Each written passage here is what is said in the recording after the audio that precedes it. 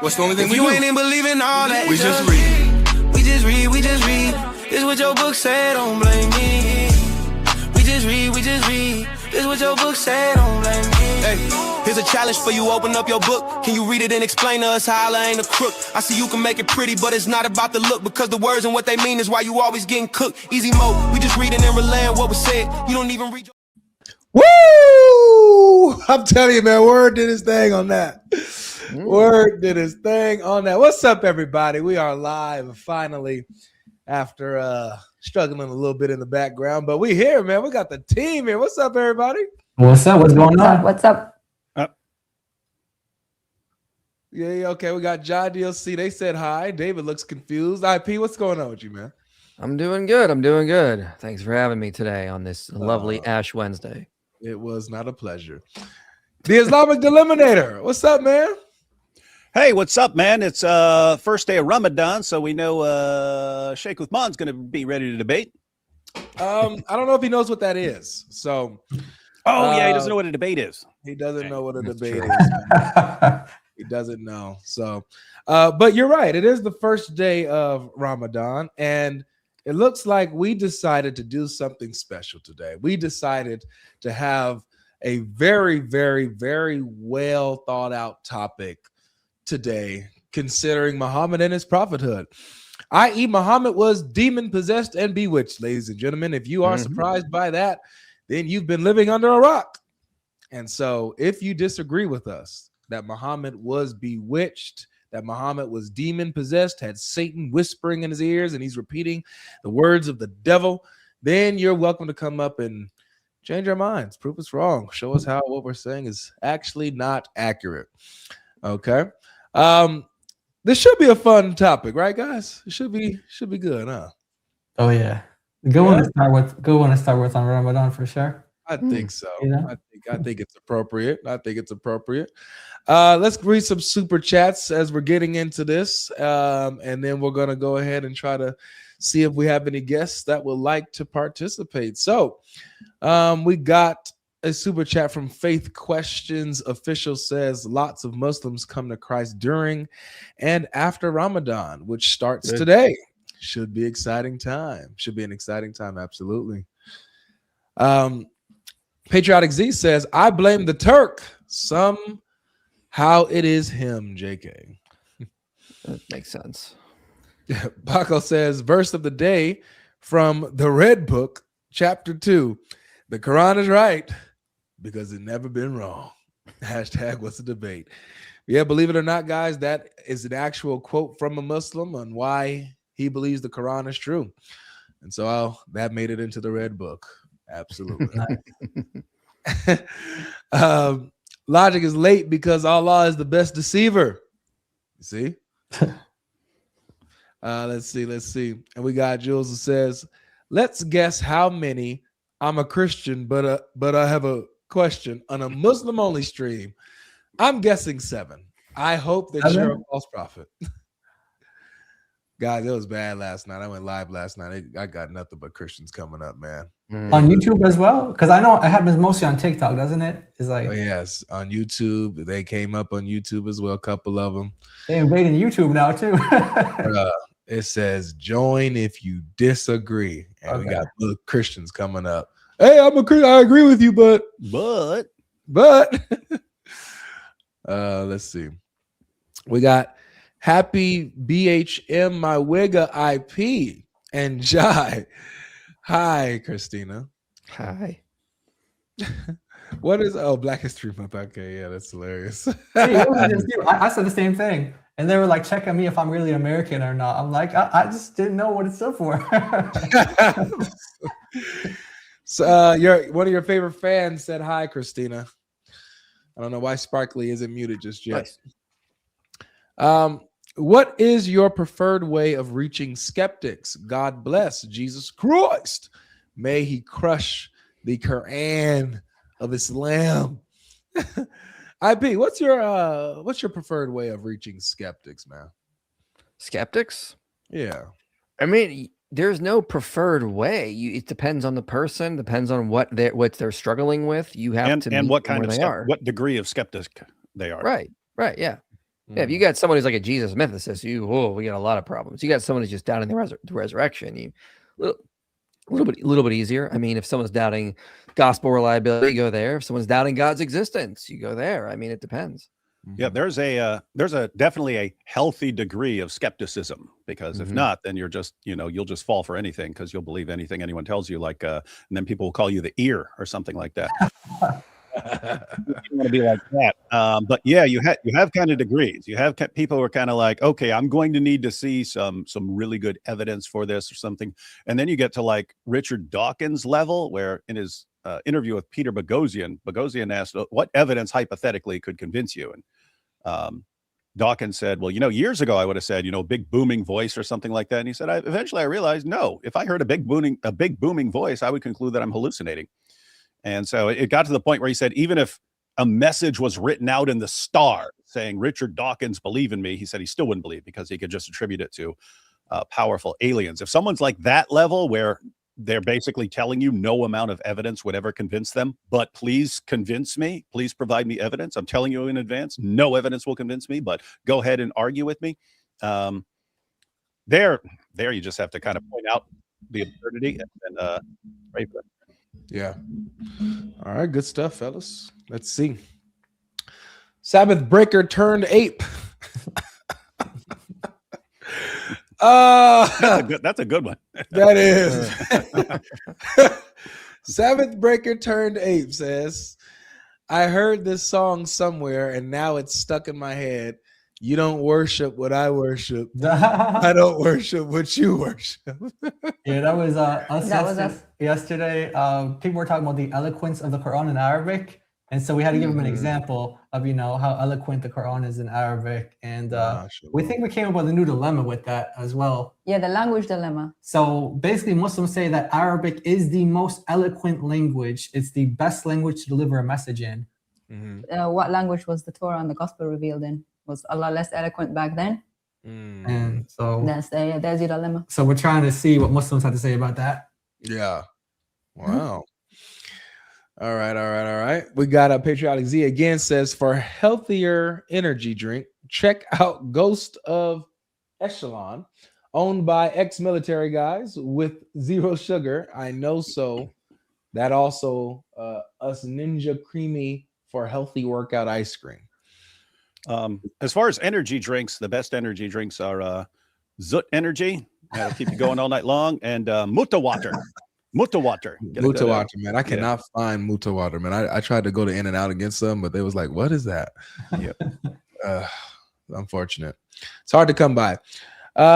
Sister Earth to Origin says, W big bro word on that intro. We just read. Yeah, word killed it on that.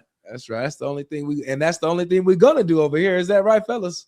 And my sister, that's the only thing we're gonna do.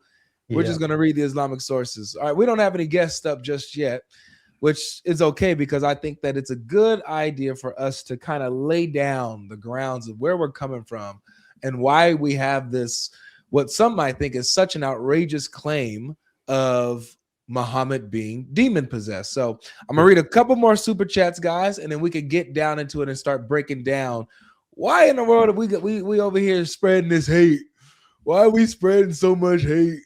We're gonna see about this. All right. So we got 418 who says, God bless everybody, man. I had to create a whole new account so I can send super chats in my main account. You are the only one who I can't send super chats to. What a hater YouTube is.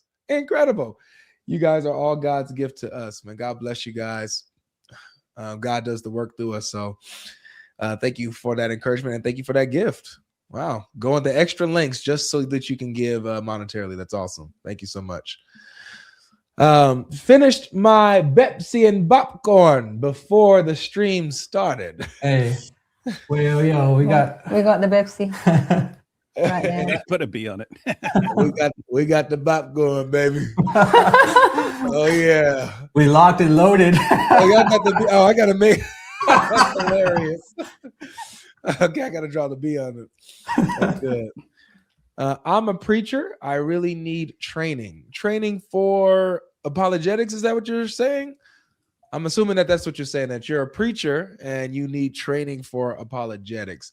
Any tips, guys? IP, David Wood, for a preacher that is looking into apologetics and wants to be able to reach Muslims? Yeah, the first thing I'd say is you need to actually watch a lot of these kind of call-in shows to kind of get an idea how to talk.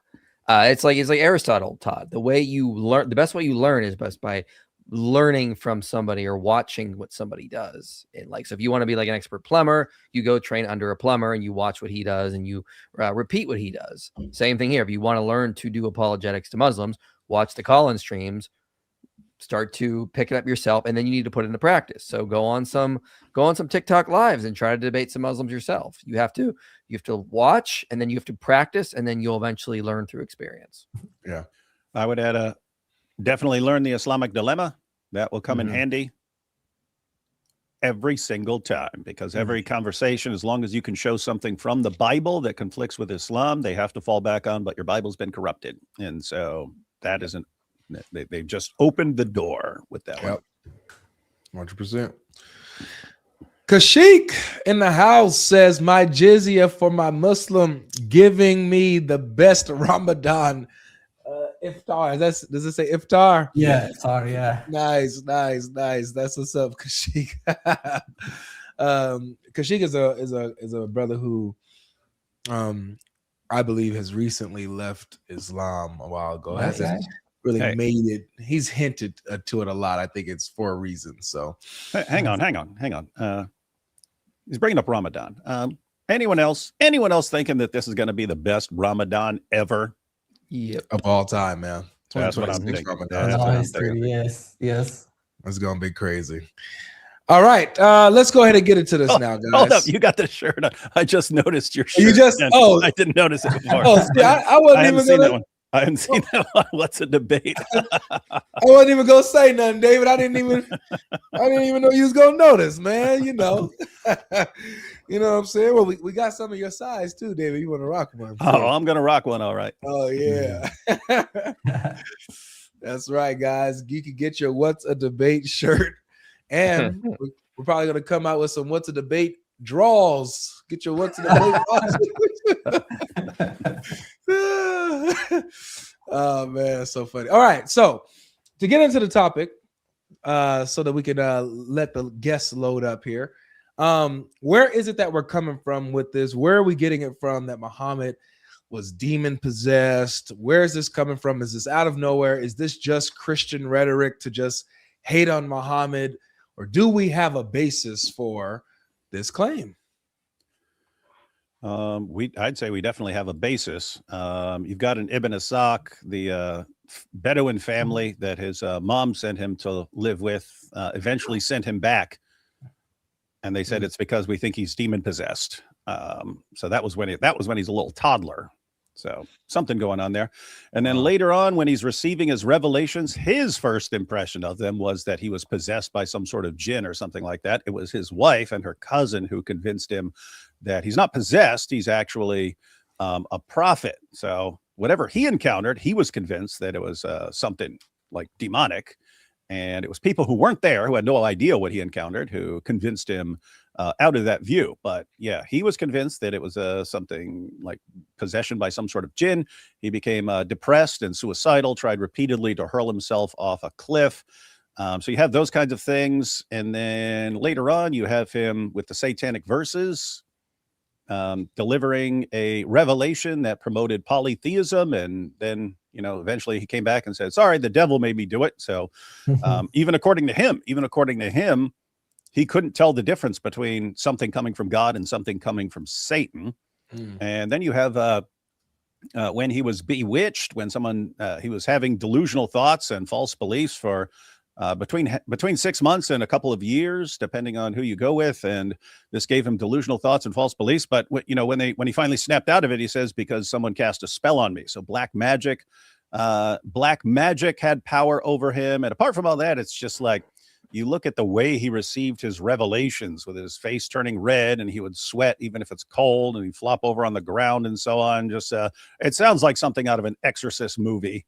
Yeah. And not like what we're familiar with in the Bible, people receiving revelations. And on top of all that, you look at the Bible. We're told what the gospel is according to the Bible, and we're told about false prophets. False prophets are going to come. What are they obviously going to do? They're going to lead people away from the gospel. Muhammad comes along and just happens to deny Jesus' death, resurrection, and deity, the core elements of the gospel. And so it all fits together pretty well.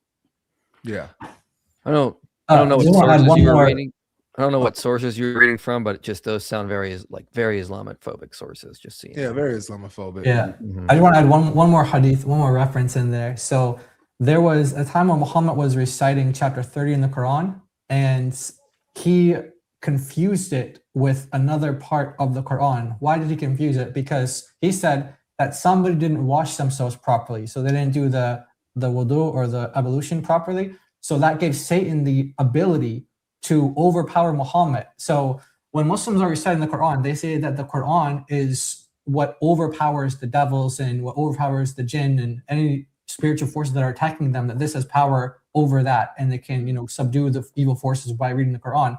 Except if you're the prophet of Islam and someone forgets to wash. Hold up. So if someone else forgets to do something, that gives Satan the ability to confuse even the prophet of Islam, and he puts words in his mouth and changes up Surah Al-Rum, chapter 30 with another, part of the Quran. Hold up. Hang on.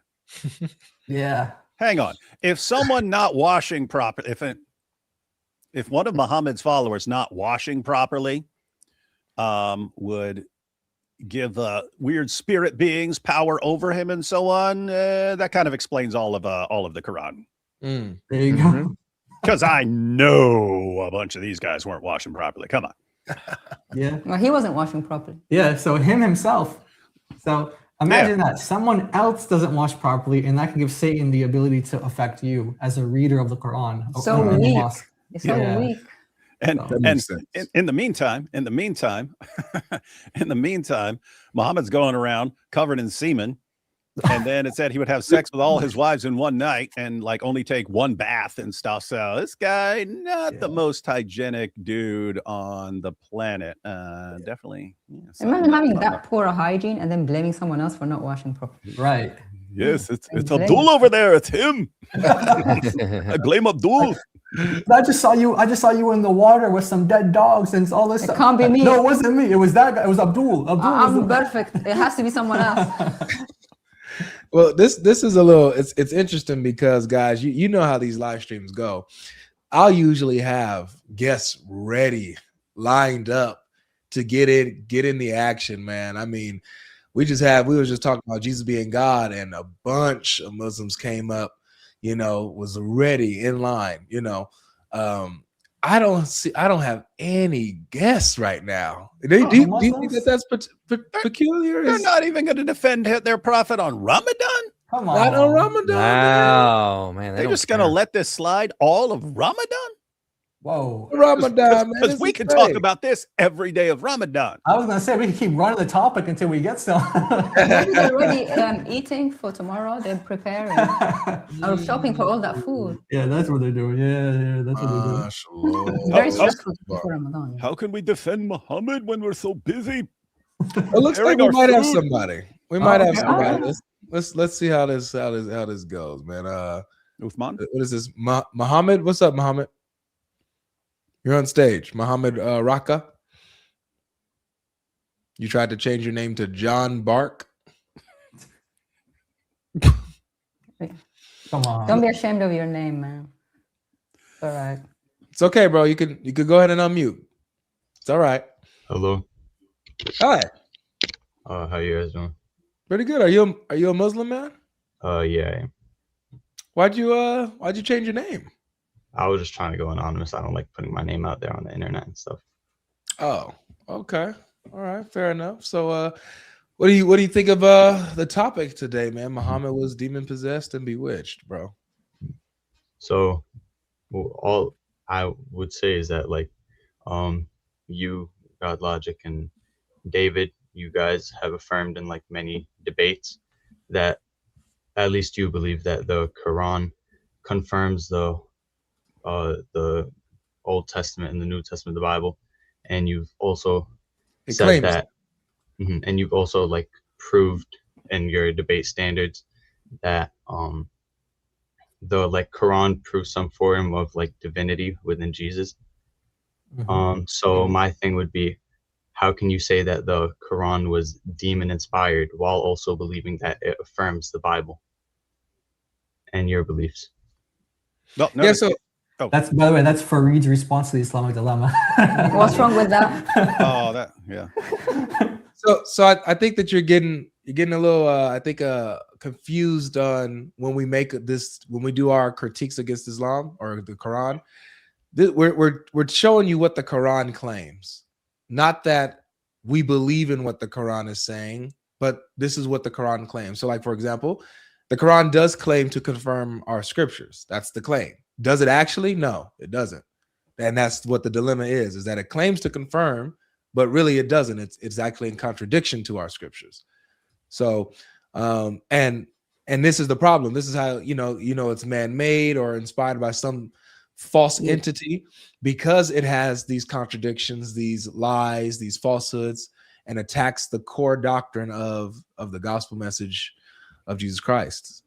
I think he was I think he's speaking along the lines of because we're talking about whether Muhammad was possessed, and then they said, so if you think the Quran was inspired by Satan, those are kind of two different things, right? You can believe Muhammad was possessed, but that the Quran has a mixture of sources, that some of it is demonic nonsense that he was spouting, and that other stuff, it's what he's hearing from other people. So just because you believe someone is demon possessed doesn't mean that everything that person says is coming from a demonic source. You can believe Muhammad's just coming up with stuff based on all the people around him. So I mean, basically, it's like that's somewhere in the realm of my view. It's that Muhammad is hearing things from around him. So he's hearing old wives' tales and so on. He's hearing Christians and Jews talk about what's in their sources, but he's also hearing Christians and Jews talking about what's in like apocryphal sources and so on. He can't tell the difference. So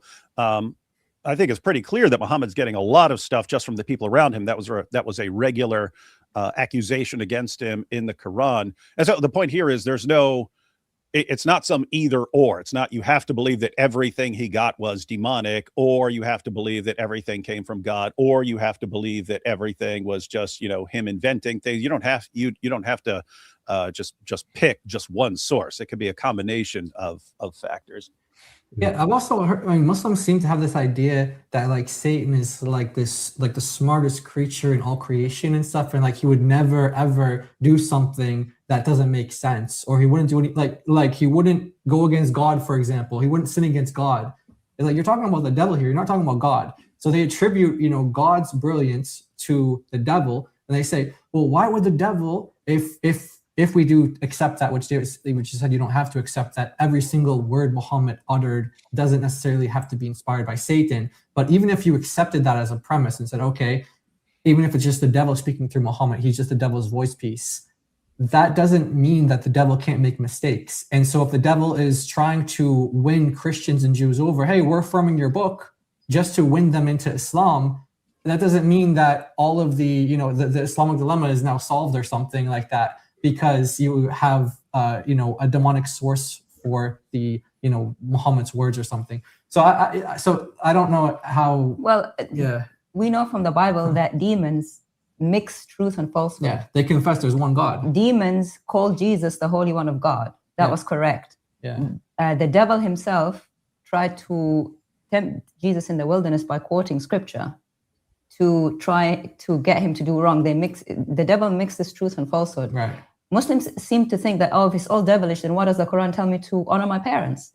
You think the devil will come at you with horns and say, I'm the devil, I'm bad? No, what the devil does is deceive. He mixes truth and falsehood. Yeah. So the devil will tell you Jesus in the Quran, Aisha, is the word of God, which is true, and is the spirit of God.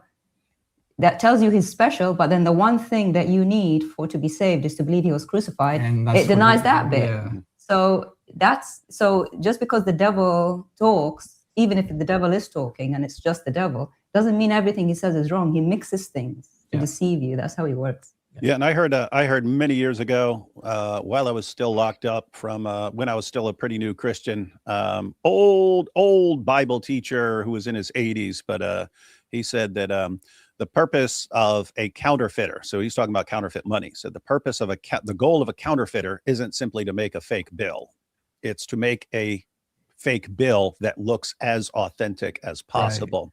Right. And so, yeah, along the lines of what DOC was pointing out, it's like Satan's not going to come and say, do every evil thing that you can possibly come up with. It's, let me give you a bunch of true things that you know are true and make sure you never accept the gospel. And I just wanted to add one thing as far as possibilities here.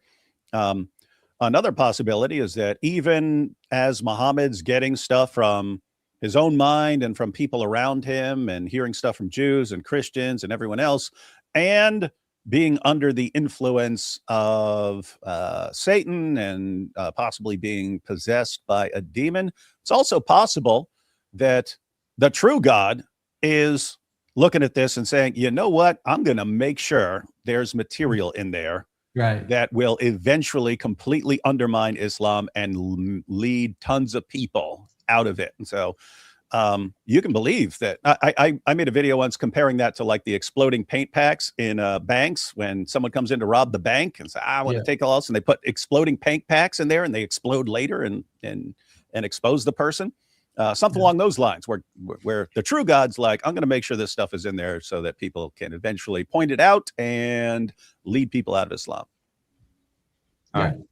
Got it. Thank you. Yeah, it was really just that one objection because I want to, like, if you guys think the Quran does it from the Bible, then to me, like, it just didn't logic follow. But thank you for But now that you see that, at least we don't believe we're being inconsistent on that. How do you deal with the Quranic material, Islamic material that we shared that says that Muhammad was possessed by demons? How do you deal with that as a Muslim? Can you give me an example of one of the proofs?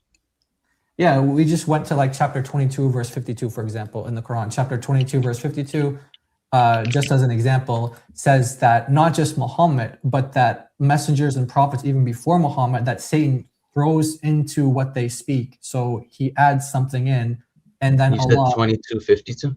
Yeah, chapter 22, verse 52. And then Allah like abolishes it or takes it away. So there's a background to that. But before we get to the backgrounds, I just want to know how you understand that.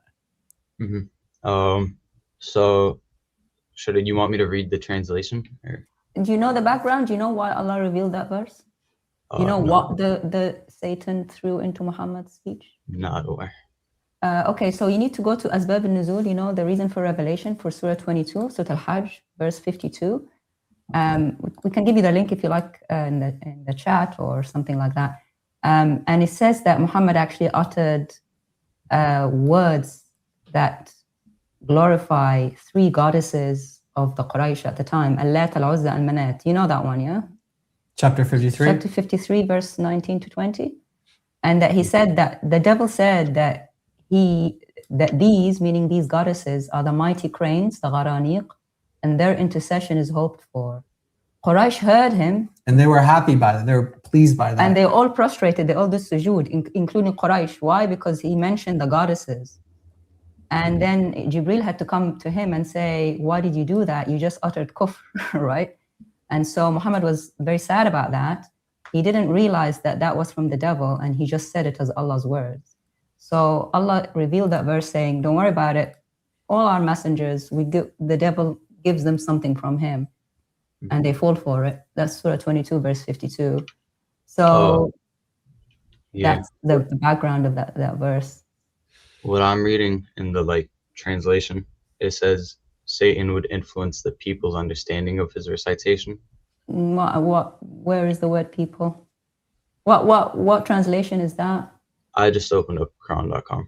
Okay. If it's in brackets, it means it's not really in the verse. It's in brackets, it means they added it. So let's just work with what, so I don't know if, so that's DOC, Daughter of Christ. So let's just work with what Daughter of Christ just said. If that's true, give us your take on that. Yeah, do you even know that story? No.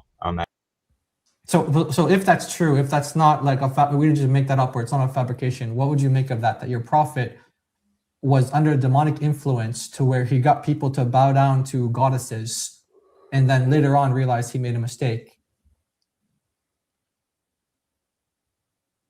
Would that shock you even? Are we still here? Hello? He's gone. Oh man. All right. Pray for that guy. Pray for John Bark. John Bark, you know what I'm saying? We'll pray for John Bark. Let's see. We got another guest here. What's your name, man? Male? Hello? What's up, man? Are you a Muslim? Yeah. What can I call you? You can call me male, I guess. Okay. We'll go with male. I think Inspiring Philosophy might remember me. Like I spoke on his channel once. Okay. About Shiloh, I think. Shiloh. The Shiloh prophecy. Oh, Shiloh. Genesis 49. Genesis Yeah. 49. Yeah. Cool. So you're saying that in the Quran, Muhammad was possessed according to chapter 22, verse I forgot the verse. 52. Okay. Yeah. So what in that verse makes you think that it implies possession or taking over any part of the body? Well, what's your understanding of the verse, and then you go to the background for why the verse was revealed. That's what we're looking into with the other guy. Okay. I don't see anywhere in the Arabic that assumes that it's a part of Muhammad's body or that it's his actual speech. The word for speech that you guys think it is, it's a very rare translation for it to be speech. It's most in the whole Quran, the word is used for desire, wishes. Okay, so right. The word alqa, do you know what alqa means? Anqar, what's that? Alqa. Alqa. Yeah, alqa is that means, speech? No, alqa means he threw. Okay? Yeah. And the word after that is shaitan. So shaitan threw, okay? Fi in umniyatihi. Let's go with what you say, which is in his desire. Are you happy that the Satan or shaitan threw something in your prophet's desire? There's no issue with him interrupting with his desire. If he wants to preach the message, Satan can stop him and be like, no, don't. Like, people will attack you. If it's fine. Okay. Do you know the word after that? Fayansakhu? You know what the word yansakhu means? No, what does that mean? Okay, it means abrogates. Yeah. So Allah abrogates what Satan threw in. Okay, so Allah, and then he says, ثُمَّ يُحْكِمُ اللَّهُ آيَاتِهِ. Then Allah makes his verses precise. So whatever Satan threw into your prophet's desire got into Allah's verses. That's why Allah had to abrogate it. It doesn't say Allah abrogated verses, satanic verses. It says that Allah abrogates what Satan threw into his desire. Okay, right? so whatever. If I could explain. But then what does Allah do after that? If I could explain, so Satan, he stops. He wants to stop Muhammad from preaching, so he can make him afraid. He can. The Quran actually uses the word mas meaning the touch of Satan, to refer to his own whispers. If you go to chapter 14 verse. No, there's no word mas in that verse.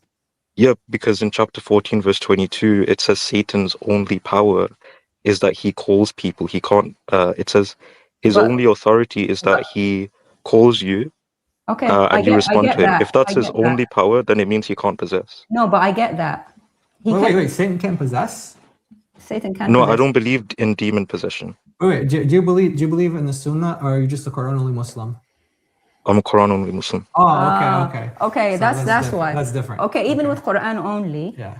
If it's just the shaitan doing a mess to him, Allah doesn't need to abrogate anything, because the only thing that Allah needs to abrogate is what gets into his verses. You agree? Yeah, but Satan can stop Muhammad and any messenger from preaching. Like, they can make them afraid. Preaching doesn't need to be abrogated. Abrogation is only for verses. You agree? No, God can abrogate what Satan tries to do as well. Okay. Why not? Abrogation is for verses, correct? Or abrogation is for desire? And for Satan's influence, and for any No, evil abrogation influence. is for verses, because in Surah Chapter 2, Only verse verses. verse 106, Allah says we abrogate verses. He doesn't say we abrogate desires or whatever else you say. It doesn't mean he can't abrogate anything else. Okay, do you have evidence? Do you have evidence that he can abrogate speech of just anyone? Why not? Like, Because- what makes it logically so impossible? How is that impossible? The contention here is, since you're Quran only Muslim, it limits with where we can go with the argument, but we can still say in this verse, because this says that Allah has to do what afterwards? After he abrogates, what does he do? He clarifies the verses. Yeah. He doesn't say Muhammad's speech or preaching. No, he clarifies the his verses. verses. But the prophet That means whatever wishes to preach Satan though. through, wait. Whatever Satan through got into your Allah's verses. Yeah. That's why he said, It doesn't we say those abrogate verses. what Satan threw in the verses. It doesn't say in the verses though. It doesn't say he threw in the verses. Fayansahu means to abrogate. Allah himself abrogates what Satan threw, then makes precise his verses. And we know from Surah 2:106 that Allah only abrogates his verses. It doesn't say he only abrogates that. You're adding that detail. It doesn't say he only abrogates that. Okay, but you're adding that You need to give detail. evidence that Allah abrogates anything walking around. Why can't? Why? That's just stupid. Like, why can't he do that? It's stupid to provide evidence. So if you make a claim that other things can be abrogated, you need to provide evidence for that. What else can be abrogated according to the Quran? Yeah, the Quran only says verses can be abrogated. Quran what about this says verse? abrogation is for verses. Surah 2, verse 106. Only verses? The verses only verses? I have a question. Guys. So, my brother, so when it says that, according to you, you're saying that that Satan threw into Muhammad's desires, and then right after it talks about how Allah, after Muhammad throws into Satan throws into Muhammad's desires, Allah then has to clarify his verses. What is the connection there? Why is Allah having to clarify his verses after Satan threw desires into Muhammad? Okay, so it doesn't say clarify, he perfects his verses. So Satan, he comes, he stops Muhammad from saying the verses of God, he makes him terrified, etc. Where does it say but it also doesn't say speech. Like, there's nothing in here why is it speech? Why is it speech? Let's go directly with everything we're saying. We're sticking with just desire. So for you to assert that he was stopped from preaching Allah's verses, that's you adding to the verse. All right, so let's stick strictly. I would think that's his desire though. Okay, well let's stick straight to the verse, what the verse is saying. It says that if we're going with your interpretation that it's the desires that Satan threw in, my question was, why then does Allah have to come right after that and perfect his verses or clarify his verses? Because Satan tries to stop Muhammad from doing his desire of preaching the message. Okay, but pause really quick. If Satan stops Muhammad from speaking or reciting the verses of Allah, then there's no verse to perfect, right? No, he can. He can make him afraid. He can make him stop. He can interfere with his desires. If he's afraid, if Satan throws into his desires, which makes him afraid to speak the verses of Allah, to recite the verses of Allah, therefore the verses of Allah have not been spoken yet. They have not been revealed or to the masses yet. They haven't been recited yet. It becomes clarified later. Yeah. Right. So before it's spoken, there's no need for any clarification yet, right? There's nothing to be perfected, right? There's nothing to be perfected. No, there is, because God already gave the revelation for Muhammad to say, but Satan interfered with his desire. Where does it say that? But you're adding the word speech. Where does he speak? Can I ask a question? Muhammad says the verse perfectly from Allah. He doesn't change it, right? Satan Muhammad doesn't change it. Yeah, it's up to, according to you, the verses from Allah were not changed by Satan, correct? No, they weren't changed by Satan. Muhammad just said it perfectly. The only thing that Satan touched was his fear. So why does Allah say then, perfect my verses? Because he didn't say the verses yet. So he didn't say the verses. So why do the verses have to be perfected or fixed? It doesn't say to be fixed. It says to be clarified. Like he's going to clarify the verse. It doesn't say to be fixed. We just agreed. Muhammad said the verses perfectly. Satan didn't touch the verses, right? Oh my gosh. Satan, no. It doesn't say he spoke in the verse. Satan threw into his speech. Whatever You're adding that into the verse. Okay, so the Arabic doesn't say that. That's what the verse says, bro. Go ahead. The Arabic doesn't say speech. You're just putting that in. Okay, I'm asking Well, you. he's throwing. Okay, so what is he throwing? Yeah, what is he throwing into desire? The word is always used for desire in the Quran. Okay, so the desire is for what? What's the desire for? To preach the message. So did he preach the message, or was he stopped? He was stopped. He was feared. He couldn't be feared. Satan interfered with that. He was stopped. What is there to be clarified? What is there to be perfected? If he was stopped, what needs to be clarified? The verses, because they're not clarified yet.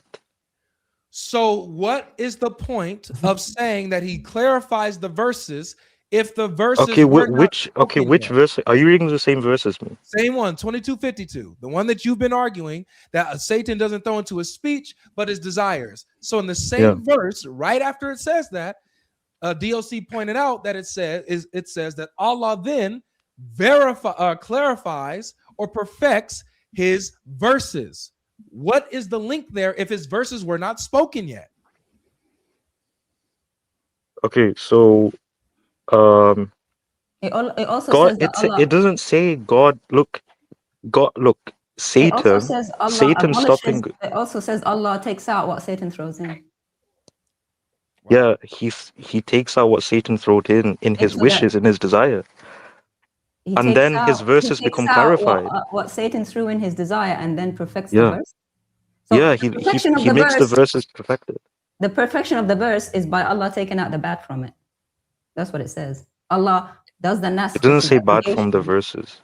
It says Allah abolishes it. So Allah abolishes what Satan threw into his desire. And then God lets his verses be perfected. So if God doesn't let his verses, one second. If God doesn't let his verses be perfected, that means they weren't read. So they weren't perfected. Wait, where are you getting that from? Why are you adding things? Perfecting means something's already there. Like I'm perfecting my hair. My hair is already there. If you're saying the verses have never been there, then that means there's nothing to perfect. The verses were there. Allah came in to fix what Satan threw in and then perfect the verses by taking out what Satan threw in. That's what the verse says. Thrown into what? Threw into the verse. But it doesn't say that though. You're adding that. You can say I'm adding that. I can say you're adding that. Yeah, I want to know. I want to just make sure I understand your position. So I'm not even arguing with you. I just want to make sure I understand your position. So your position is that Muhammad starts reciting one of the verses of Allah. Satan comes and throws what's that? No, I'm not even saying that. I'm saying that Muhammad comes to preach. Muhammad doesn't even get to recite the verse because Satan throws into his desire to stop him from reciting the verse. That's his position. So before he even says anything about Allah's verses. Before he says anything, Jai. Before he says anything. And he has verses before that he's read that if they are stopped with those verses, if they don't have the next verses, then they're not clarified. He has verses read before. You just scripted the whole movie, man. Thanks for coming. None of that is said. No, but it does. Thanks for coming. Appreciate it. You just wrote a whole movie script, man. Bro, making up stuff. I mean, I was talking to him about Genesis 49, and I felt like kind of like getting like flashbacks to that, like where he would say something. I'm like, that's not what the verse says. It's like, man. Yeah, man. It's like, what? Do you guys see what the Muslims have to do? Even the Quran only Muslims, and they're the ones who go at the Sunnis because they say the Quran only Muslims will say how clear the Quran is, how clear its verses are. But this Quran only Muslim is coming up here saying that Allah's verses needed to be clarified, needed to be perfected. But when they talk to Sunnis, they say Allah's verses are all perfect and clear and clarified, so that you don't need anything outside of them. You see, depending on who they talk to, they're going to switch their position. Well, secondly, it doesn't make any freaking sense for if Muhammad was stopped from saying the verses, what is there to clarify then? Right. Why is Allah clarifying his verses if his verses didn't come out? What is he doing? Beautiful. Yeah. I just wanted to point out in defense of the Muslims who have completely different positions, and some of them are saying, oh, it's so clear, and some of them are saying, oh, it's so hopelessly confused. Allah was really confused about all that too. So in some verses, yeah, I'm so clear. I'm as clear as day. Everything's as clear as it can possibly be. And then another verse is, who knows what I'm saying? No one knows except me, maybe. Yeah. Abrogation is just for Allah's verses, you guys. It's not for anyone that anything that anyone says. Allah never explains what he means in this perfectly clear book that always confuses everyone who reads it. It's very Now, powerful. this is interesting though, because everything that I look at, it says that that Satan, like when they spoke or when they recited, and then Satan threw in, right? Where is he getting desire from? I think it's the word umniyati, which means his desire. And if you go to the reason for revelation as Asbab Nuzul, it actually goes worse. It says his desire was to unite the pagans by glorifying their goddesses, and that's why he said it. It actually makes it worse. It's not like he said fear. If you take these sources, which are hundreds of years old, talking about why that verse was revealed, it's because Muhammad's desire was to win back his people in Quraysh by glorifying their goddesses, and even names the goddesses Allat and Uzza and Manat, which they come in Surah 53, the next surah. Sorry, another surah. 53, 19, 20. So it's crazy work. Yeah. So basically, as far as the actual historical background of 2252, it's as clear as day and really, really bad for Islam. But if he's going Quran only, and I don't trust any of these sources, then okay, we have to throw out the 50 sources on the satanic verses, and he could just make of that verse whatever he wants, I guess. Yeah. If you go Quran only, it doesn't even say it's Muhammad. That's true. It could be anyone. That's another point. If you go Quran only, you don't know who's what, your feet from your head, anything. That's good. Guys, we got 4,300 people watching, and we are not even 50 minutes into the live stream. God is good. Make sure each and every one of you guys hit the like button, like our person says here with the super chat. Guys, we need 4,000 likes. Hit that like button. It really helps blow up the stream, guys. So let's see if we can get up to 5,000 today. Let's get up to 5,000, maybe even 6, man. I guess everybody loves this topic, y'all. They liking this one. Shoot, I'm a genius for coming up with this all by myself. Wow. Gonna be a fun Ramadan, man. Fun Ramadan, man. All right, let's go ahead. We got Truth Finder. How you doing, man? I'm all right. Hello. I got a question for Giant Dot. This guy as long as it's on the subject. Yeah, basically, remember Jai when One second, bro. Chill. What'd you say, Jai? He was what? This guy, he's like, you know how we were talking about how you got some fans. He's okay. Actually, he's a big fan of David. Actually, well, I got a question for Jai. I like him. I want to make an admission. Jai, remember when you emailed me saying, "Why did you copyright strike me and you took my IP address?" It was me that copyrighted you. I made you famous. You should congratulate me for making you famous. Oh, thank you for making us famous. You're helping us kill your religion. Now, well done. Oh, thank you. And you know, the person told me to do it. It was what's his name? Ali Dawah. He told me to copyright you. Oh yeah, Ali Dawah told you to copyright us and making us better. That matches the IQ. Yeah. It was me. It was me that done it to Jai Apologetics. But wait, hang on. Just to be clear, is this guy saying he gets like false copyright strikes and stuff? Block this dude, man. You just admitted it. Yeah, I would kick this guy and block him. Yeah, it was me. But you know, I retracted them, and you got your channel back. Very generous. So what was the point? Very generous of you to copyright strike us and then take it back. So what was the point of that? You just abrogated your copyright. All right. Anyway, all right. The heck? My goodness. All right. You know, I was just saying this last night. We deal with Unitarian Antichrists, Jehovah's Witnesses, LDS, Hebrew Israelites. We deal with atheists. We deal with all kinds of antichrist, anti-gospel philosophies and religions and mindsets. Islam, in my in my experience, now I'm only, a few years into this, but in my experience, Islam breeds the weirdos. Like I don't get this same level of weirdo dealing with other cults and other antichrist positions more than Islam, man. Islam is crazy with it. They're like breeding them in a factory of weirdo breeding. A factory of first cousin marriage breeding. Yeah. It's quite simple. I mean, the Quran says they are the best of people Allah has raised up. It says Jews and Christians are the worst of creatures. That creates, psychologically speaking, a superiority complex. They just assume they're better, smarter at everything they do. And that's going to cause them to act in ways that are just arrogant, prideful, and downright stupid at the same time. So this is what happens when you're telling your own folks you're the best, and everyone else, your main competitors, the Jews and Christians, they're the worst. You're going to have this superiority complex. You're going to look down on other people, and that's going to manifest in all sorts of arrogant, prideful, and stupid ways. My goodness. Yeah. All right. Well, we got another guest here. How you doing, man? I can't read your name. What can I call you? You're on stage, Lior or something. Lior Rittberg. Oh, I didn't say. I'm not a Muslim. I just came to say thank you guys for the good work from Israel. Just wanted to listen from it. Yeah. Thank you, friend. Thank you. Thank you so much.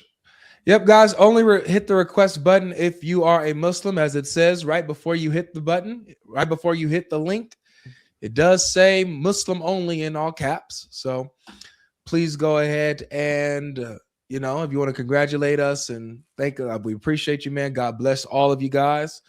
But please respect the stream rules and withhold your requests for the Mu'minun. All right. All right. Let's see. We got somebody named Frieden on TikTok who wants to try to come on up. Frieden, how you doing? I'm good. Alhamdulillah. How are you doing? Pretty good. Can you guys can hear him clearly, right? No. Nope. No. Oh, sorry. I have him muted. Sorry. There we go. All right. Say something again, Frieden. Hello? Oh, there's better. Awesome.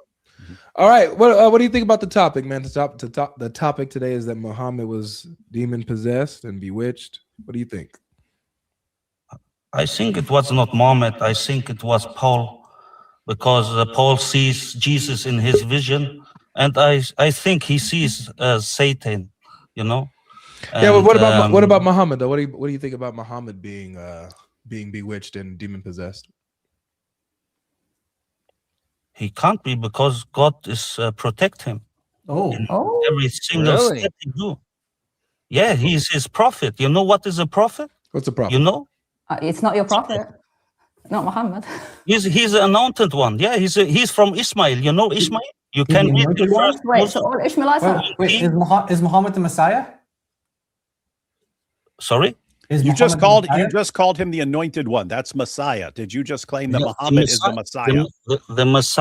The Messiah was sent to the lost sheep of Israel. He was okay. You called Muhammad the anointed one. Messiah, anointed one is Messiah. No, Muhammad is the seal of the prophets. He have the mark. Okay, so he's not the anointed one. He have the mark. The Jews saw this mark that he is the seal of the prophet. The mole. They saw the mole, right? They saw the mole.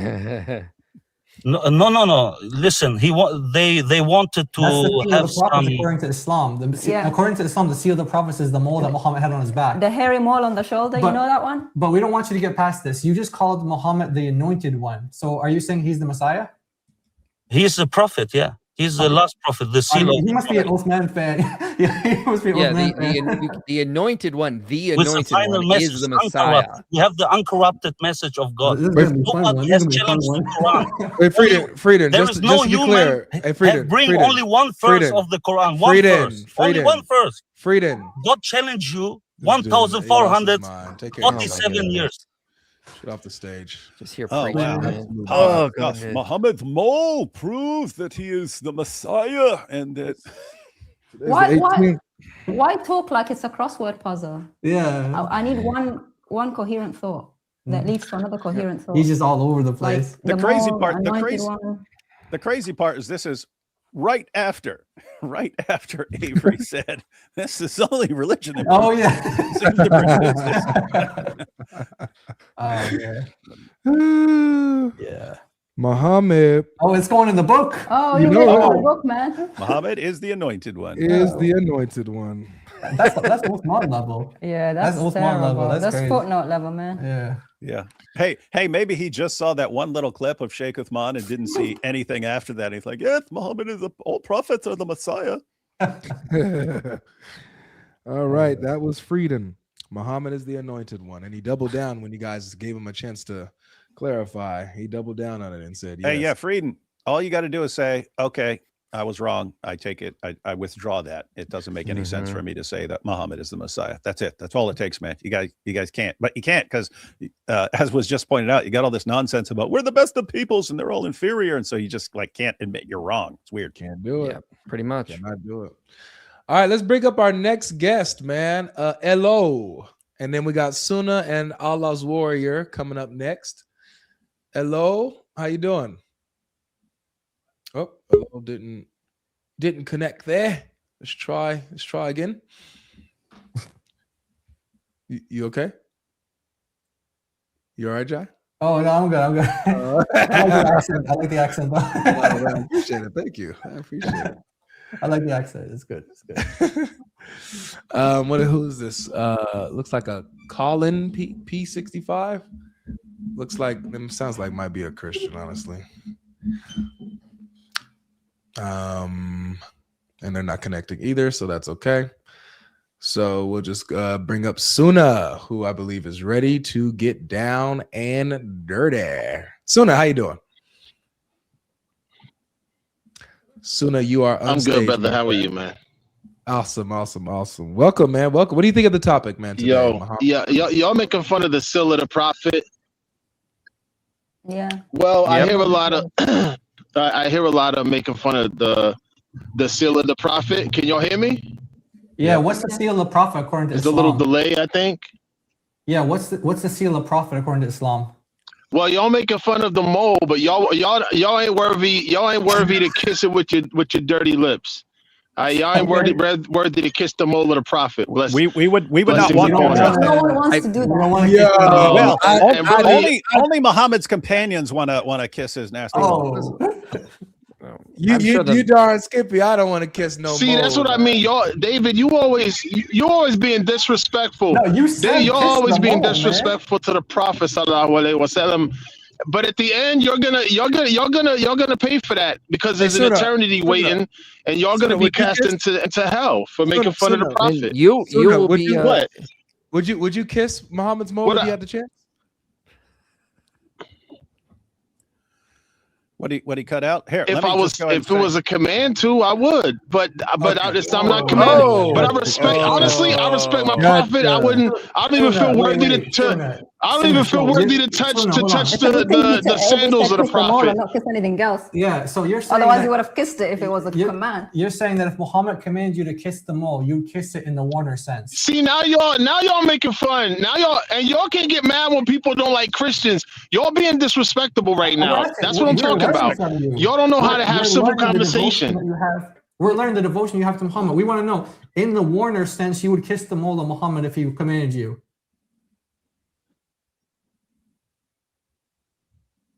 If the prophet, blessings and peace be upon him, asked me to kiss his mole, I would absolutely kiss his mole. I would do anything for the prophet. Wouldn't you do anything for the prophet? He just said he would do anything.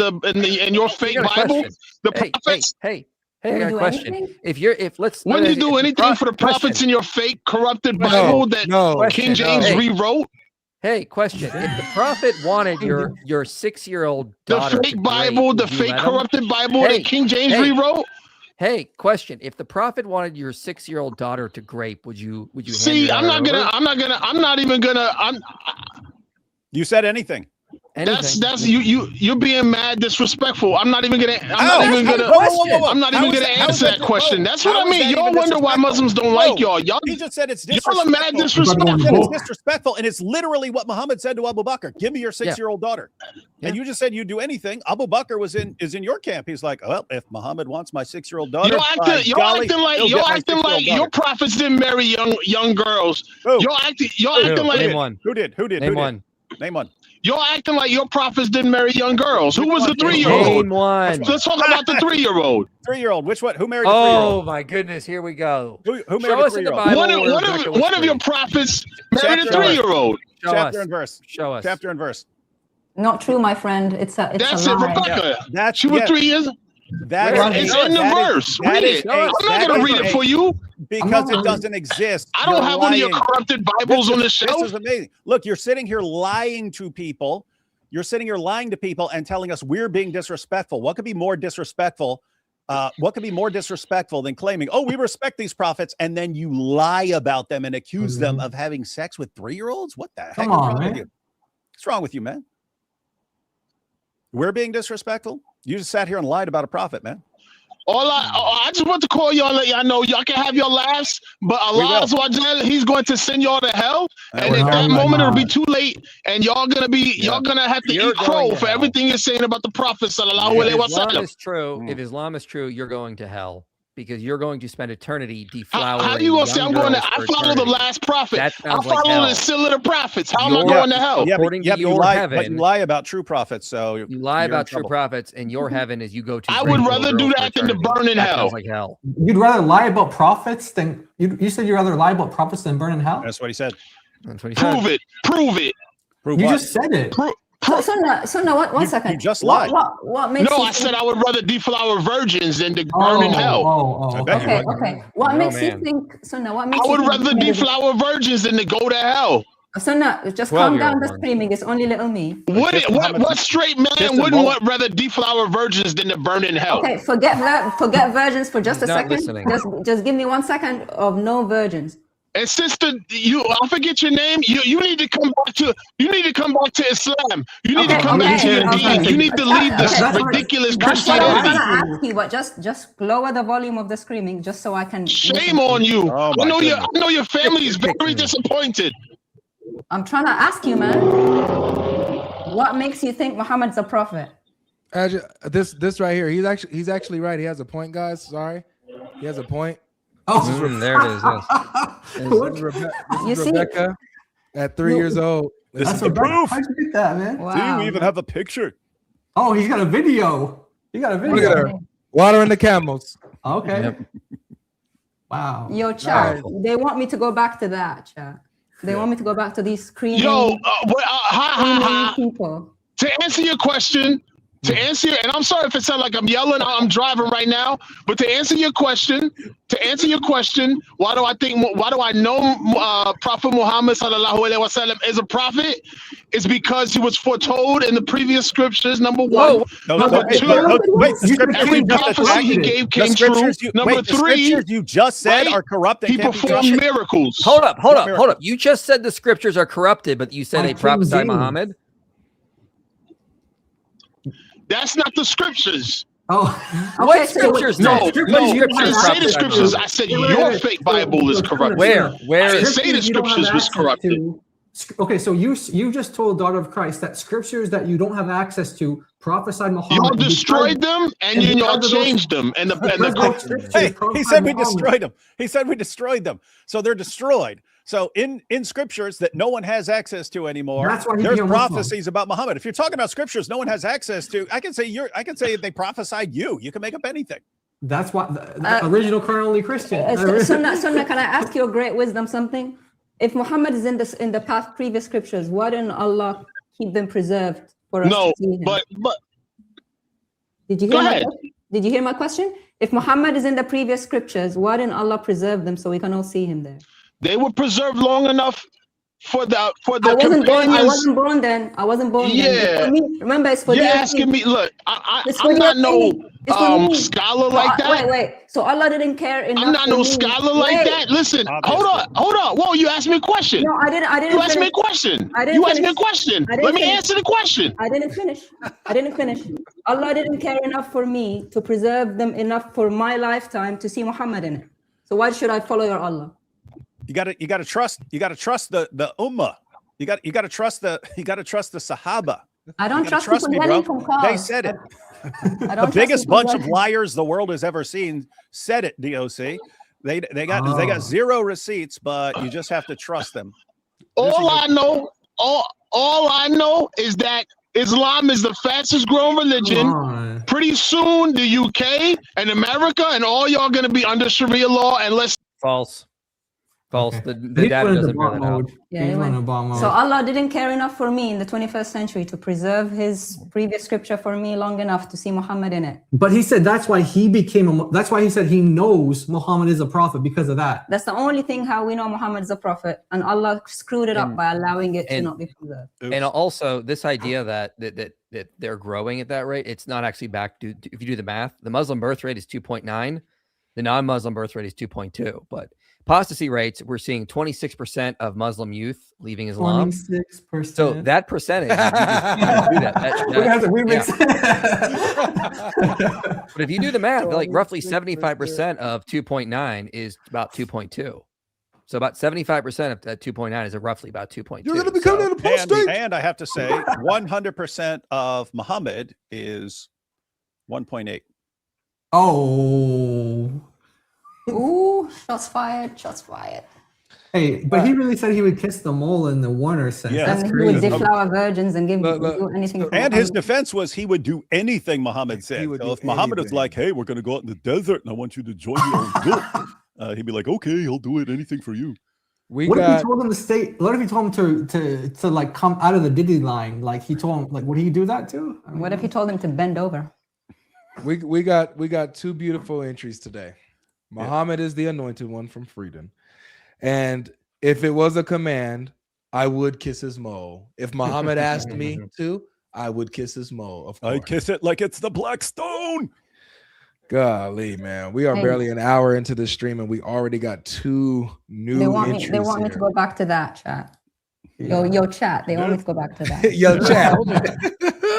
Allah's gonna burn you in hell. Yo, chat. Yeah, I told you it's a superiority complex, man. I mean, when you have a superiority complex like that, you don't think you actually have to use your critical thinking skills. You just assume you're right. And then you say stupid things because you just assume you're the best of people. You don't have to worry about thinking hard. All right. Well, we have Allah's Warrior will be next. We got 5,100, basically 5,200 people watching. So everybody, again, let's smash that like button. Smash it like you fear disobedience from it. Go ahead and 434 the like button, y'all. And we'll know that you're not kissing a black stone on the low. All right. So Allah's Warrior, man, you've been kind of hearing what's been going on. We believe that Muhammad was, had some demon possession going on. There's something weird was happening. What are your thoughts? Okay, hello, can you hear me? Yes, I can hear you. Okay, first of all, I want to respond to the mole.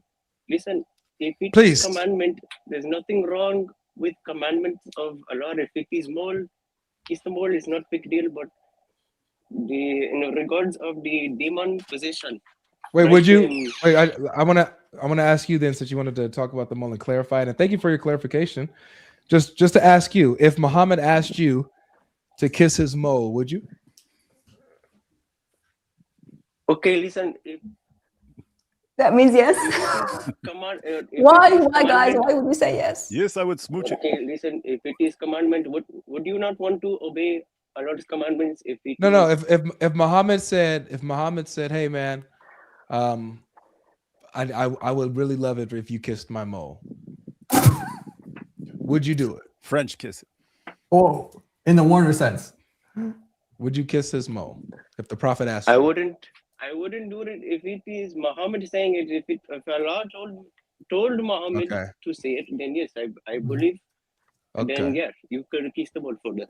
And how would you know if so what if Muhammad said, hey, Allah's warrior, Allah revealed to me that he wants you to kiss my mole. Would you do it? Okay, sure. Yeah, sure. Oh. What if it's just sunnah, like kissing the black stone? Because Omar said that he's only doing it because he saw Muhammad doing it. It wasn't a command from Muhammad to do it, but he just saw. So if you saw a bunch of other dudes doing it, like, you know, on maybe like 30, I don't know, like you might have saw 30 guys doing this or something, would you follow that example and do it? If they are the companions of the Prophet, then yes. What if they're definitely companions? Yeah, he has some other names for him too, but they're definitely. what if they're Indian migrants? Why would you do that though? Why? You don't think? Would you not want to? It is obeying whatever Allah says you do. It is not that difficult to understand. But how do you know? No, we're saying the creator of the universe. I think so. Okay. Okay, sorry, David. Go ahead. No, I got nothing. All right. So if you said if Allah commanded, then you would kiss Muhammad's mole, right? Well, yes, I would listen to anything Allah told me to do. I would do. MashaAllah. Okay, thank you. Thank you for your clarification, man. You right for your religion. That's all right. So what about this Muhammad having some demon possession, Satan throwing into his recitation? What are your thoughts on that? Okay, so my rebuttal is that he could have not been demon possessed because he was confirmed in the previous scripture. Therefore, he could not be demon possession. So that would be my answer to this rebuttal. That's a good point. Which scriptures? The scriptures that we have? Yes, correct. Okay, where? So yeah, because the other guy said it wasn't in the scriptures we have; it was in imaginary scriptures that no one has access to. But these imaginary scriptures, they confirm Muhammad, and that's basically John Fontaine's position. But you're saying in the scriptures that we still have. So if you had to pick what is the most powerful prophecy about Muhammad in the previous scriptures that we have, what would it be? I know there is a couple. Let me check. I remember seeing one of Song of Solomon. There was another one in Muhammadim. Let me check. Do you know that you just called you? Do you realize what you just said about Muhammad? Yep, it's pretty bad, man. You're talking about Song of Solomon 5:16. That's what you're going to, where it uses the word makmadim in plural. Yeah, you just accused Muhammad of being a time-traveling transgender woman. Ooh. And gay. And I'll explain to you how. Okay, explain to me how. Yeah, so you appealed to Song of Solomon. I asked for your best one, right? There are multiple verses you could have gone to. You picked the first one as Song of Solomon 5:16.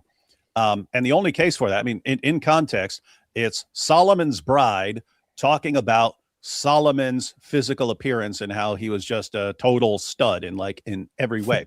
You get down to verse 16, she's still talking about her husband Solomon, and she uses the word mahmadim, and so that means like something lovely or desirable. So Muslim Dawah guys, they took that and said, oh, but mahmadim, that sounds like Mahmad, and so if it sounds like Mahmad sounds like Muhammad, and so it's actually a name. Now, what they don't tell you, and they never tell you, is that word Mahmad is used in a bunch of places in the Old Testament. And interestingly, Ezekiel's wife in the book of Ezekiel, chapter 24, is called his Mahmad. Ezekiel's wife is called his Mahmad. So if Mahmad is the name Muhammad, then Muhammad was Ezekiel's wife. But, Ezekiel was many centuries before Muhammad. So Muhammad must have traveled back in time to get married to Ezekiel. And as far as we know, Ezekiel was not into dudes. So Muhammad must have been transgender and transitioned to becoming a woman so that he could be married to Ezekiel. And thus Muhammad would be the woman in that relationship. Now, I hope you don't actually believe any of that. If you do believe any of that, at least you're consistent. But if you don't believe any of that, then you just can't go to Song of Solomon 5:16 just because it uses the word Mahmad. Okay, then. Okay. Can I ask you something? Did Muhammad or any of his companions tell you the verse in the Bible that it's about him? It is in one of the surahs, but it does mention in the Quran that there will be the Prophet was mentioned in the previous scripture. Yeah, but I'm saying, did Muhammad go to the previous scripture at the time and say, I'm here in this verse, in Song of Solomon or whatever? Because just to let you know, Muhammad said that if you say something about him, if you attribute something to him that's not true, then you have your place in the hellfire. So if you're claiming something about Muhammad that's not true, according to Muhammad, you have your place in the hellfire. Yeah, you have to be very careful what verse you choose, because it might not be the one that Muhammad meant. So I'm asking you, did he tell you which verses in the Bible at his time or whatever is him? No, not that I'm aware of. Okay, that's good. So you are now doing something that Muhammad never did. You're opening the Bible that you don't know and choosing a verse. How do you know that's the one he meant? Well, we have to figure it out. We have to. You have to so you have to figure out something. Previous scripture. Okay, and so see where. I get you. You have to figure it out. Muhammad, when he finished the religion, he said, "I've finished the religion for you." You know that in the farewell sermon, when he finished his message, he said, "I've finished my religion for you." So now you need to figure something out after Muhammad finished his religion for you. Okay, and that is what we are doing. That is what we are doing. You know, don't you think that's a problem? It is not a problem, because there's many things even in Christianity that you guys are still unaware of, like the Trinity. Like what? Like what? No, we're not unaware of anything. No. If I say something about my religion, it comes from the Bible. I don't have to figure anything out. Why do you need to figure something out if your religion is already perfect? Because in the Quran, it still mentions that although it is perfectly explained and in full detail, correct? All right, okay, follow me. Although it is fully explained in full detail, there is still some things that only Allah himself only knows about. Okay, so if only Allah knows it, why do you want to figure it out if it will never be revealed to you?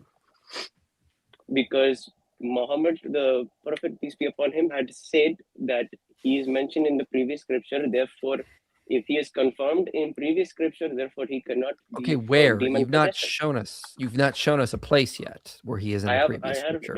I have another passage. Okay, what is it?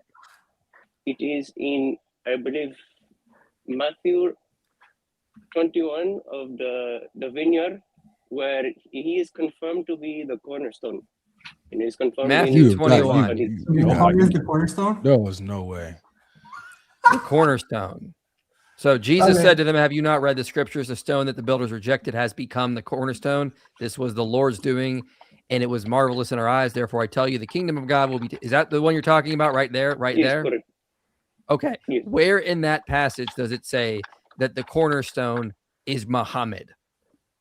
Because there is a hadith that Muhammad claims to be that cornerstone. Yeah, okay, but the Bible doesn't mention his name, though. It could be anyone. And also, Jesus, when he quotes this, he's referring to it happening then. He's referring to himself, according to all New Testament scholars. This is Jesus referring to himself as the cornerstone. Okay, then listen then. Even if there is what's his name again? His name Muhammad. What's his name? Allah's warrior. Allah's warrior. Okay, Allah's warrior. Hold on one second. Allah's warrior. So your argument is that Muhammad cannot be demon possessed because he's prophesied in previous scriptures. But we're basing Muhammad being demon possessed based off of Islamic sources where, for example, Aisha herself even said that he was demon possessed. So are you saying she's a liar? Okay, show me that one. I don't. Oh, you don't know about that. Okay, so yeah, why don't we start there? I don't believe that at all. Aisha, okay, so if we showed you and Aisha did say it, what would you do? Does it mean he's not prophesied in the previous scriptures, or what does it mean? What you asked two questions. There was two questions. I said if Aisha really said that he was involved with the devil, what would you do? Would you reject Aisha, or what would you do? I want to see first. I need to see it if it is. Okay, you don't have a plan. You don't have a plan. We want you just okay. So you're just gonna go into this blind. You just find out and then figure it out is your thing. You just figured out? Yeah, I need to do more research and see if it is. Okay. That's a good idea. Okay, I need to see this. It's okay. So we have it here. Sahih Bukhari. Okay. And this is word for word that he is in demon possession. Yes, word for word that he is bewitched. Yes. So we have it on the screen here. If Avery can put it. Oh, sorry. Or life. Let's see. Okay, there it is. I see it. There you go. All right, there you go. So can you see that, Allah's warrior? Can make a baby go. Yes, I could see this too. Okay, See great. it? All right, let's see. Sahih Bukhari 3175. There's Aisha there. Narrated. Once the Aisha. prophet was bewitched, so that he began to imagine he had done a thing which in fact he had not done. Yep. So what do you think about this being bewitched? Okay, it says the prophet was bewitched. This is past tense. Yes. Yeah, it's all in the past, 1400 years ago, all past, yeah? Okay, but was this before he started to begin his ministry into Islam? This is during his prophethood. Come on, man, he was married to Aisha, man. Yeah, It's Aisha way was 6 after when he Khadija got died married. and everything. Right? Khadija was his first wife. Aisha, came after her after she died. So Aisha is letting you know, and this is just one version of events. We can go into the more detailed version if you want to, which tells you how Muhammad was possessed by the demons. How was he possessed? Because some Jewish magician found his hair comb and he took a piece of his hair and he bewitched him. Like David mentioned this at the beginning, 6 months to a couple years. And that was during his, as he was a prophet, as you believe he was a prophet. During his prophet. And he was imagining that he was doing things that he wasn't doing. You know why we know he was during the prophethood? Because she said the prophet. Okay, I have a rebuttal for this one. I thought you said you need to look it up. No, I already have my rebuttal just by looking. Oh, come on, man. You're not going to look it up? You're not going to do research that you promised us? No, I'm going to cook. You guys right now, this is easier than go ahead and cook. Yes, he's Allah's warrior. He's now Chef Allah's warrior. Okay. Allah's chef. Okay, so to be in demon possession, would this disprove Muhammad's prophethood? No. You said that he wasn't possessed by a demon because he's prophesied in the previous scriptures. So that's your claim. You made that claim. We didn't make that claim. Now you changed it to. So can he still question? If he changes to that, the Quran will freedom. I'm going to follow up. But this is my question to you. Yeah. So you were the one who made the claim. We were responding to your claim. You said that he wasn't demon possessed because he's prophesied in previous scripture. So are you now going back on that? Okay, if I'm being honest, I might have to. Okay.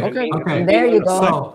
But hold on. Thinking to cook, you need to go be honest and go back to research, okay? But now I have my rebuttal. But listen to me. Now I have my rebuttal. Okay. Cool. Okay. So so if Muhammad was in demon possession, would this disprove his prophethood? Yes, it would. Therefore, Surah 15. This means that he is really not from Allah then. Correct. That's what, according to Surah 15, let me read it to you. I'll read Surah 15. Okay. So starting in verse 39. Okay. Satan responded, my Lord, for allowing me to stray. Hold up. Hold on. Let IP cook. Respect the Quran. Respect the Quran. I'm reading from the Quran. Let's reading from the Quran. You won't let him. Yes, Satan responded, my Lord. IP wants to cook. Let him cook. Let him He's going to burn. He's cooking you a delicious Ramadan meal, man. Hold up, guys. Satan responded, my Lord, for allowing me to stray, I will surely tempt them on earth and mislead them altogether, except your slaves among them. Allah said, this is the way, binding on me. You will certainly have no authority over my slaves, except the deviant who follow you. So if Satan bewitched or possessed Muhammad, that means he was not one of Allah's slaves. And side note, IP, Surah 2, verse 102 says that magic is taught to human beings by the demons. And so if demons taught magic that was used to bewitch Muhammad, and as you point out, if Satan has that kind of power over someone, it means he's one of his. Kind of looks like a problem here. Mm-hmm. Okay. All right. So this would mean that, okay, this would prove that Muhammad is not really from Allah. In other Right. words, this is what Right. you're saying. Right. Okay. Now, you could correct me if I'm wrong, but isn't it true that in Luke chapter 8, Mary had 7 demons possessed inside of her? They're talking Mary. about Mary Magdalene, Yeah. Yes, correct. Not Mary, yeah. not the Mary, Yeah, the mother and of Jesus cast them out. He did that. He went around casting demons out of people. Then they followed him. So he saved people from demonic possession. Then Yeah. they followed. Yeah, notice Jesus had power over demons. They were terrified of him, whereas demons could just say, hey, let me give Muhammad a bunch of delusional thoughts and false beliefs and some false revelations and so on, satanic verses, all this stuff. It's like Muhammad was their puppet, man. Okay. I mean, all right, I see your points. Okay. That's good. Good. We respect That's you for admitting that. Good job, man. And by the way, did you know that Muhammad said that he actually has a devil or a Satan, and that he said that he obeys him because he believed his Satan became a Muslim? You know, the devil is the father of all lies. And if the devil tells you, hey, I became a Muslim, and you're like, oh, really? You became a Muslim? Now I can obey you in everything you do. Because Muhammad believed that because his devil became a Muslim, he could obey him now because his devil's only going to obey him to do good, only going to come in and do good things because he's a Muslim. So Muhammad actually admitted that he obeyed, he was a slave of the commands of this devil that was commanding him. Okay, well, that I have not heard of, but I do know there is one hadith where it does talk about shaitan does go inside the body, like how the blood circulates. I don't know the exact hadith, but I believe. Hold on. Either way, I have never heard of that one, but this is all new stuff for me. Yeah. Okay, Well, I mean that's good that you're being honest, and we like to hear that. But you got, I mean, think about the yeah. What's the reference? Yeah, here's the reference here. Maybe if you could put this up there. It's in Sahih Muslim 28:14a, and Abdullah bin Masud, when he wasn't behind the duty line, he reported that Allah's messenger said, "There is none amongst you with whom is not an attaché from amongst the jinn, the devil." They, the companions, said, "Allah's messenger, with you too?" Thereupon he said, "Yes, but Allah helps me against him, so I am safe from his hands, and he does not command me but for good." So everybody has a devil, according to Islam. Everybody has a devil, and Muhammad said that another hadith, actually I think in the Arabic it just says that, let me قرينه من الجن. Yeah, but when it's there's another hadith which says he converted to Islam. Yeah, it's we have another one that his devil converted to Islam. There's another one that says that. But anyway, Allah helps him against him, so he's safe from him, and he does not command him except for good. So he's saying that his devil commands him, but it's okay because it's for good. In another hadith, he says that this devil became a Muslim. Yeah, that's fine for you. So think about this stuff, Allah's warrior, because you're being honest about what's happening, and you're hearing this stuff for the first time. If this is true, and this is what your own sources are admitting, this looks like Islam is from demons. It's not the religion of God. It is a mockery of the true religion, which is Christianity. You see here, you see here, it actually says shaitan, the devil, and this is the one circulating blood in you. Yeah, this is the one that you were talking about, the hadith you were talking about. The devil circulates in you like your blood, right? This is the one you were talking about. Yes, that one. Yeah. Okay. So they even asked Muhammad, "Does it even apply to you?" And he said, "To me also, but God has helped me against him." So even Muhammad had the devil, or even uses the word shaitan here in this. The man that you think is a prophet had a devil attached to him, had was bewitched and had that affect him so much that he couldn't do. He used to think he'd do something and he wouldn't do it. So the devil. What we mean is the devil is all over him. How can he really be from God? Like as IP told you, the verse that says that Allah would protect his true servants from the devil. Mm-hmm. So Muhammad was actually deceived. He thought that he was really with God, but he wasn't. And deceived the whole ummah with him. Okay, I'm not going to lie. This one is crazy. I've never seen this one, but I'm taking screenshots. Okay, good. That's good. Look at for later, but okay. Yeah. Oh, yeah. That's cool. Hey, Avery, can you pull up Matthew 21 real quick? Yeah, I got that up. Since yeah, just because, you know, if you got these passages which present some serious problems for Islam, but if he's convinced that there are all these prophecies about Muhammad that might outweigh the evidence against him, we want to make sure that that's pointed out. But yeah, scroll down to the part about the cornerstone there. A little farther. Yeah. So this is it right here. So Jesus said to them, have you never read in the scriptures, the stone that the builders rejected has become the cornerstone.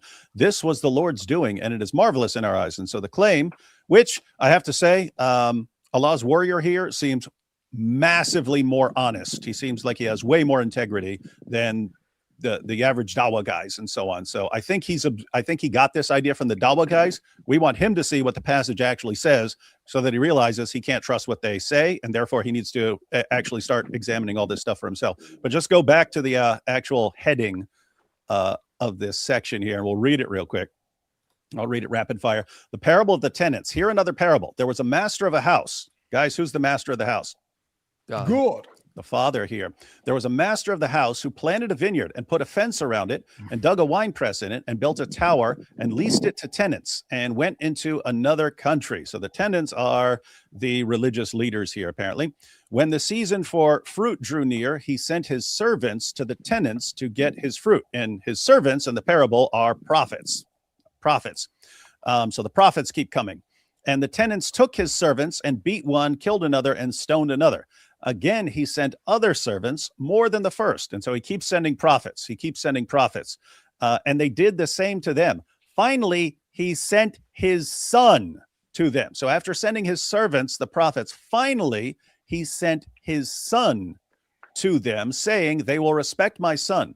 But when the tenants saw the son, they said to themselves, this is the heir. Come, let us kill him and have his inheritance. So what happens? The son shows up and they decide to kill the son, this is right before this happens. It's right before the crucifixion of Jesus. And they took him and threw him out of the vineyard and killed him. When therefore the owner of the vineyard comes, what will he do to those tenants? They said to him, so he asked them, what's the owner going to do when he shows up and you killed all his servants and you killed his son? They said to him, they answer him, he will put those wretches to a miserable death and let out the vineyard to other tenants who will give him their fruits in their seasons. Jesus said to them, so this is the conclusion of the parable of the tenants. Jesus said to them, have you never read in the scriptures the stone that the builders rejected? What's the stone that the builders rejected? That's rejecting the son, and right there in the parable. The stone that the builders rejected has become the cornerstone. This was the Lord's doing, and it is marvelous in our eyes. And so you look at the actual passage, this is about after God sends prophet after prophet after prophet after prophet, and they keep rebelling against the prophets and killing the prophets. Then he sends the son, they kill the son, and then he makes the point about them rejecting the cornerstone. And so some Dawah guys convinced you that that's actually about Muhammad, who denied that Jesus is the son. And so just want to point out, you got to be careful who you're listening to. Notice here, we're telling you the truth about everything. We're going to the actual evidence and passages, looking at things in context. The people you're listening to don't tend to do that. They tend to lie to you, completely distort things, cherry pick. And that's just Dawah. Sorry. That's just Dawah. I had gotten that one from I think Libyan or the Orthodox Muslim. Yep. Yeah, There was Yeah. Compulsive liars. Compulsive liar. Yep. couple Yeah. other videos. Let me see. You should watch my debate with Libiano. He tried to argue that against me, and we were able to show that he did not know what he was talking about. Yes, unfortunately, I mean, I had seen a lot of videos. This one here is a Lily J. No, you're not. Did he just say Chat GPT? Did he just go to Lily J to find something? He did. We heard Don't go to Lily. Okay. No, man. So good, Allah's man. warrior. So good. No. This one, I just wanted to see if there was another argument, but I never knew it I'd doesn't actually seem like- meet. I thought these were like, I didn't know I'd ever meet a Lily J fan like in the wild. That's wow. That's No, this I was going to other videos. yeah. We know. We Scrolling, know. but I'm going to have to look more into this one. I have the screenshots from earlier, but Screenshots from Lily J. No, from us, man. No. Oh, okay. That's good. That's good. Better than what I thought. Don't go to ChatGPT. It makes stuff up. You know not to do that, right? yeah. No, Okay, good. Good job. Good job. We forgive you. So yeah, read the Bible. Read. You just quoted Matthew. Read Matthew. That's a good start for you. Read the Gospel according to Matthew. Yeah, and see what it says for yourself. Matthew says the Don't Lord. go to Lily J. Don't go to Libiano. Don't go to us. Just read it for yourself. Pray to God. And God will show you the truth of what it is. Okay, I have to go. Good. Good. And come Right, back and let God let you know after you read and stuff. Come back. Yeah, come back. Okay, thank you very much. Thank you. Bye. Thank you. All right, pray for him, guys. Pray for him. Yeah, that was a pretty good guest there. That was actually the first solid conversation we had, huh? Yeah. And seriously, respect to him, like all the respect in the world for just saying, okay, I definitely need to take a closer look at this because got an issue here. Yeah. All right, so we got some Muslims that are eager to get up here and showcase their knowledge. So this is the order. It's going to go Turkish, then Tabal, then Omar. Okay. Turkish. Yep. Turkish Muslim. You're on stage, my friend. Welcome. Welcome, guys. Can you hear me? Yes. Yes. Thank you for having us. Hey, thanks, man. That was very intense. Yeah, it was. First of all, sorry about my English. It's not my native language, so you can see I'm Turkish. But the question was because of Muhammad, why he is not possessed by the devil. So, first of all, I would like to say, before even he got revelation, maybe you know this, he was famous that he was the trustworthy and he was an honest guy. He was never accused of lying and was always known for a good character. And yeah, and I think it's very, very hard for me as a Muslim to understand is why should you as a Muslim like say the Satan is bad, like one of the first sentences in the Quran. So we condemn the Satan. So why should Satan declare that or forbid us to drink alcohol, forbid us to gamble? It's like everything who wants you the devil wants you to do that. Well, let's pause there. Let's talk about that for a minute. Satan, there's an old saying, you know, about rat poison. It's 99% food for rats. It's the 1% that kills you, that kills the rats. See, this is what Satan does. He never just spews lies. He mixes in some truth and some falsehood to make sure you end up in hell. And that's what we've argued. Yeah, we agree. There are some good things in the Quran. We're not going to sit here and say, oh yeah, it's 100% evil. No, that's the lie there. He mixes in evil with good so that he makes sure you go to hell and make sure you avoid the gospel. This is what Islam is. It strips out everything important to Christianity, like the belief in Jesus' divinity, the resurrection, the atonement, and it just keeps the superficial aspects that align with Christianity. Okay. Yeah, but what's the 1%? You would say that's the declining or not accepting the divinity. Is that the 1% you would say? But before First of all, real quick, Yeah. Jai, real quick. That's just an analogy. I'm not saying the Quran is 1% evil. I think there's a lot more in it. I'm just using that as an analogy. You know? So another point that you made, and I just want to address all your points before we go on to the next thing. You said, like, why would Muslims be casting out the devil? Let me ask you a question. If someone came to you and he's a criminal, and he says, I'm against all criminals, what do you think of that? Do you trust him? No, but that's not a good analogy. But I got your point, because he is right. The devil can come to you and say, I'm against the devil. Yeah, like, come follow me now. You can trust me. You know the devil can lie, right? Yeah, the devil lies. If the devil says to you, that could be the same case with Jesus as well. But Jesus had miracles, and Jesus did everything. Yeah, that he said he would the do. Quran has miracles itself. The Prophet Muhammad. Did Muhammad raise the dead? Sorry? Did Muhammad raise the dead? No, but that's the permission of God. Wait, one sec. A miracle is something that no one can deny. Yes, like Moses did. Exactly. Split the sea. Jesus raised the dead.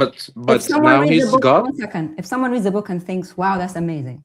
I read the same book and think, I don't like it. That's not a miracle. That's just subjective. Subjective things, meaning things that you like or not like, are not miracle. A miracle is something that no one can deny. Yeah, I know what a miracle is, but okay, the Quran is a book. Writing a book is not a miracle. Yeah, but the Prophet Muhammad has miracles as well, like splitting the moon. Whoa, where? Whoa. Yeah, where? Where's that? Yeah, because the Quran.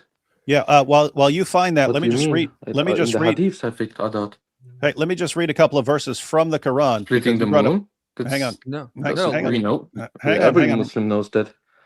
That he from his fingers hold on. pour water to heal hear in us? the hold fight up. of Badr, for example, because they were David- thirsty. David wants to read from the Quran. David wants to read from the Quran. Yeah. Don't be a bot, please. Just talk like human beings. Yeah, let me. Sorry? We want to read the Quran to you real quick. No need to get aggressive. I'm just don't play victim either. Let me read the Quran to you. Just relax, guys.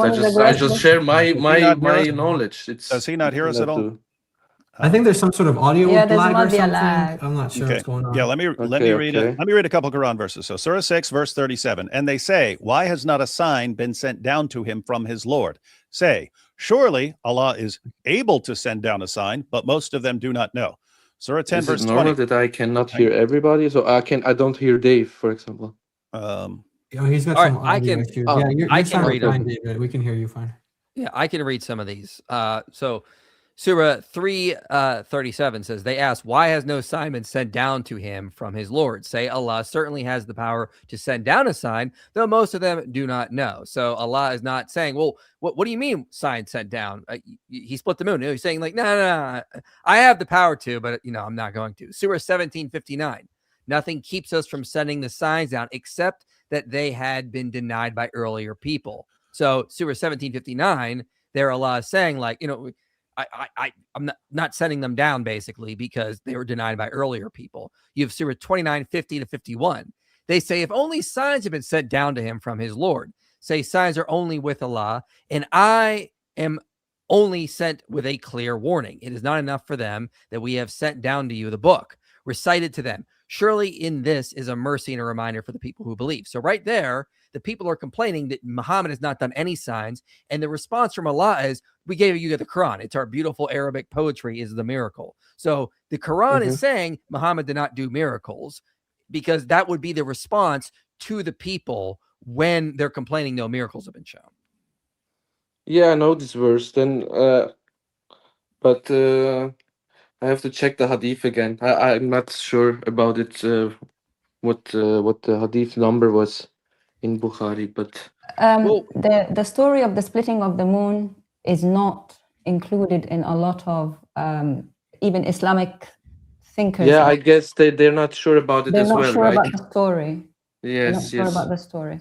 And we've got lots of, I mean, it can be a whole show about how, you know, there are not any witnesses even that are good enough. And the thing is that the hadith collections were not written down until like 150 to 200 years later at the earliest. So that's they were a problem. compiled after 200 years, but not written the main thing though is that they're contradicting what the Quran says. Again, if we just go to Surah 29, 50 to 51, they're saying that Muhammad's not doing any miracles, and Allah's reply is, we're not going to give you them. We're just going to give you the Quran. That's the point. So these later hadith contradict what Allah is saying. Who are we going to go with? Later hadith compilers or Allah? No, I got you. I have to check this. I have to be honest. I'm not sure about that. Yeah. Okay. If there is any, according to Islam, Quran trumps everything. If there's any doubt, that I know, because it's the unchanged words of God. Right. So even according to your book that is number 1, Allah says there are no miracles that were given to Muhammad. He says all the signs were with Allah. And in other verses, he said when people ask him for a sign, Allah tells Muhammad to say, well, we gave you signs. Don't you see the signs I give? Yeah, I know this word. So Allah didn't say, well, what about the moon that was split? Or what about the Quran? That's the sign. That's, you know, he actually says, no, signs are all with Allah. So. Right. So there isn't actually anything that proves Muhammad is a prophet. That's our first point, is that Jesus raised the dead. No one can deny. Moses split the sea. No one can deny. Muhammad. Wait. That he rise, it's not historical proven. That the crucifixion happened. That's historical proven. IP, is that true? IP, is it true? Is it true that 100%? That I'm sure, because one of my best friends is Christian, and we always discuss this together. Wait a minute. So you're saying there's topics. So let's see what IP has to say. Your best friend let's see what IP says. There is not a scholar alive who denies that Jesus was crucified. Okay, like No, I'm not saying that he raised up from the death. That's not historical proven. The crucifixion happened. That's historical proof. I'm with you. I'm here with you. So hold on. Let's go to this a bit. Okay, so what happened after about a couple weeks after, according to our earliest sources, the disciples, the people that walked with Jesus, were proclaiming he rose from the dead. Our earliest sources report this, like the Creed in 1 Corinthians 15. Reports that they were preaching that Jesus rose from the dead, and he appeared to multiple witnesses, including the disciples, all the apostles, and 500 at once. Scholars agree that creed is super early. It's in within a couple years of the crucifixion itself. So the earliest disciples, the earliest eyewitnesses, were preaching Jesus rose from the dead. Yeah, but still not historically proven, because we know that the crucifixion took place. That's historically proven. And because of that's now theology what I'm talking, because I believe in the Quran that it appeared so that people thought he was dead. It's normal to think. Here's my question for you. I have a question for you. Okay, so if according to the earliest data, the disciples were preaching the resurrection, what is your reason as to why, other than Jesus was raised from the dead? What other reason could possibly account for that? Sorry, can you ask you again? So our earliest evidence shows the eyewitnesses of Jesus were preaching he rose from the dead. And it wasn't just them, it was skeptics that converted. So James was not a follower of Jesus during his ministry. He believed Jesus rose from the dead. He's even mentioned in the creed. Paul was a persecutor of the church. He converted and believed it. So why were the earliest eyewitnesses and even some skeptics proclaiming Jesus rose from the dead if that did not happen? If I'm saying, this is the way history works. I'm saying the best explanation of data like that is that Jesus rose from the dead. If you think I'm wrong, you have to offer a better explanation for this data. No, that's not a fair comparison, because that is exactly how history works. You cannot prove that he rose, and I can prove the opposite as well. I'm saying that the best explanation. I'm saying the best explanation of the data is that he rose from the dead. And that's a possibility. The best possibility. Nope, it's more than that. It's the most. It's the most plausible. You know that. It's the least ad hoc. It has the most explanatory scope, explanatory power. It's the best explanation. And here's what I'm saying. To refute me, it's very easy. Just offer a better explanation of the data that accounts for it all. I don't have a better data. I have just the belief that the people thought that he was dead, because I don't believe he was a god. Normally, now in my position, You I can think believe that whatever you want, but we are. I'm basing my case on historical evidence and saying that the resurrection yeah, is but backed by the evidence. You're just saying you eyewitnesses believe. we don't have the names of the eyewitnesses. Yes, we do. We have John, who wrote the Gospel of John. He was an eyewitness. No, John didn't write John. Yes, he did. John, no, Yes, he the did. names. Oh, sorry. I no, wait, John. Wait, I have to. No, Yep. John didn't write Paul. You know, the authors are anonymous, and the names were added later on by the church, and you know that as an attribute to the No, there's no evidence that shows that. Do you have any No. evidence? No. Yeah, No. I have. Of course, we have. Turkish Muslim. Yes. What evidence do you have that Allah made it appear? What historical evidence do you have? No, that Allah that's not the evidence. I'm talking now about the anonymous authors you have in the Bible. I'm asking you. You agree Now that we're changing the topic right now. Yeah, because you say yes, I do, and you're not showing us any evidence. Hold on. But I want to go for the crucifixion because that goes against your Quran. You say it's when a it's historical made fact. to appear so, then Okay. the plan is accomplished because we all think he was crucified. Okay, so what evidence do you have that it really wasn't him? It was made to appear. Besides Quran telling you that, do you have any historical evidence? You don't have evidence that it was him. You just the evidence is showing that eyewitness. Yeah, the eyewitnesses. You say the eye saw something else. For example, Maria saw him from very far away, and nobody was waiting until he was dead. Nobody was there You until literally he have was John took away from the 21:24. cross. That's a fact. You And literally know have John that. 21:24 saying that this is written by an eyewitness. By an eyewitness, right? John But 21:24 says it's an eyewitness. Yeah, but he's not the eyewitness. How do you know that? How do you know he's wrong? Because John is not written by John, man. That's How do you know that? historically- All of our early sources say that John is the author. All of our No early way. sources. Yep. Irenaeus. all the says that. gospels are Tertullian anonymous. says that. No, All no. the authors are anonymous. How do you you know know? How that. do you know that? How do you know that? That's how do you know historically that? proven because we don't have Every gospel we found has because the title because the of Gospel the of John on it. style How do you know? of the writing is happened, and nobody claims that he is the author. Some gospels say Do you know how this biographies were is written from in the another ancient world? author. This is not Do you know how from bi- me. Do you know how biographies were written in the ancient world? Come on, man. Wait. That's not Very simple. you Very know, simple. Christian Let me scholars say finish. it too, No. that the Bible is anonymous authors, man. Every That's nothing new. overwhelmingly biographies when they are written in the ancient world, the way you would identify the author is with the title or a tag or at the end. You wouldn't That's- identify the author in the body. That's what the Gospels are doing. Every title we have found, every manuscript we found has the title attributing the Gospel to John. All of our earliest sources say the author is John. We have unanimous consent. We have unanimous attestation, that is, that the author of this is John. And in the gospel, it's identified as an eyewitness. So I have all this data attributing it to John. Do you have any data showing that it's actually an anonymous gospel? So I can only say that when I look in Google or other sources, I want to check Google. for you. I don't want to just pick a random source. I have to check one that you can. The Bart Ehrman blog, for example. Yeah, I've responded to him several times. Yeah, but he says, for example, the authors to identify themselves within the text, and that's That's what I true. just said. That's The what I just historical said. evidence suggests that these documents were originally penned by unknown persons and Turkish later Muslim. attributed. Turkish Muslim. He's wrong.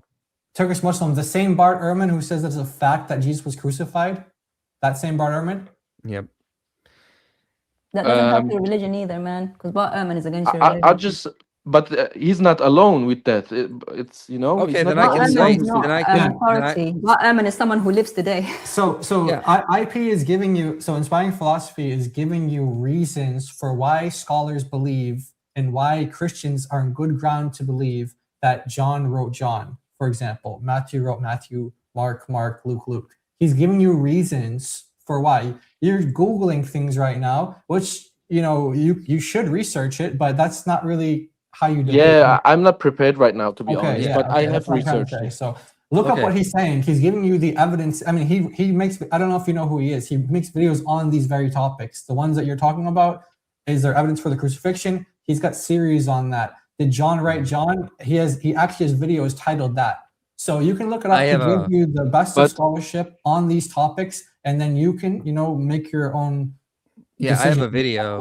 I have a video on it called John, an Eyewitness Account, on my channel, Inspiring Philosophy. Yeah. I also have a video called Mark, an Eyewitness Account, Luke, an Eyewitness Account, and Matthew, an Eyewitness Account. I have all four Gospels showing they go back to eyewitnesses. Just a question. Wasn't it in John? I'm not sure. You can correct me because I don't want to say something wrong. I want to be honest, but this. Sure. Is it not in John, who it was written, like referring to only what was it, man? Like the beloved disciple or something like that. So that proved that's that in John. He's called the right, beloved and disciple. that's like this proof that it was written by a community or a different No, person. no. I actually, I addressed this in there. So no, what you're referring to, John 21:24, which says, "This is the disciple who's bearing witness about these things." Yes, exactly. And who has written these things, and we know that his testimony is true. So you're referring to the last part. However, if you go to the Muratorian fragment, which is it dates to the 2nd century, and what it does is it tells us when John was written. And here's what it says in the Muratorian fragment. It says, "The 4th gospel is that of John, one of the disciples. When his fellow disciples and bishops entreated him, he said, 'Fast ye now with me for the space of 3 days, and let us recount to each other whatever may be revealed to each of us.' On that same night, it was revealed to Andrew, one of the apostles, that John should narrate all things in his own name, as they called them to mind." So this makes total sense with what John says. John was with his fellow brothers, including Andrew, and he's the one narrating this. And then they add in that line, "We know his testimony is true," because all these brothers, including Andrew, who was also an eyewitness, are there with him, helping him. Someone is probably acting as a scribe, writing this stuff down. So this is actually very much in line with the historical data. We see this in the Muratorian fragment. Is not Irenaeus one of the church fathers, or am I wrong here? He's a church father. He's writing church fathers running around the year 180 to 280 or so. Yes, and he attributed the gospel to John later on. I thought. Well, he's one of them, but so does Tertullian, so does Origen, so does the Muratorian fragment, which predates Irenaeus. So you have a source prior to Irenaeus dating it to him as well. So Irenaeus wasn't right? Irenaeus was correct. They were all agreed the author is John. Okay, but okay, I don't know. It sounds like you're not going to find any disagreement amongst the church fathers, the early church. You're not going to find any disagreement on this. And even as IP was pointing out, in our manuscript evidence, we don't have any manuscripts, for example, of John that don't say the gospel according to John. Now, scholars might dispute whether that was original. Did John actually write the gospel according to John? Some say he did. I think Richard Bauckham argues he did. Simon Gathercole talks about that. But the fact is that all of the evidence that we have, the physical manuscript evidence we have, says for John, the gospel according to John. We don't have any that differ. So the historical evidence is that John wrote John. The early Christian witness, actually not just early, but throughout history, has always maintained that John wrote John. So that's what you're going to find. So the question is, why are you fighting so hard for it not to be true? Is it because you're a Muslim and you're loyal to it? Oh, no. I really believe, for me, Quran makes the most sense. And okay, does it make sense? But the Quran affirms our gospel. Even Ibn Ishaq refers to John. It refers to the gospel of John. Page 104 in the Life of Muhammad. Sorry. In Ibn Ishaq's Life of Muhammad, on page 104, he says the Gospel of John is the gospel, the Injil. Yeah. So even we don't believe that we even have an Islamic source that identifies the Gospel of John. Yeah, Yohanna. So my question is to you, said that Quran makes sense. Does it make sense for Allah to make it appear that something happened when it didn't happen, to mislead the people on purpose? No, that would be the devil. Oh. You're right. You're absolutely right. Yeah. So how do you square that circle, or Ollie, no, I'm saying how do you triangle that square? So how do you make sense? How does it make sense then if it's the devil? No, he made it appear to protect him.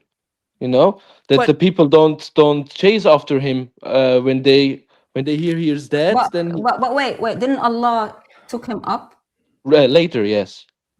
He couldn't take him up just before they would take him, so he had to. No, his mission wasn't completed.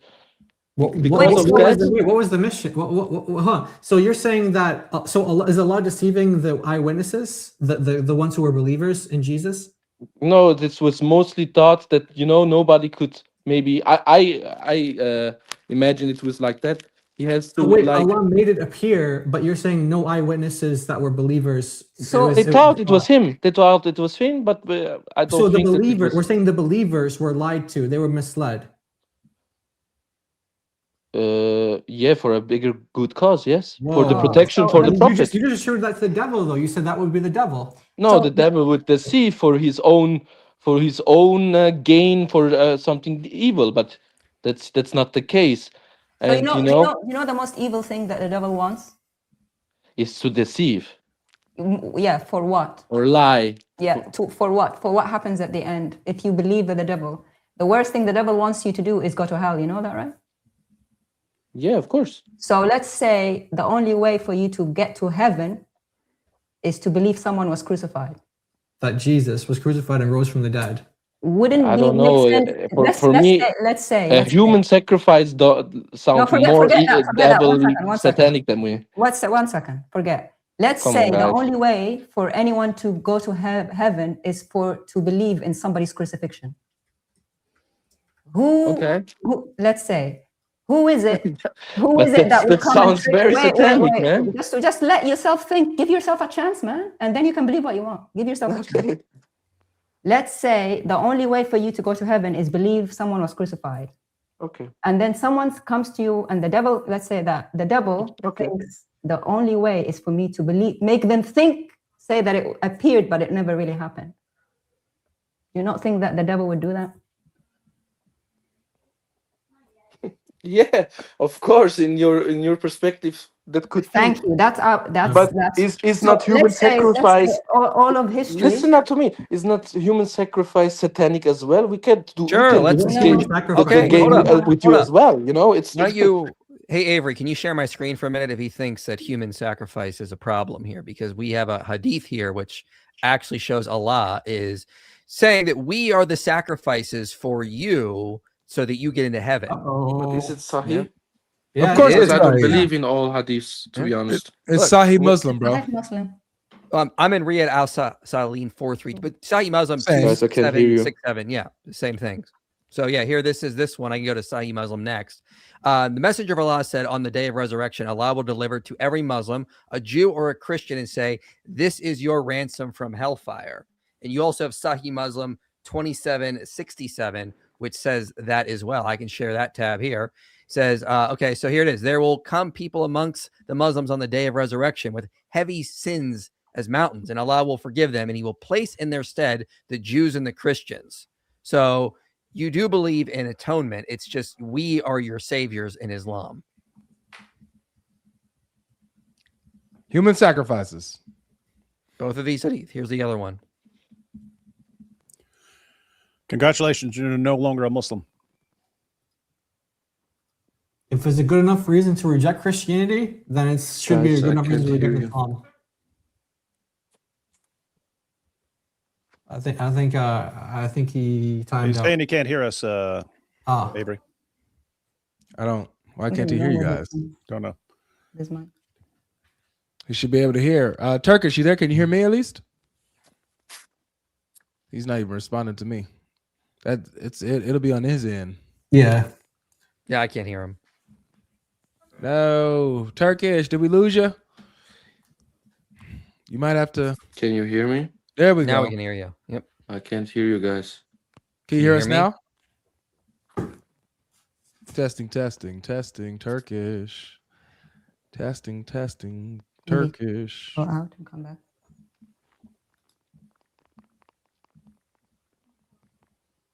Turkish.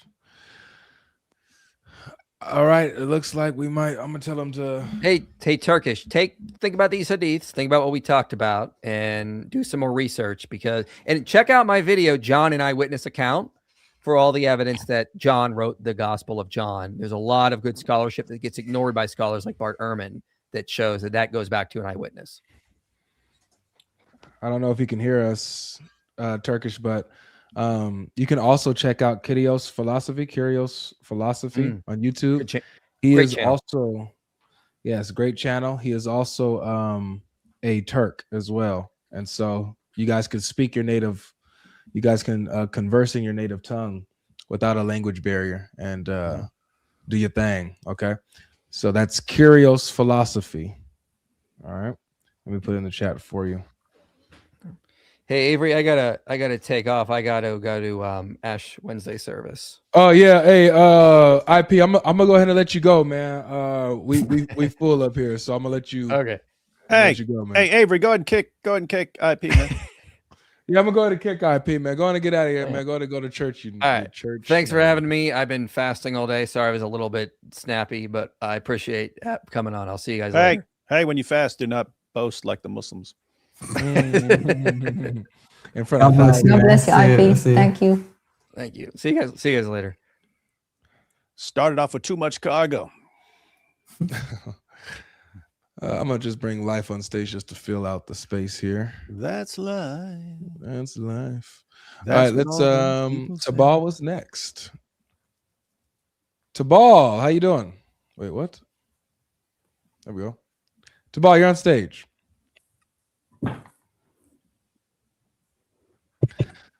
Tabal, you waited a long time, brother. You got to be here.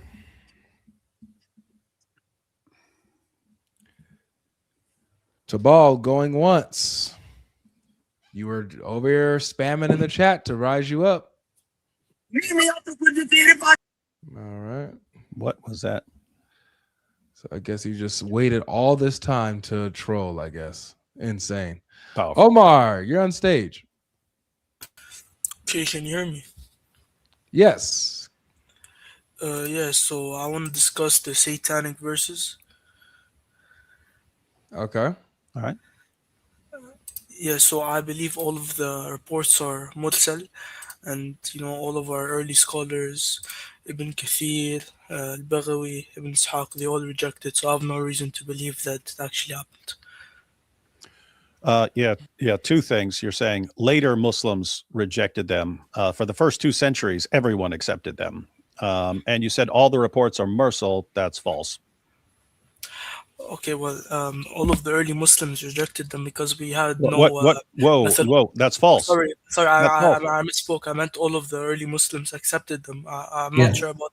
Maybe they did, but even if they did, that's because we had no methodology of authentication. The same way that early Christians accepted the proto-evangelium of James, for example. Huh? One, no, that's false. No, the proto evangelium of James is 2nd century. When we talk about the Satanic verses, we have a bunch of reports that go back to Ibn Abbas, who was a companion of Muhammad and his cousin. So this isn't something that came along more than a century after the time of Muhammad. This is something that goes back to Ibn Abbas himself, and we have a ton of these reports. And so we have about 50. We have about 50 reports of the Satanic verses. And so for basically, if you're so what you're saying is the Muslims in the 1st and 2nd century didn't have the methodology in place to know that all of the 1st century guys were all wrong. That sounds really weird to us. Like how you can have people like Ibn Abbas, who's a companion of Muhammad. He doesn't have the correct methodology to know that this story that he passed on was incorrect. And then, 2 centuries later, Muslims come up with a methodology to go back and say Ibn Abbas didn't know what he was talking about. That sounds really, in other words, it's usually the people who are closest to an event who know the most about it, and people who come later, they're in a different category. In Islam, you say, okay, all the early people, they didn't know what they were talking about. It's these later guys who came along and they know better. And that's just really, really strange to us. Yeah, so the report that goes to Ibn Abbas, I'm pretty sure the chain breaks down later on. There's multiple. Multiple Yeah, chains. there's multiple, and we have a Sahih chain. Who authenticates it? Do we hang on? I'm see if I have the graph. Yeah, we have somewhere. that. Yeah, we have it. We're just gonna airdrop it so we can show you. Do you take Tabari? Because Tabari is one of your earliest. Yeah, so Tariq al-Tabari, he says in that same volume, I'm pretty sure he says that he's just narrating stories, right? Okay, that he's so regurgitating these things that he's hearing, and he's not necessarily just picking out the authentic I things. agree, because it wasn't in his time. Obviously, he's going to be narrating from somebody. But what my question is, do you think the early Muslims made that story up? Or do you think sorry, I should make my question different. Do you think the early Muslims are honest and trustworthy? When you say early Muslims, you mean the Sahaba or who? Yeah, the Sahaba and the Tabi'in. Do you think they're trustworthy? I don't believe that any of the reports go back to the Sahaba. But also, Ibn Abbas is not a Sahabi? Yeah, but I'm telling you, it doesn't go back to Ibn Abbas. So, my question is, where did the story come from? Do you think the early Muslims made it up? So you're obviously aware about this idea that people early on were making up hadiths, right? You guys use this against us, so you should know this. I'm asking you, do you think, because you've got some of your trustworthy early Muslims, that story went around them, that it came from them. Even if an interrupted chain doesn't mean it never happened. It means you have an interrupted chain and other chains can strengthen it. My question is, interrupted chain means that I can't falsify nor verify it. Okay, my question is, do you think the early Muslims would make something up about Muhammad being inspired by the devil? If by early Muslims you mean Sahaba, then no, they wouldn't. But I don't believe any of this goes back to the Sahaba. I don't. You got a Sahih chain. Okay. We got the Sahih chain for you. Yeah, and apart from that, we have. I mean, think about this. We have 10 reports. We have 10 reports that go back to Ibn Abbas, and we have a number of reports that go back separately to a number of his followers, his students, and so on. So yeah, there's something called the principle of embarrassment, which means that the criteria of embarrassment. Yeah, before orthodoxy, the book that you appeal to uses this. I'm pretty sure. Yeah. So the idea is simply that if people from a religion are making up stories, they're probably going to make up things that are positive, not negative. And so if you're saying that, 10 reports go back to Ibn Abbas, and then you have a bunch more that go back to his students, and these were all just made up. These were made up. It's like, okay, so why would a bunch of Muslims make up stories that say Muhammad couldn't tell the difference between a revelation from God and a revelation from Satan, that he was duped into committing the worst possible sin, promoting shirk, and not just him committing shirk, but also convincing his followers to commit shirk, and even getting the polytheists to join in bowing down in honor of this revelation. Doesn't seem like anything a Muslim would have invented. And if a non-Muslim had invented it, it's very strange that Muslims would have picked up the story and then passed it on. So this story looks like it's as about as reliable as anything. We have a ton of sources. We have a ton of sources. Again, 50 sources. You got them all going all the way back to a ton of people in the first century. Just so you know, it's later Muslims who changed the theology. Like the theology in the first century and a half, the doctrine of Ismat al-Anbiya, Allah's protection of the prophets, was that Allah would protect a true prophet from persisting in any major error. In other words, a prophet can be tricked or something like that, but Allah will rescue him out of that. So that was the doctrine then, and the Satanic verses story doesn't conflict with that. It fits in perfectly. So Muhammad delivers the Satanic verses, and then Allah brings him out of it. So it fit. It didn't conflict with their theology. Later Muslims, theologians changed the doctrine so that Allah would protect a true prophet from committing any major error. All of a sudden, based on their new theology that they invented, the Satanic verses story was in conflict, and then so they have to start marginalizing it and pretending it didn't happen. And then so for the first 2 centuries, everyone grants that it happened. After that, you have a mixture of people, some people saying it did happen and other people saying it didn't, until you get to the modern times. and there's basically a consensus that it didn't happen. And we just look at that and it's like, wait, all the early guys, they didn't know what they're talking about. Later guys come along, make up a theology, and then now Muslims don't believe that this ever happened. And that looks like the opposite of the way to do history. Okay, so I agree with you that early sources usually get the story right. But for example, you have Irenaeus, who believed that Jesus was 50 years old, right? That doesn't mean that Irenaeus is now unreliable. He's still an early church father. He was writing in the year 185. That's really early. But like I said, the methodology of authentication, right? These rumors would spread around like viruses, right? At an unprecedented rate, people would transmit them, and now that we have this methodology of authentication, we can now verify whether these stories actually trace back to the followers of the Prophet. No, well, yeah, the problem here is what you're calling the method of authentication. That was invented by human beings. It's a terrible, ridiculous methodology. Okay, Look, even Yasser Qadhi, he admitted that no one outside of Islam takes this method seriously.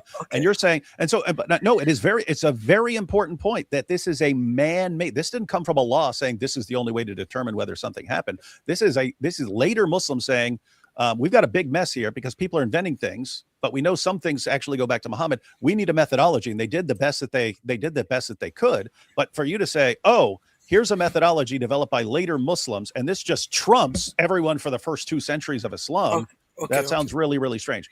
So about Yasser Qadhi, what he meant, I think, was we have things like we have these dogmatic beliefs like Adalat Sahaba.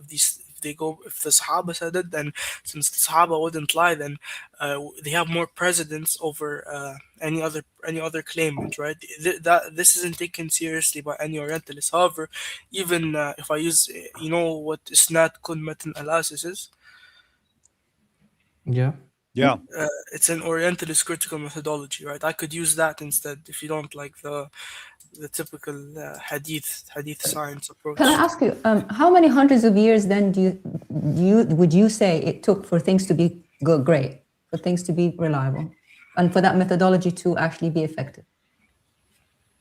I don't understand the question. You said the early things, you didn't have the methodology good yet, right? Yeah, we didn't have a methodology. That doesn't mean that you can't believe anything. Okay, right? I'm with you. I'm asking you, when did the methodology kick in? Like how many years? The methodology was early. You can give me like what was the first hadith collection? Muwatta, Imam Malik, I think. Yeah. So how many? Just for people watching, how many years is that? I think it was 150. 150. So anything after 150 should be good now. Methodology is known. If you mean there's now a methodology to distinguish truth from falsehood. No. You said the methodology that you needed to make sure things are good needs time, right? That's why your later sources, you take them more, right? Yeah, so when I say later sources, I mean the later scholars, right? Okay, I'm with you. So you said it for that methodology to kick in, it took until Muwatta Malik, which is about 150 years, correct? Yeah, sure. Okay, Al-Wahidi lived around 400 years after Muhammad. He mentions that story of the Satanic verses in his Asbab al-Nuzul. Okay. Many hundreds of years after Muwatta Malik. So we can show you dates. Yeah. Many dates of many scholars, hadith scholars, that are 200 years, 300 years, 400 years later, and that are still attributing it to Ibn Abbas. Okay, so obviously I'm never going to believe that the Prophet spoke something satanic. Why not? Wait, why not? Because you said you trust the methodology. Now your issue is not methodology anymore. It's belief. It's not historical evidence. It's not what your scholars say. It's not even what your trusted methodology is. Now, the issue is you just don't want to believe it about your prophet. That's something we can't change. That's your heart. You're saying about evidence. From your sources, even later ones said yes to that story. So who did you say 400 years after the prophet? Al-Wahidi. Yeah, so al-Wahidi, for example, when I said the later are more reliable, I meant the people, not the No, I people asked making you, and you claims. said, I'm and you saying gave me about around 150 years. You can't take that back. no, And I'm saying I asked you according to your standards, and you said around the Muwatta. Muwatta Imam Malik, he isn't the one making the claim. He's I know, but narrating. I asked you, when did the methodology kick in? I didn't mean that he made the claim. I said, when did the good methodology kick in? You said around 150 years, around the time of Muwatta Malik. I said, well, people hundreds of years after still said yes to that story. Okay. When the methodology is all good and established for hundreds of years. Okay, so let me grant you this for a second. Do you think this disproves Islam? Yes. Well, lots of things disprove Islam. I think this shows that that story is happened, and that story, like, because that's why you don't want to believe it, because you know what it means. You know that means shaitan, the devil, made Muhammad say kufr. According to that story, he said Allat al-Uzza and Manat al-Gharaniq al-Ula, they are the high cranes, wa inna, and their intercession is to be desired. Yeah, the reason I don't believe it is because, right, there's this consistent theme within our tradition and the Quran that the Prophet constantly shuns the idols. He hated idols his entire life. He had idols in his house. Yeah, and no, he didn't shun them. No, listen to me. When he used the Kaaba as a qibla, he hadn't removed the 360 idols from there yet. For years, he was using the Kaaba. When they conquered Mecca, he went and he smashed I them. agree, but before that, he used a shrine full of idols, 360 idols, as a qibla. But he still hated idols. He used the Mecca as the Kaaba as a qibla. Yeah, so he used the qibla that was full of idols. He believed that his origin comes from Abraham. If he was a true prophet, he should have waited for it to be purified, because he was going towards it when it was full of impurity.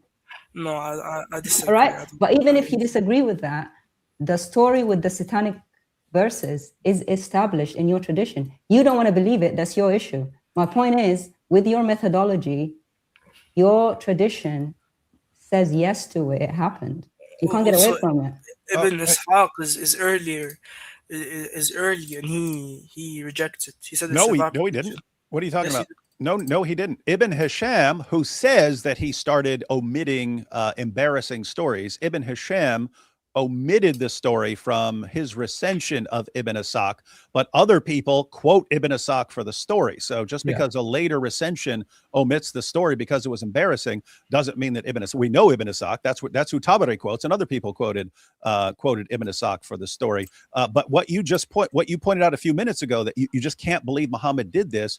Isn't that a better explanation for why later Muslims started rejecting the story? It's just like they understood the implications. Like, look at the implications of Muhammad committing shirk and convincing his followers to commit shirk, committing the worst possible sin, and being tricked by Satan. Later Muslims understood the implications. So what would be the explanation for earlier Muslims accepting this story? Is it not they knew it happened. They knew it happened, so they couldn't deny it. Later Muslims who are further away, they can deny it. They don't know that it happened because they're farther away from the events, and they can actually invent a methodology to rule out embarrassing material from them. And again, as we saw with Ibn Ishaq, they're actively deleting embarrassing material. And the real takeaway here is like how man-made this religion is. It's later theologians who invent a theological idea that doesn't come from God. It doesn't come from Allah. It's a man-made theology, a man-made doctrine, and then they use that to rewrite history and to erase history. They come up with a historical methodology. That historical methodology wasn't commanded by Allah or Muhammad. It's a man-made methodology, and they'll use that to throw out all kinds of stuff that went back to the first century. And when you combine this with everything else, like there are 10 kid, no, there are 7 kid out, no, there are 10 kid out, no, they're this kid out, and so on. These are human beings making these decisions, and those human beings, because they had political power behind them, were able to impose their ideas. And suddenly you've got Muslims today, and they think all this stuff is just part of Islam and part of their religion. It's all from Allah. And it's like, what are you talking about? Almost everything I see from you guys came from a human being long after the time of Allah or Muhammad.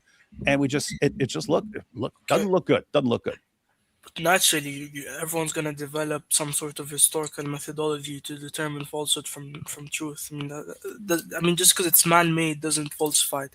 Also, like I said, the isnad kun matan analysis, we have hadith that are so mutawatir, that are so corroborated and massively attested to, that Harold Motsky, for example, he's an Orientalist, just something like hadith Jibril, right, where Jibril comes as a white man and he has no signs of travel on him. He says that this, without a doubt, is something that the eyewitnesses attested to. Right. Yeah. Let me go and quote someone a little more recent. So Joshua Little, after discussing all the various non-Muslim and Muslim scholars of hadiths, he sort of lays down the scholarly position on hadiths. It says he says here in his Oxford dissertation that hadith are unreliable, that any given matan cannot be taken at face value as an accurate datum from the first Islamic century, and that any given isnad cannot be taken at face value as an accurate record of a matan's provenance, cannot be seriously contested for multiple reasons. He said you can't even question that you can't take these things seriously. He says, first, there is an overwhelming prior probability based on the ubiquity of fabrication and pseudepigraphy in late antique and medieval religio-historical, pagan, Jewish, and Christian descriptions. In other words, there were tons of people inventing stuff during this time. Secondly, there is the high frequency of contradictions within the hadith corpus, which necessitates the occurrence of a huge amount of fabrication, interpolation, and or mutation, and therefore skepticism towards any given hadith. Thirdly, there is the ubiquity of fabrication and interpolation, both reported and demonstrable, in the hadith corpus, which again casts doubt upon the rest of the corpus. Fourthly, there is the rapid, extreme mutation and growth of reports that evidently took place over the course of a century or more of oral tradition, which means that any given matan, regardless of the isnad, is likely at best heavily distorted and at worst obliterated beyond its original form. So this is they're pretty darn skeptical of the entire hadith methodology. But given what you're saying right now, we have additional reason to be extremely skeptical. Any history that later hadith scholars are saying, this is as good as gold, it had to go through that first 2 centuries. It had to make it through those first 2 centuries.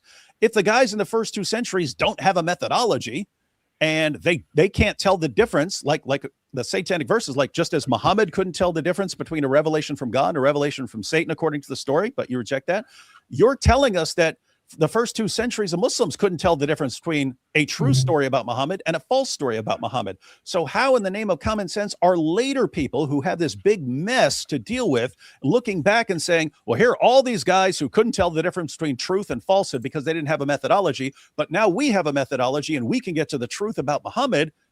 How are you getting to it? You have a bunch of stuff from a bunch of guys who couldn't even tell the difference between something that someone made up and something that was authentic. That seems to cast doubt on everything. And I have to say, if your first 2 centuries of guys couldn't tell the difference between a made up story and a true story, I have no reason to think that later guys are gonna, with their invented methodology, they're going to be able to figure out the true history. But also, I have to say, the same guys who are protecting the history of Muhammad for those first 2 centuries, those are the same guys who are protecting the Quran. If these were a bunch of unreliable morons who didn't know the truth, there goes anything we could possibly know about your prophet. Okay, so the early people, yeah, it was more speculative, and that's the case, with any historical figure early on. When you have these people attesting to these things and it's being transmitted, but they had some sort of, even though it was speculative, they would be able to know with some sort of degree of certainty. For example, the trustworthiness of that person, right? If that person's trustworthy and he's saying this, then they'd have a higher. How would someone during the time of Bukhari know that someone, let's say 1 century earlier, was reliable? So it's a chain. They don't know if that's the person, but the person who passed it on to them claimed that the person who passed it on to him was reliable. And Okay, that person but how do you know? How do you know if someone? Okay, so if someone in let's say 680 AD tells a story, how does Bukhari know that person is reliable? You're saying that it would be someone else who came after him who said it. Okay, how do you know that what that person said is accurate and not made up? And the reason I'm pointing this out is corroborated by who? Corroborated by who? Else who by someone else. That's the point. It's an infinite regress. You never get to a point where you say this person is. No, but when I say corroborated, I mean somebody else came to Bukhari and told them the same story. Okay. So that's how history works. Hang on. Someone else came to Bukhari and told a story. How do you know the same false story? You're the one granting that we can have 50 sources on the Satanic verses and they're all made up. Okay. So if 50 sources are all presented to us, that should be corroboration. Matter of fact, that would be like a ton of corroboration. Corroboration isn't the only criteria, right? Right. One of the criteria became you can't say anything that's just makes Muhammad look like a false prophet. No. That's not true. I mean, you have, for example, the things that use against us, like Aisha, right? This is something people attested to, right? If they wanted to, they could have just kept it to themselves. Every single scholar says the Aisha hadith is authentic. Aisha was married at 7 and the marriage was consummated at 9, right? We have, people admit to these things. We don't because your hadith scholars didn't regard that as something that was embarrassing for Muhammad. They were fine with that.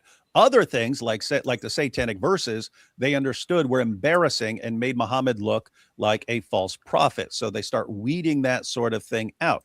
The point is, we don't have that automatic gut reaction. Oh, anything that makes Muhammad look like a false prophet must be made up. We're just looking at it from a historical perspective, going, if everyone for the first 2 centuries says this story is as good as gold, we can't think of a reason to make up such a story.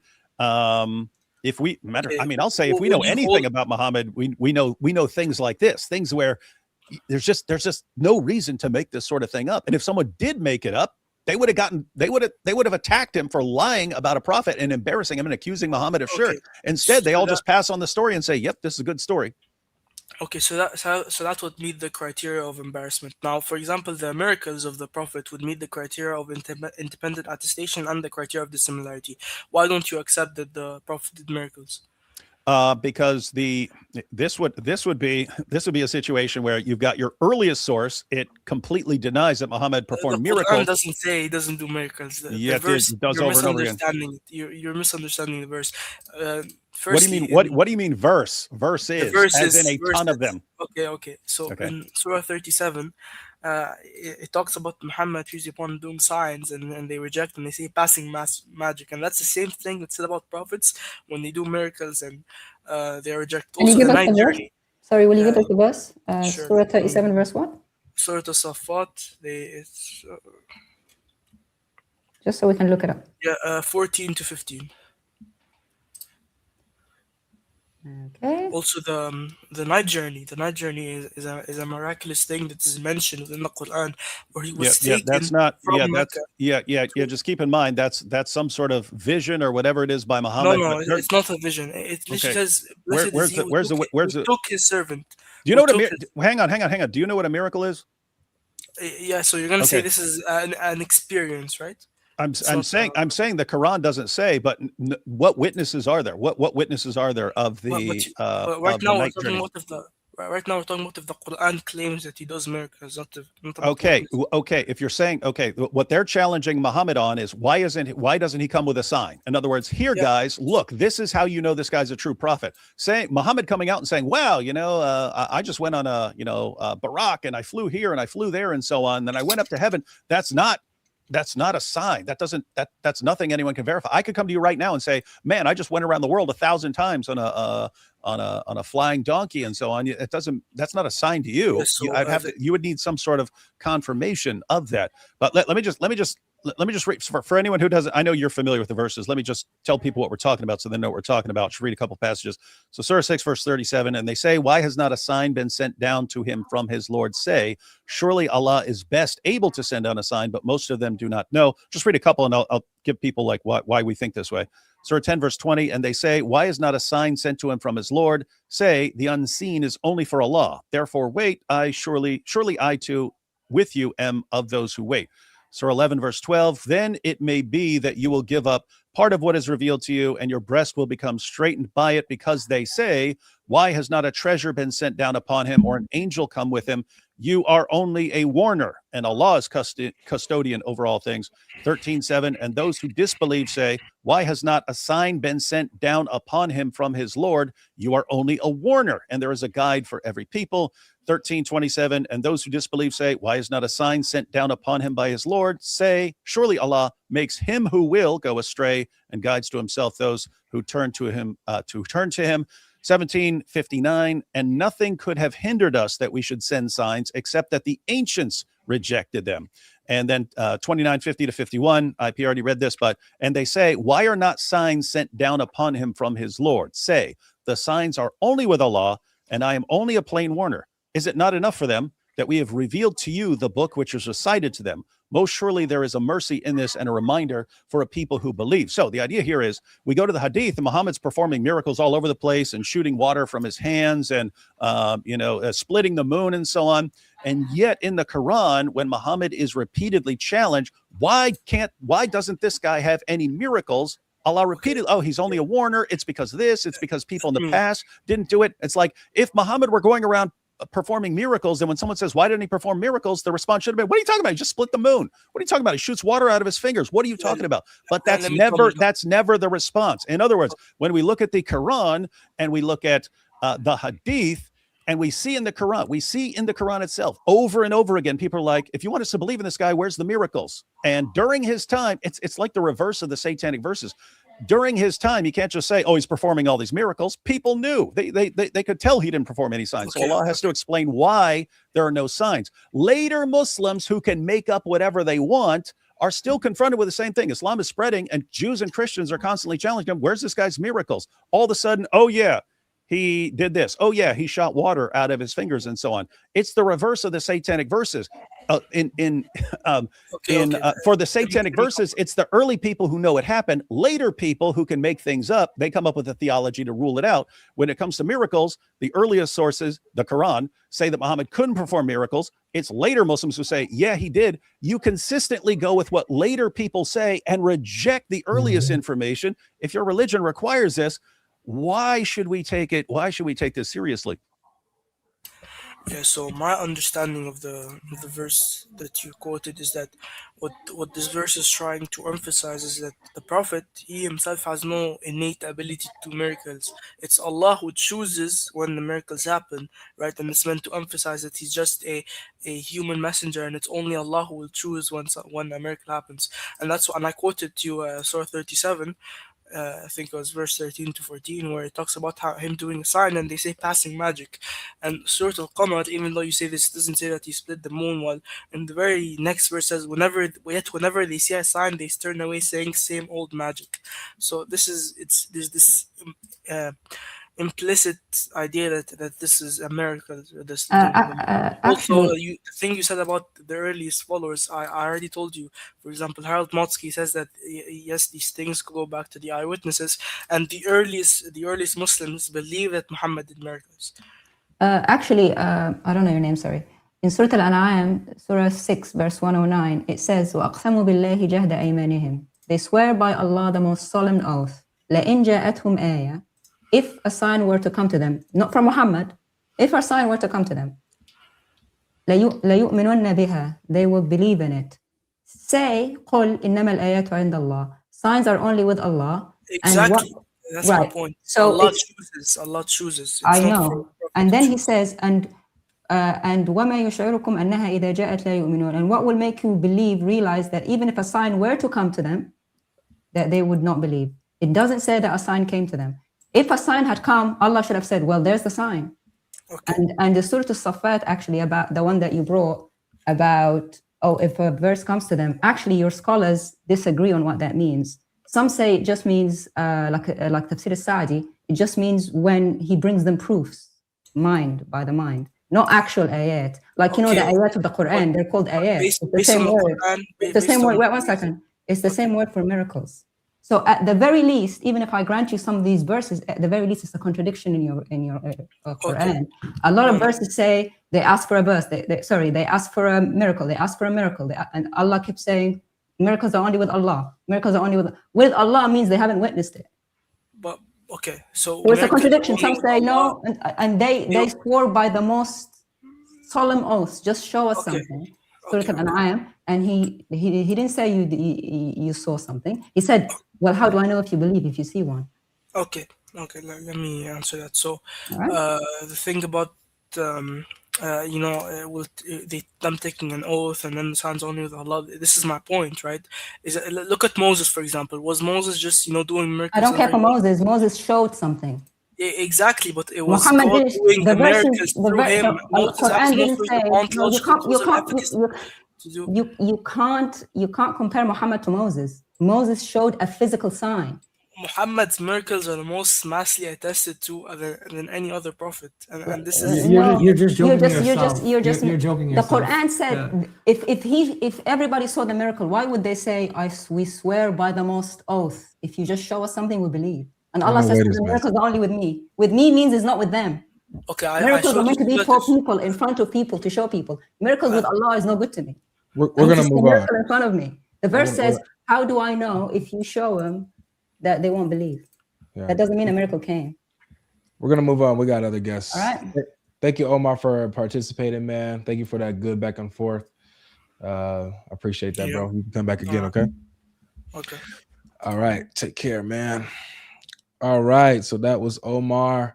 We're at 2 hours and 39 minutes. I was thinking we could go to 3 hours and then probably wrap it up there. Unless you guys got some more you guys want to get into and want to flush this in a little bit more. So you guys let me know how you guys are feeling when we get to 3 hour mark. Okay. You guys feel like dipping out. Hats off to Omar. He's at least familiar with some of the scholarship and so on. I mean, sitting there citing Matsky and so on. That's good. But he did say that he just can't believe that Muhammad did that. I had said no, and really that's the real reason. That's the only real reason for rejecting the satanic verse. There's no way that happened. Yep. That's funny that's what it turned to. Like it started off with him seemingly coming from a historical and logical perspective, but then it turned into, it really came out and was revealed, okay, I just can't believe that Muhammad would ever do this or this would happen to him. It can't happen. So that's where his religious bias came out, so yeah. All right, let's get to some super chats. We have a lot of them from the last time I read. So let's try to get like a chunk in there and then we'll bring up our next guest. Okay. All right. So we got a follower of Itchies says, yes, an assembly of some of the greatest Christian apologists. Oh, hi, Mike Winger. Hey, a Mike Winger joke. Good. That's so original. DLC versus Cora, the female Muslim Dawah debate. Oh, man. We did speak to her once. Yeah. And she just appeared after that off TikTok for like months. Yeah. Yep, we didn't even know it was her. Yeah, her name was Talia at the time. It was Talia. She was pretending to be like, oh, I'm just studying this out, and we gave her the evidence, and then she disappeared Whatever. She was actually, she didn't give any pushback. No. That's because she couldn't. Yeah. She couldn't. And she was just up there learning. Yeah, I'm just learning. No, just learning. But you should have seen her other energy when it came to other panels and how she would, her energy was so different. But yeah, she was supposed to come back and never did. Yeah, I wonder why. This was IP, but he's gone. But he says tomorrow a Muslim will convert you, inshallah. Nice. What's my dog Sam Shimon? Where is my dog Sam Shimon, the goat? I think he's over there doing another live on the Trinity. Farah says, you're long overdue for a Christian stream. Would love to share our persecution story on there. God bless you and your ministry, brother. I agree, Farah. It is about that time. I'm going to be quiet today because I'm scared of Avery. Love you guys. See? That's somebody with some sense. That's Ida. Shout out to Ida. Shout out to ministry from Houston, but what's with the people that believe in the something Ankh? Are y'all familiar? Yeah, that's like the the Egyptian That's a symbol, yeah. Yeah, they believe that like the people like originate from Egypt originally. Those That's like, that thing that looks like a cross, but it has a loop at the top. Yeah. Mm-hmm. It's like like they try to do like African spirituality and try to look at ancient Egypt, Yeah, try to be all deep and woke. Yeah, exactly. And unfortunately that wokeness leads them into worshiping a dung beetle. So I mean, hey, be my guest. Yeah. Be my guest. So is this going to be an 8-hour live stream? Given listen to you for, I expect it to finish 5 p.m. my time. Thanks. We'll see. We'll see what the Lord has in store. Dr. Wood, please read your email. It's not going to happen. Sorry. Yeah, I do when I can, but hey, one second. Just give me 1 second here. I have 222,051 unread emails. So yeah, some emails going to fall through the cracks there. It just you need to read every single one of them in context. Okay. That's your mission. What's your favorite quote? Get off my stage. You're done here. Are you okay? Get diverse, or all we do is read. All we do is read. All we do is read is my favorite quote. Good one. And that can only be the only competition is what's the Injil? What's the Injil? I agree. Now it's what's a debate. That's up there too. Honorable mention. What's a debate? David pulled a Uno reverse because him late now. Oh, because I'm late now. I'm late now. That's funny. It could be late. Thank you, Jai, DOC, Inspiring Philosophy, God Logic, and David Wood for your tireless work defending Christianity with clarity, courage, and truth. Your teaching equips us and strengthens our faith. Amen. Amen. All glory to God. All glory to the Most High God. Valentine says, I sent an email after last stream with evidence that I'm not a Muslim. Blessed Lent to you all. Okay, for sure. Will Islam be the final Antichrist? I don't think so. But, we'll see. We'll see. I'm going to watch this back tomorrow at work. Is that Jai and DOC? This is my first time seeing them. DOC is the GOAT. The rest of y'all are or whatever. First of all, let me tell you how you expose yourself. You said, Swevy, that this is your first time seeing Sister DOC and seeing Jai, and yet you're calling DOC the GOAT. This means you don't watch their channel. Uh-oh. You didn't see their reveal, and you haven't seen their lives afterward because they've been live streaming. How many y'all did? Like probably what? Y'all probably maybe almost 10 streams in now, with faces on, right? Yeah. You don't follow us, man. You don't follow. That's insane. How you saying she the GOAT? Which I agree. Thank you. You gotta watch. Goodness. Check it out, man. Check it out. Man. Hey, but by the way, for those of you guys that are asking, all the YouTube handles are in the title of this live stream. So all you got to do is just go ahead and click Jai and DOC Reloaded. It's right in blue. The handle's right there for you. It'll take you straight to their channel. And you guys can subscribe to Jai and DOC there. You can subscribe to David Wood at Apologetics Roadshow and Inspiring Philosophy. All of the handles are in the title of the video, okay? We made it easy for you guys. All you guys got to do is click and subscribe. And if you're not subscribed to my channel yet, if you're new here and you love these conversations, you love what we do here, you like how we present the truth, how we don't let nobody get away with nothing, how we unleash DOC on everybody, make sure y'all subscribe and don't miss any of the live streams, like Swavy. All right, let's see. Book recommendations on learning about Islam. Any suggestions, Jai and DOC? People ask that a lot. I give like video recommendations now, like YouTube channels and stuff, because I don't really know if there's like, I mean, there probably are, but we really, learn most of our stuff from other people who are like doing the studies on Islam, and then we try to look at the sources and ourselves and try to come to like, you know, how we can incorporate that in our, you know, our witness to Muslims. So when it comes to books on learning about how to do Islamic apologetics, there are some out there, of course, but I don't know. That's not how I do my studying of Islam. Yeah. I actually think now we have a new generation of apologetics that is most effective online. Like I have never seen this kind of success with Muslims before, and it didn't come from books. Books were written for a long time as to how to defend Christianity and attack Islam. So I would say pick a topic and have a look at any of the sort of successful, trustworthy people online.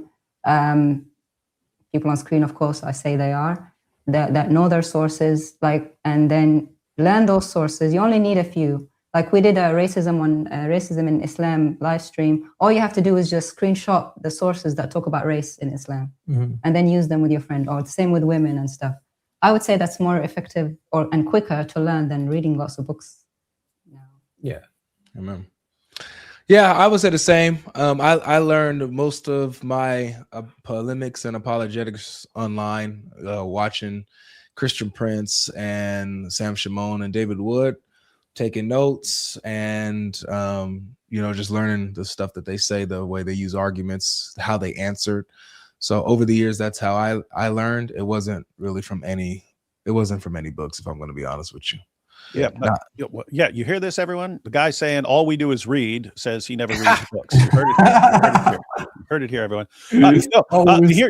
So here's what's interesting. Like what you guys are saying, that's how probably most people learn now. But there are still like the traditional book learners. They go to their books. For those people, I don't know what you guys said before I sit down, but Answering Islam, I would start with Nabil's book, Seeking Allah, Finding Jesus, because you know that's in the context of a Muslim's life. So you're getting, you know, the main issues in their thinking and so on. So Seeking Allah, Finding Jesus, Answering Islam by Norm Geisler and Abdul Salib. That was the first book I ever read on Islam.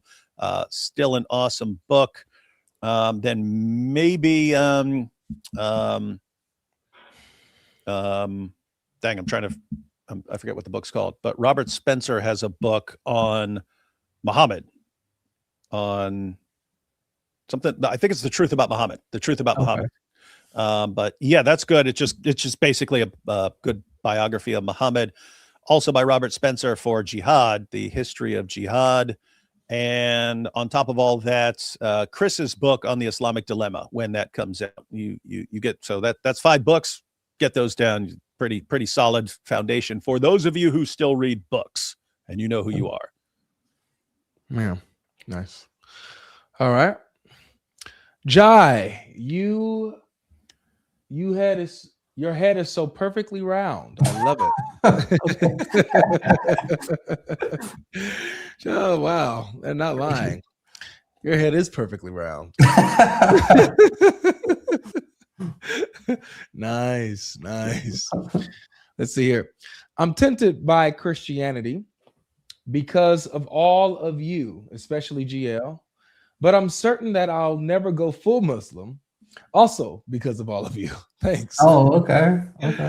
So it looks like you're inching towards Christianity, and what I would say to encourage you is to grab hold of Jesus, man. Grab hold of Jesus. It'll be the best thing you can ever do. The clarity, Amen. the clarity that the Lord gives you, the peace that the Lord gives you, the certainty that the Lord gives you. It is just, it's just amazing to walk in. And so, but good. Thank you so much for the support, and keep watching. Hope we hear a testimony from you one day, Pete.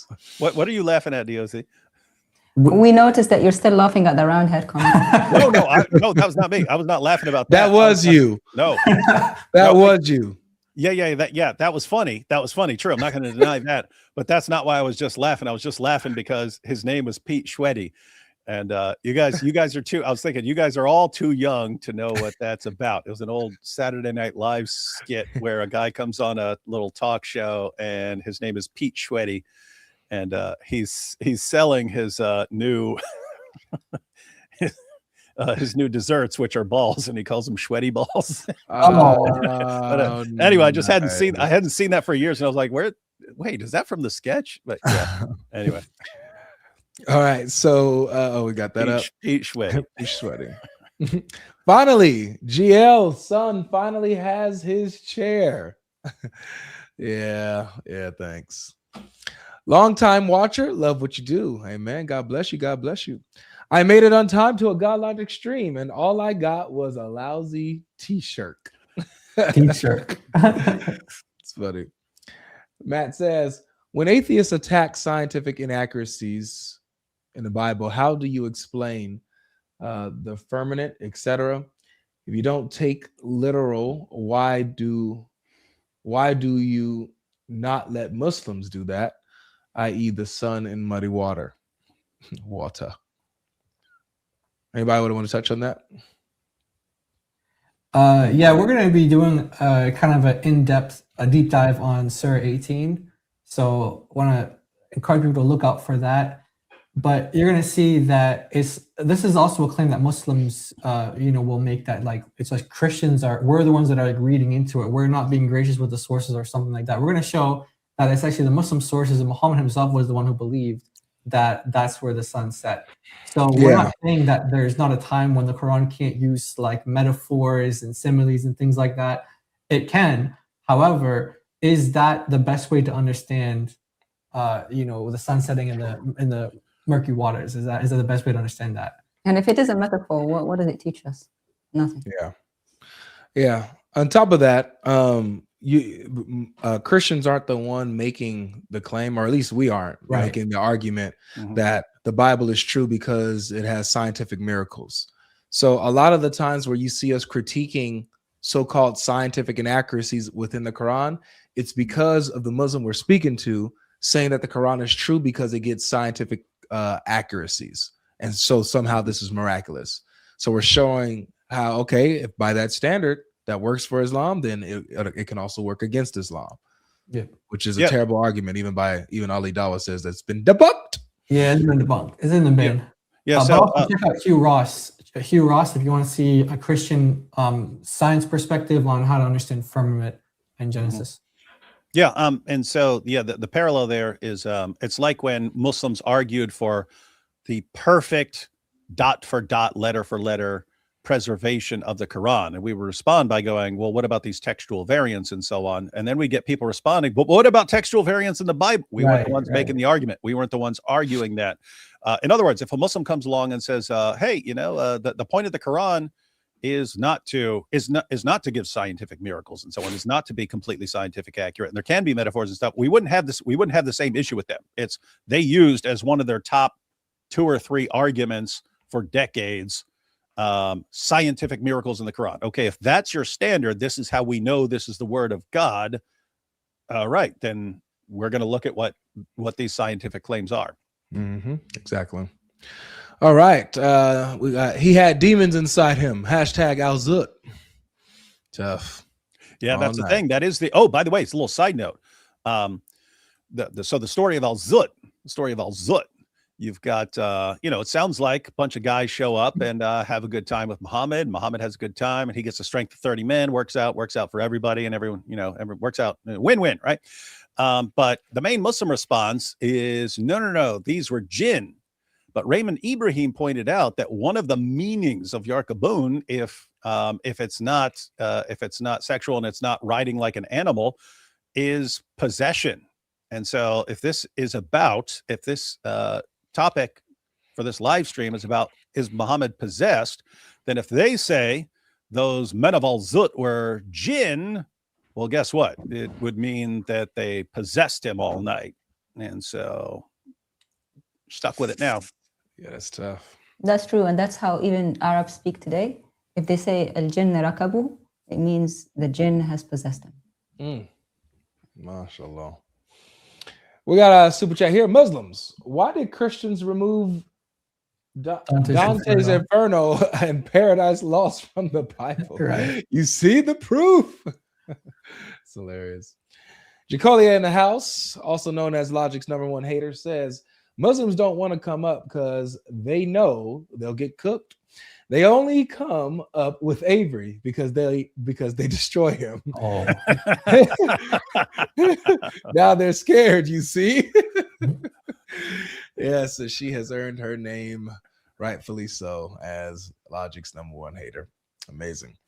A few more, and then we'll bring up our guest. Patriotic Z says, after speaking Muslim and had Jesus speak to him, Jesus said he was God. I guess after a week, he said it was a jinn. Yep. Did you hear all that? Did you follow all that? I've seen the. I didn't hear his aftermath. He's saying now that was a jinn. Oh yeah. So yeah, it was. We went through the entire back and forth. Yeah. So Malik was complaining that speaking Muslim was going to Christians, saying he heard a voice saying, "I am Jesus, I am God," and so hey, what's this guy doing? And then speaking Muslim's response was, no, I was just saying that to gather intel from them. I was just trying to gather intel from these guys.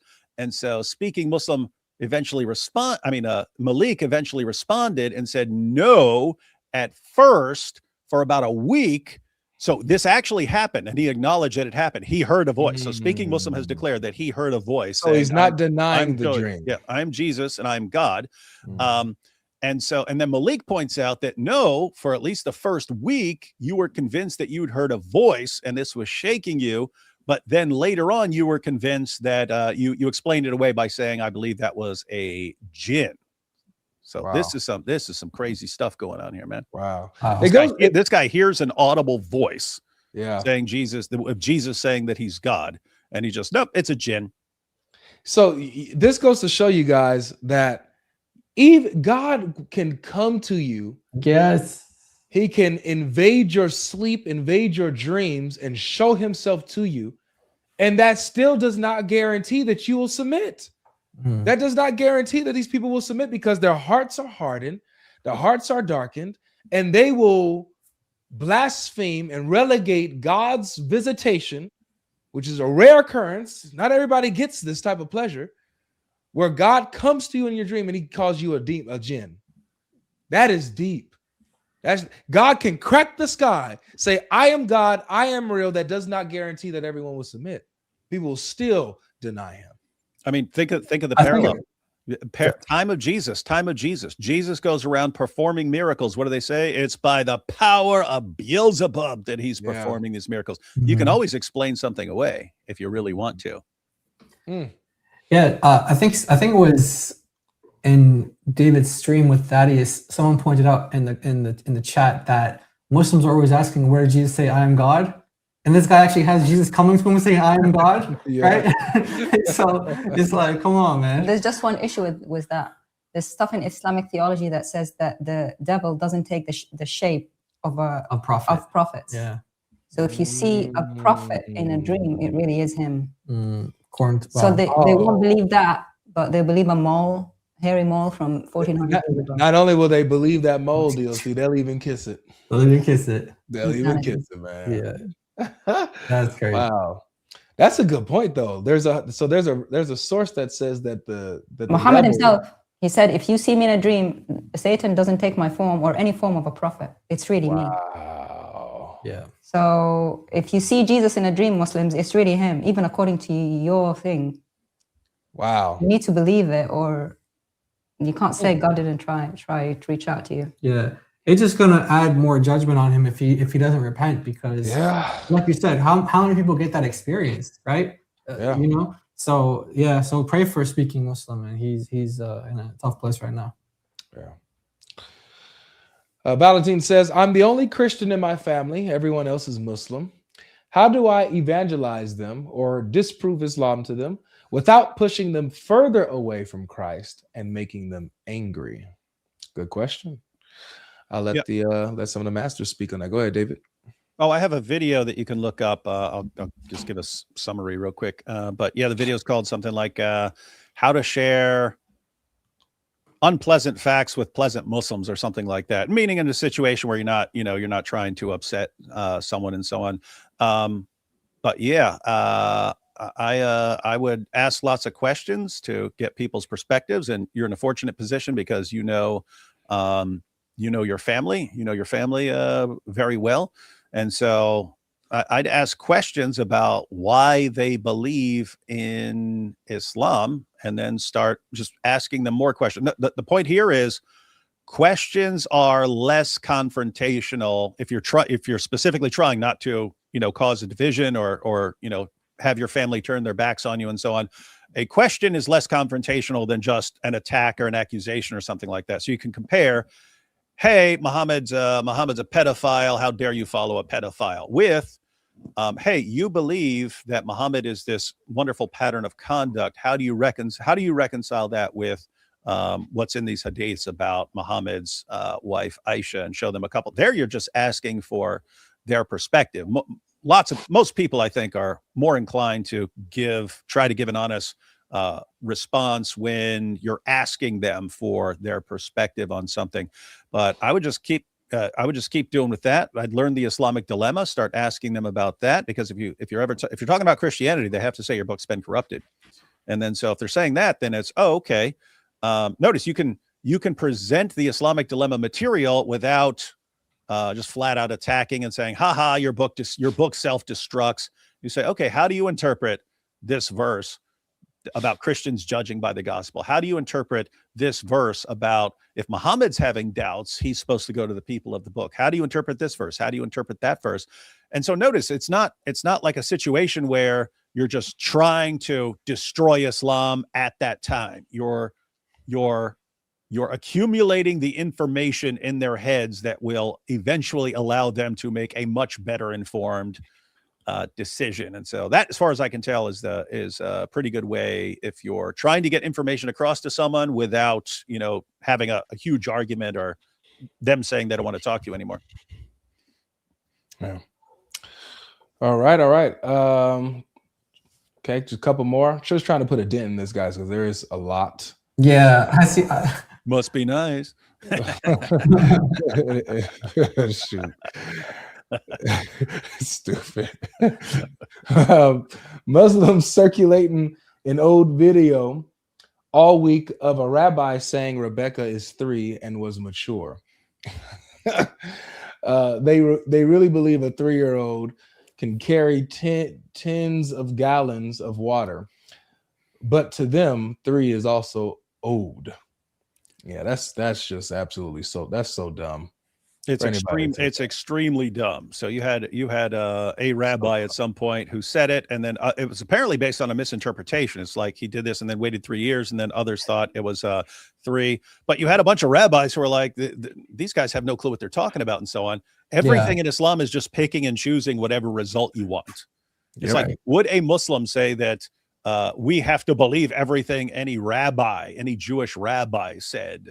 No, they would say, no, they're normally going, you Christians, you should be destroying these Jews because look what they say about your religion and look what they say about Jesus. And then they'll flip right around. Hey, we found a rabbi who says something that we really want to promote because we want to lie about Isaac and Rebecca, even though we claim to respect them, but we want to lie. And so what do? They always they'll sift through everything and then find the one thing that they can twist into agreeing with them, reject everything else, and then present it as a straightforward fact. And it's like, you guys are exposing your true colors here. Your true colors, this is a demonic antichrist religion that is just to destroy everything that is good and true. And you guys say, no, we respect Jesus, and you lie about him. We respect Mary, and you instantly lie about her. We respect the prophets, and you lie about them constantly. Yeah, keep it up. Because there's another medieval rabbi who argues against the 3-year-old's position and says, actually, there's a competing tradition that says she was 14, and he gives arguments and he argues against the 3. So Muslims, not all Muslims are aware that there's like multiple positions, but for the ones who are, why do they always default to the 3? Even though there's 14, there's other ages, they always go to the 3. Why? Because just like David said, they're trying to make the prophets look as bad as possible, because they want them to, they want to justify Muhammad. Hey, that's what they're trying to do. Oddly enough, Jake Broncatella, Jake, the Muslim metaphysician, actually made a good video telling Muslims to stop this nonsense. He's like, no, she's not 3. She's not 3 according to the Bible. That's nonsense where a bunch of Dawah guys make up this nonsense and we pass it around. Stop doing this stuff.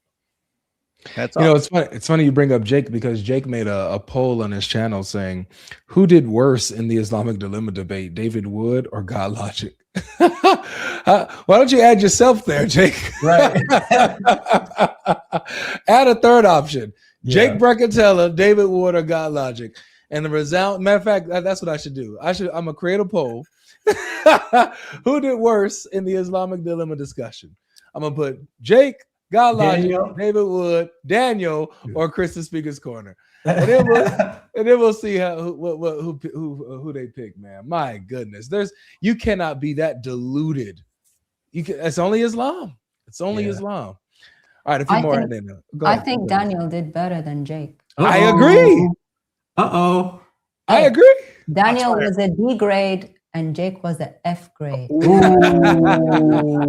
Take it. We're gonna get DOC's tier list. Tier list of Muslim responses to the Islamic dilemma. D tier and F tier. Oh yeah, that's tough. That's tough. Yeah, at least Daniel was on the subject. Yeah, but later on, if Daniel complains, DOC can make her revise list and say, actually, you're an F now. You're all F tier. I was being nice before, but you're all F now. How does it feel to have Daniel do better than you, huh? He hates it. It's burning in him. It's burning. The apologists Avengers have assembled. The Bible is well represented, and that's the truth. God bless you all. God bless you as well. Seems to me that there is no way without demonic influence that Muhammad would put the crucifixion in the Quran, but take Jesus off the cross. Satan doesn't care if you do or don't do good things. He cares if you follow the truth of Jesus Christ. Yep. You can do a million good things. And if you deny Jesus, Satan is satisfied with that. That's the truth. Fact. Christians disapproving the Quran with contradicting verses is the same as Jews disapproving the New Testament with contradicting verses. No, it is not. What is wrong with you guys? No, it is not. How is the what?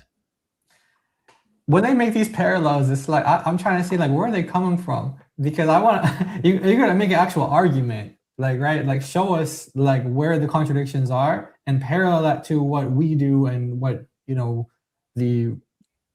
counter missionary Jewish community does. Like does the New Testament say Jesus did miracles and then another place say he didn't do miracles? Because that's the level we're talking. All right, let's see. One of the most detrimental is Sahih Muslim 28:14a.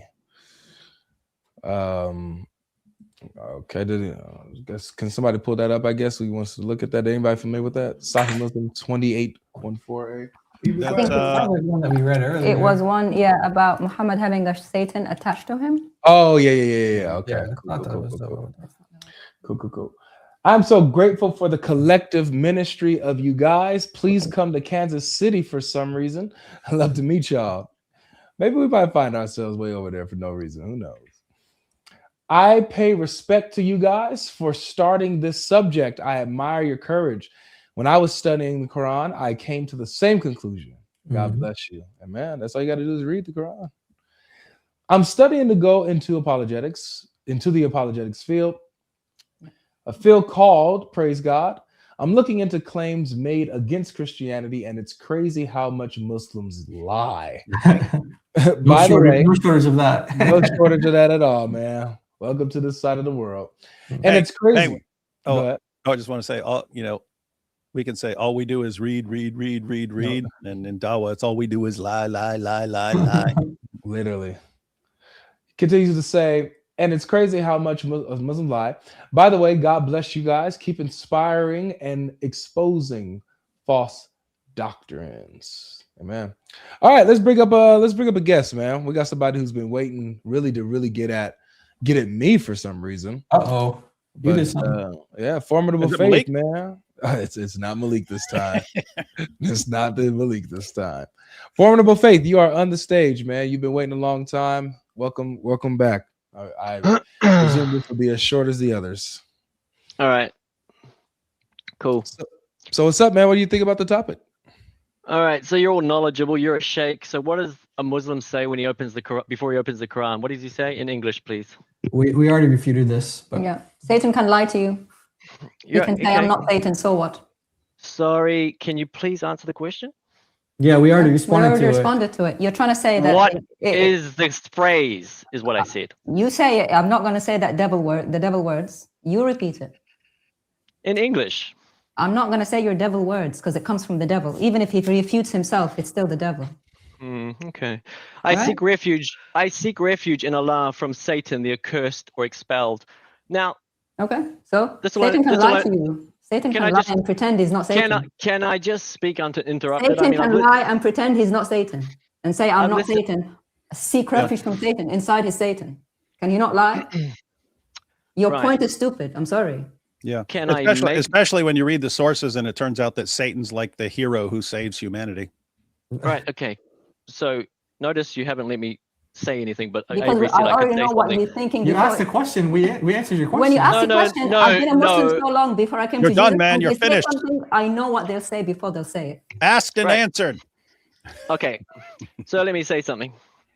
The Quran calls for Satan as a clear enemy, commands believers to seek refuge from him, declares his plot weak, denies he is a... Wait, are you reading from a script? My list that I made for the last hour and a half. We're humans, not robot. Okay, well, can't like a human. Like I'm speaking to you, I'm not reading from something. I have the ability to speak without you interrupting. You don't have the ability to read, unlike your prophet. Don't read something to me. Speak to me like a human. Okay. How does the Quran warn you against Satan? You pray against Satan. Everything is warning you, tells you that those who don't follow Satan, he has no authority over. Satan speaks about how he has nothing to offer you in the end. And your own book says that Satan can't stand against himself. You just proved Muhammad is a false prophet because he had authority over Muhammad. If Satan only had authority over those who follow him and Muhammad failed to his authority, then Muhammad is a false prophet and a Satanist because he followed Muhammad. He followed Satan. No, follow is when you end up in hell, Avery. Focus. Yeah, Muhammad's in hell right now. You don't know that? No. That's your claim. Yes, my claim. You don't even read the Quran. You don't even read the Quran. So what is your response to what I just said? According to what you read, which is good, you quoted the verse that says that Satan has no power or authority over those except of those who follow him. So with Muhammad reciting verses that Satan put into his mouth and didn't even know it, Satan had authority over Muhammad's recitation. Therefore, Muhammad is a follower of Satan and a false prophet. What about the last Ramadan of the Prophet sallallahu alaihi wasallam? Take care, man. Take good care of yourself. Charles, you're up, man. Hello. Do you remember me? I spoke to you on Monday. I don't. You have a different name this time. No, I talked to you about when you said that Jesus is God, and I asked you the question, why would God off himself? Do you remember? No, I talked to a lot of people about that, bro. So okay. But yeah, do you say that Muhammad sallallahu alaihi wasallam is demonic, right? Yeah. What brings you to that? Like, what makes you think that? What is your... In chapter 22, verse 52, it says that Satan threw in Muhammad's recitation. Is that in the Quran? Yes, sir. Chapter 22, verse 52. Can you bring it up on the screen? Sure. Just give me a second. Yeah.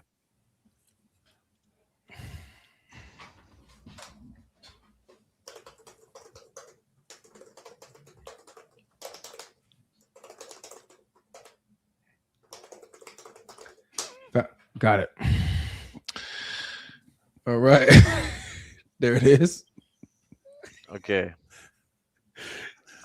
Never did we send a messenger or a prophet before you, but when he did recite the revelation, narrated or spoke, Shaitan threw some falsehood in it. But Allah abolishes that which Shaitan throws in. Then Allah establishes his revelations, and Allah is all-knower and all-wise. And you read that in the actual Quran too, like a book. Yes, sir. It's in the book. You have read it. Yes, bro. Okay. But like the last guy said, like the Quran goes against the demonic things. So why would they talk about Muhammad being a prophet then? Do you not think it's weird? Wait, Like, I'm sorry. Say that again. What was like your question? the Quran and Islam obviously goes against demonic and Satan things, right? So why Yeah, are they saying that Muhammad is a prophet? yeah, that would be fake. They're saying Muhammad's a prophet because that's a lie. That's the whole point. They're lying. So, okay. So, but I find it hard that it's a lie when every Muslim believes it. Do you not think it's weird? Yeah. A lot of every Muslim believes Muhammad is a prophet. They're believing a lie. Jesus says that false prophets will come after him and deceive many. So, well, every Hindu believes Krishna. Does that make does make it a god? Just because everyone believes something doesn't mean anything. No. But I ask you, like, do you guys not think it's weird that every Muslim like believe in Muhammad and also like? no, it's not weird. That's what makes him a Muslim. You wouldn't be a Muslim if you didn't believe in Muhammad. What makes you a Muslim is you believe in Muhammad, just like That's what like makes saying- a Hindu is to believe in everything that moved. It's like saying, isn't it weird that every Muslim believes in the Quran? Isn't that strange? Isn't it weird that every Buddhist believes in Buddha? Guys? Isn't it weird that every human breathes? Is it weird that every Christian believes in It's Jesus? a definition of a Muslim is to believe in that's Muhammad. not what I was talking about. So what are your Weird thoughts? stuff right What- now. Just really quick, what are your thoughts then on Muhammad reciting words of Satan according to what the Quran is saying? Doesn't that make him a false prophet? That he was reciting what? He's reciting words from Satan. It says that when he recites, Satan threw into his recitation. But So- he didn't. So I don't. What do you- Therefore, I don't believe it. What do you mean he didn't? I just read it to you. It says, "Never did we send a messenger or a prophet before you, but when he did recite the revelation, Satan threw falsehood in it." I will believe it when I actually read it in a book. But You'll believe the Quran when you actually read it. But I see what you mean. But like example, like the. Do you not have a Quran with you? Do you not read? Can you not? I can you don't look have it it up? on. No, I don't have it on me right now. Do you but, not read the Quran? It looks like you've never seen this before. Yeah. No, I have read the Quran actually. Yeah, I have read the whole Okay, thing. have you not come across that verse before? No, Okay. never. Okay. You So never. That's why I was wondering. Okay. Oh, so how can you be a Muslim and believe in Muhammad when you haven't even read the book? You just believe But in I it? have read the book. You just said you haven't read this though. You said you've never come across it. Yeah, that's why I like want to talk to you, because I find it weird that you brought it up, because I've never read it, even though I read the book. Okay, how about this? Would you So is it in the agree? book or not? Would You read the book, but you never read it. Would you agree that that this would make Muhammad a false prophet? If it was true, Yeah. that he did it, yeah. Wow. Okay. Well, he did do it. Good. But I've never read it in the Quran, so I don't believe it. Literally gave you the reference, Surah 22, verse 52. Yeah, I'm gonna have to like read it again, and You then read it I'll for the probably first join time. another time and talk about it. But for now, yeah, just I don't believe it. Are you a Sunni Muslim? Yeah. Do you know that Muhammad was also bewitched? Bewitched? Yeah. Like No, the I didn't know show. that. Yeah, Muhammad was bewitched. So I'll show this to you as well. It says over here. Oh, it's kind of small. It says Sahih Bukhari 3175. Narrated Aisha. Once the prophet was bewitched, so that he began to imagine that he had done a thing which in fact he had not done. All right, That so says it in the Quran. this is Sahih Bukhari. This is in the Sunnah. Ah, okay. Mhm. So that's 100% accurate. Yes. Okay. But it's weird that you think it's he's like being satanic when he has miracles. Also, you But said that's that what- he that's didn't what it have any says, though. miracles. That's what it says. How can a satanic person or a demonic person have miracles? But that's what it says in the book, though. You see it? Yeah, Yeah, I see it. That's a problem. That's a problem with your religion. People made up the story that he did miracle. But haven't people made up things in the Bible? No. No. Wait. Not according to the So Quran. We never said you see the reference right here. It says, but he's. Yeah, I see it. But haven't people made up things in the Bible? Hold on. like So, in the hold New on. Testament? So you accept Muhammad was bewitched now? I'm not sure. I have to get You into just said it it's myself. 100% authentic. I'm showing it I to you, didn't bro. say that. I asked you. Oh, you're asking if Al-Bukhari is 100% authentic? You're asking a Christian if the Bukhari is 100% authentic, and you're a Sunni Muslim. I have never looked onto that site. So you haven't read the Quran and you haven't. Okay. Read the Hadith. All right. It's not looking good for your fake prophet, man. Yeah, bewitched means the devil is controlling him, which means he can't be a prophet. That's really, it's really funny that you say that, but Why is it funny? Like haha funny? In What do you the- mean? Like, Yeah, is this a joke to you? You Is bring this up something these- for you to you bring laugh up- at? Is Sahih al-Bukhari a clown to you? You bring up these things about prophet and Islam and everything, but you all believe in a fake book. Wait, why? Whoa, book is fake. Book is fake. So we have another reason to reject the Quran because it affirms our book. I We're didn't the talk people about of the Quran. I talked about the Bible. So what is your? Yeah, but the book Quran is affirms fake. our book, which you just said is fake, and so the Quran is Yeah, the wrong. original Bible. Hold on, original. hold on, guys, hold on a second. Let's not get away from this. I really want to hammer this in. Mhm. So, are you okay with following a bewitched prophet? That I have to look it into myself. I just said it. Well, it's in front of you. Like, what more can you look? You can't click it anymore. It's in front of you. It's one line. You said that it's in the Quran, right? Actually, I can. Hold on, DLC. Hold on. Oh, he's gonna click it. Click it. There, you see that? It's Oh, bigger. he clicked it. No, I read it. But Okay. I said, I- just like what I said, else I have can- to what else look can you into do? it. Yeah, you can't read into it anymore. It's one line and it's full stop. There's no more. And you don't edit. want. And you don't want to corrupt your books, do you? You want to add to it. You can't bring up stuff on the internet and just show it in my face. So Expect me you're to saying believe that it, you know? wait, you're saying Sunnah that dot is lying about Aisha? I'm not sure. I just said I have to look into it. So how will you know if this is authentic or not? What more would you find? Did you just say this is according to the Quran? Dude, it's Bukhari. Do you know the difference between Bukhari and Quran? It's okay. Take care, Two man. different things. Hold on one second. Take care. Take care of yourself, man. Good grief. What is happening here? Yeah.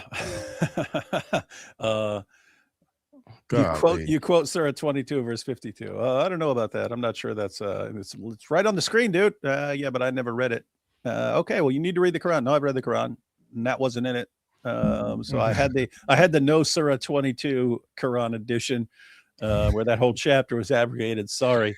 Okay, well let's go to the Hadith then. Here, you're a Sunni Muslim, right? Yeah. All right. Here's Sahih al-Bukhari. Well, I don't know about that. I'm gonna have to try and find. It's right on the screen, man. It's right on the screen. Well, I don't know. What it, okay, dude. It's kind of hard to have a discussion with you.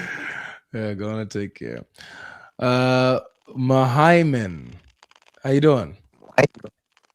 Oh, your audio's cracking up and stuff. Are you connected to a Bluetooth or headphones or something?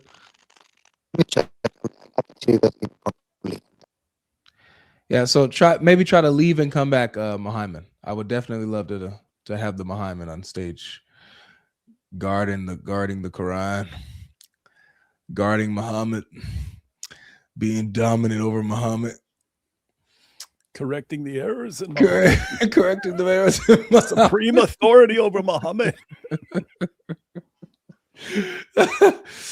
RS what's up, man? Hey, God, Logi, how are you doing, mate? You're right. I'm good. Thank you for asking. How are you? Yeah, I'm all right, mate. I'm all right. I've been trying to get in touch with Lord for the last 4 weeks. Okay. Okay, I'll give you a bit of history of mine, yeah? Are you a Muslim? And please take it very serious. Are you a Please take Muslim? it very serious. We have Are been you a doing a Muslim? research on Christianity for the last 6 years. Are you a Muslim? No, forget about it that I'm Muslim, please, yeah? I'm not actually. I'm not Muslim. I just do research. I did on Islam for 4 years. Then I knew what it is. Then I decided to do a research on Christianity. We spent, I basically myself personally, yeah, spent 6 years, 6 years, more than 6 figure to find out what is the truth. And I've got a lot of, before I release this, whatever our finding is, I really wanted to discuss with the Lord whether this is right or wrong, because otherwise, if I release this, it's not going to be very nice. So I do not want to do wrong things, to find out. So I would love to just ask you questions, but I would love another thing if I can have a proper discussion with David and Logic on this matter. What I'm going to speak to you a lot about, brother. This is a specific stream regarding Muslims. You did that. You told me that last time as well. Logic, you lied to me. You lied to me. Get off my stage. Wasting my time. So if I lied to you, go ahead and go somewhere else. Dismay, you're on stage. All right, beautiful. What's up, God Logic? What's up, Wood? What's up, man? Yeah, so what's going to be your contention against, not contention, sorry, your proposition that the prophet was bewitched or like demon possessed? Well, the hadith says it. He was bewitched. Yeah, that's just, what do I have? I can just say for a fact that Al-Mazari said that innovators rejected this hadith because it undermines the position of prophet and it casts doubt upon it. So like I have the scan and everything. That says wow. They reject the hadith because it casts doubt on Muhammad. I didn't say hadith. Wait, when did I say hadith? I'm talking about innovators. Stop strong manning my position. So was Aisha an innovator? When did I say Aisha was an innovator? I don't think you're I'm asking. Okay, what do you do with the hadith? What do you do with the hadith? Were you saying that people reject it? Yeah, I'm saying the innovators rejected this, claiming that it undermines the position of prophet and it casts doubt upon it. They asserted that anything leading to this conclusion is invalid, contending that accepting this. Wait, the innovators rejected it? Yeah. Wait, innovators rejected it. Innovators are not the good guys, right? Yeah, correct. Okay, so you're saying some innovators. We're talking about the people who weren't innovators, who weren't guilty, who weren't going to hell as innovators. What about regular Muslims who read that Aisha said this? What about that? Yeah, no problem. So Ibn al-Qayyim says here, rahimahullah, said how the Prophet ﷺ was guided to treat the spells which Jews cast on him. This has been denied by some people who said this could not have happened to him, and they thought it was a shortcoming and a fault. But it's not what they think. Rather, it comes under the heading of sickness and pain that befell him. We don't care. We don't care about people who denied the bewitchment. What do you do about the hadith? He said he was bewitched by a magic spell. It was a magic spell. According to the Quran, magic is taught by demons. Demonic magic had power over Muhammad to give him delusional thoughts and false beliefs. So Satan has power over Muhammad, and according to Muhammad himself, Satan does not have power over you unless you belong to Satan. Yeah, okay, I'm giving you the hermeneutical criteria here, which is going to be contextualization analysis, and you're just like not regarding that. When I tell you about the spell that happened, right, which the Jews cast on him, it just says this was denied by some people because this Jews did had not power happen over to him. Muhammad. Oh yeah, so I just told you this was denied by some people who said that this could not have happened to him, but they thought it was a shortcoming and a innovators. fault. You said innovators rejected it. Yeah, are Jews not innovators? Who are you saying rejected it? Is the story true or not? Yeah, the story is not going to be true in the sense that you understand it, right? I'm giving you the hermeneutical approach for it, but you're just continuously strawmanning my position. I'm not asking you to strawman my position. All I'm doing is reading. Yeah, okay, I'm giving you the hermeneutical approach, and you're continuously rejecting something that you cannot invalidly reject. So I'm going to ask you again. No. To be clear, I was trying to figure out what you're saying when you say innovators reject this. Like, who cares what innovators do? They're going to hell. So what do non-innovators? What do serious Muslims do? Yeah, I got you. So I just gave you the quotation by Ibn al-Qayyim, rahimullah, who said this about it as well, right? When we gave you a quotation from Aisha. Okay, and I can just use exegetical sources. This is an internal critique. This is no issue. So is Aisha wrong, man, or not? I never said Aisha was wrong here. I'm asking, is she wrong? Yeah, I never said no. So I'm just giving you an exegetical source. Is she wrong or not? I didn't answer. Yeah, this is just a false dichotomy. Yeah, this is just a false dichotomy here. You're just going to give me. So I'm going to ask you one last time. Is Aisha wrong? Yes or no? Yeah, this is going to be invalid because I told you it's a false dichotomy. Thank you for coming. Aisha under the bus. Speaking like a politician. I just want to point out a little side note. We have a bunch of these hadiths. There's a bunch of the hadiths about Muhammad having the spell cast on him. Yeah. Mm-hmm. And that's why chapter 113 and 14 were revealed according to the sources. Surah 113 and 114 were revealed because Muhammad was bewitched. According to the sources. Liar, you ignored my hermeneutical framework, which points out that the innovators fabricated Surah 113 and 114 to defend their fabrication of this hadith by Aisha. Maybe that's why Ibn Masud didn't include it, because the innovators didn't. Speaking fast like a politician doesn't help you. Okay. You need scholars to deny Aisha, and they don't. They actually approve of her, and Bukhari is second only to the Quran. Hello? What's up, what's up? What's your real name, man? Because you keep coming up here changing Ramadan your name. Hassam. I just put him because he's the first day of Ramadan. I put Ramadan 2026. Oh. Yeah, Thank you for spending Ramadan with us. Yeah. Hey, how you know it's the first day of Ramadan? Because the Muslims are split as to when the first day is. Yeah, in Egypt, they say it starts on one day. Guys, he's a Quran only. I'm a Quran only. I'm a Oh, so submitter. how does he really know? Oh, No, from the lunar calendar. From the lunar calendar. You can prove it from the Quran. I know, but the Muslims have the same lunar calendar, and they split on which day Ramadan is first. Because they do it from like what it says in Saudi Arabia specifically. They don't go by what it says for where they actually live. You know what I mean?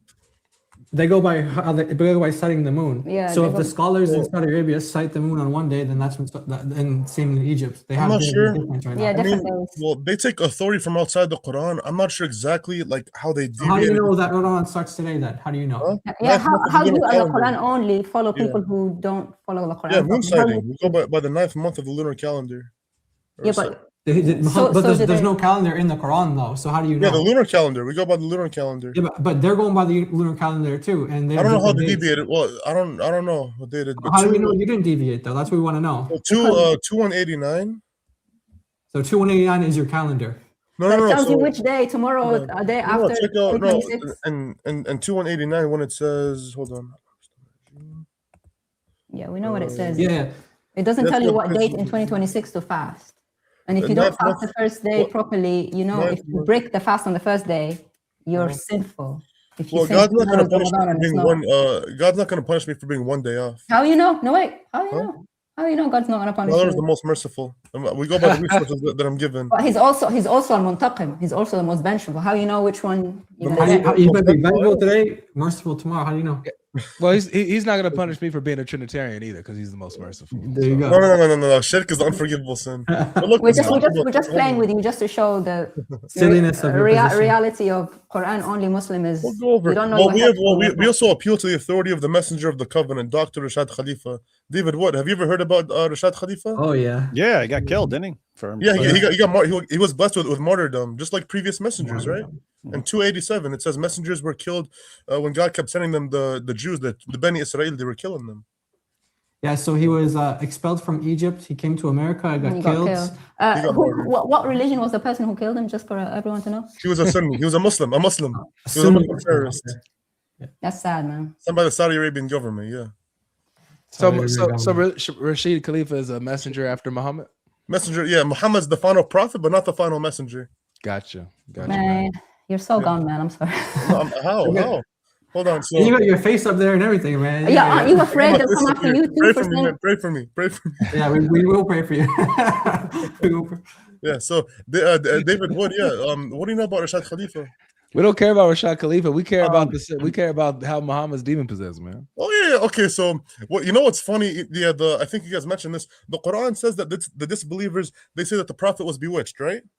And the people who wrote the hadith says that he was bewitched. The disbelievers. You know, it was Aisha, right? You think Aisha is an unbeliever then? Because it narrated. No, he doesn't even probably Well, believe look, in Aisha. let me tell you something, right? I want the Muslims to hear this too. Talk to him. Yeah. If Aisha actually, hold on. Yeah, let me give you a big screen. Hold on, let me expand you, man. Talk to him. Oh man. If Aisha actually said all that nonsense, she is going to hell, no doubt. Whoa. That's right. That's You know, true. guess what? The Noah's wife and Lot's wife, they were both disbelievers. So just because you're the wife of the prophet does not mean anything. Boom. So she's not your mother. So You she's heard not it your here, mother. everyone. Well, the thing is, like my literal mother, right? She if she's a disbeliever, she's still my mother, right? So is she your Yeah, spiritual yeah. mother? But the Quran says Muhammad's wives are the mothers of the believers. Yeah. But even like if my mom, if she's a polytheist, let's say she's a Hindu or something, she's still my mother, but not a believer. You know what I So mean? Aisha's your mother or no? Yeah, but even if she's even he's pointing out, even if she's not a believer. Yeah, I don't think she said that stuff though. I don't believe she said that stuff, but I'm just saying if. So if she said it, she's still your mother, but she's just a very bad mother going to hell. You believe that? You believe in him having a wife named Aisha? The Quran doesn't say, but like if you had a wife named Aisha who walked and breathed, right? I got no problem with that. So yeah, you don't know who his wives were. Doesn't matter. You just know he had wives. Yeah. The Quran says he had wives. Right. Okay, for sure. Yeah. Yeah, this is very interesting, man. Mhm. So how you said that chapter 2 verse 189 tells you which how to find the day of Ramadan to fast? Well, it says, they say, yes, Adunaka, or I'll read you in English. It's in English, it says, they ask you, Prophet, about the phases of the moon, say they are means for people to determine time and pilgrimage.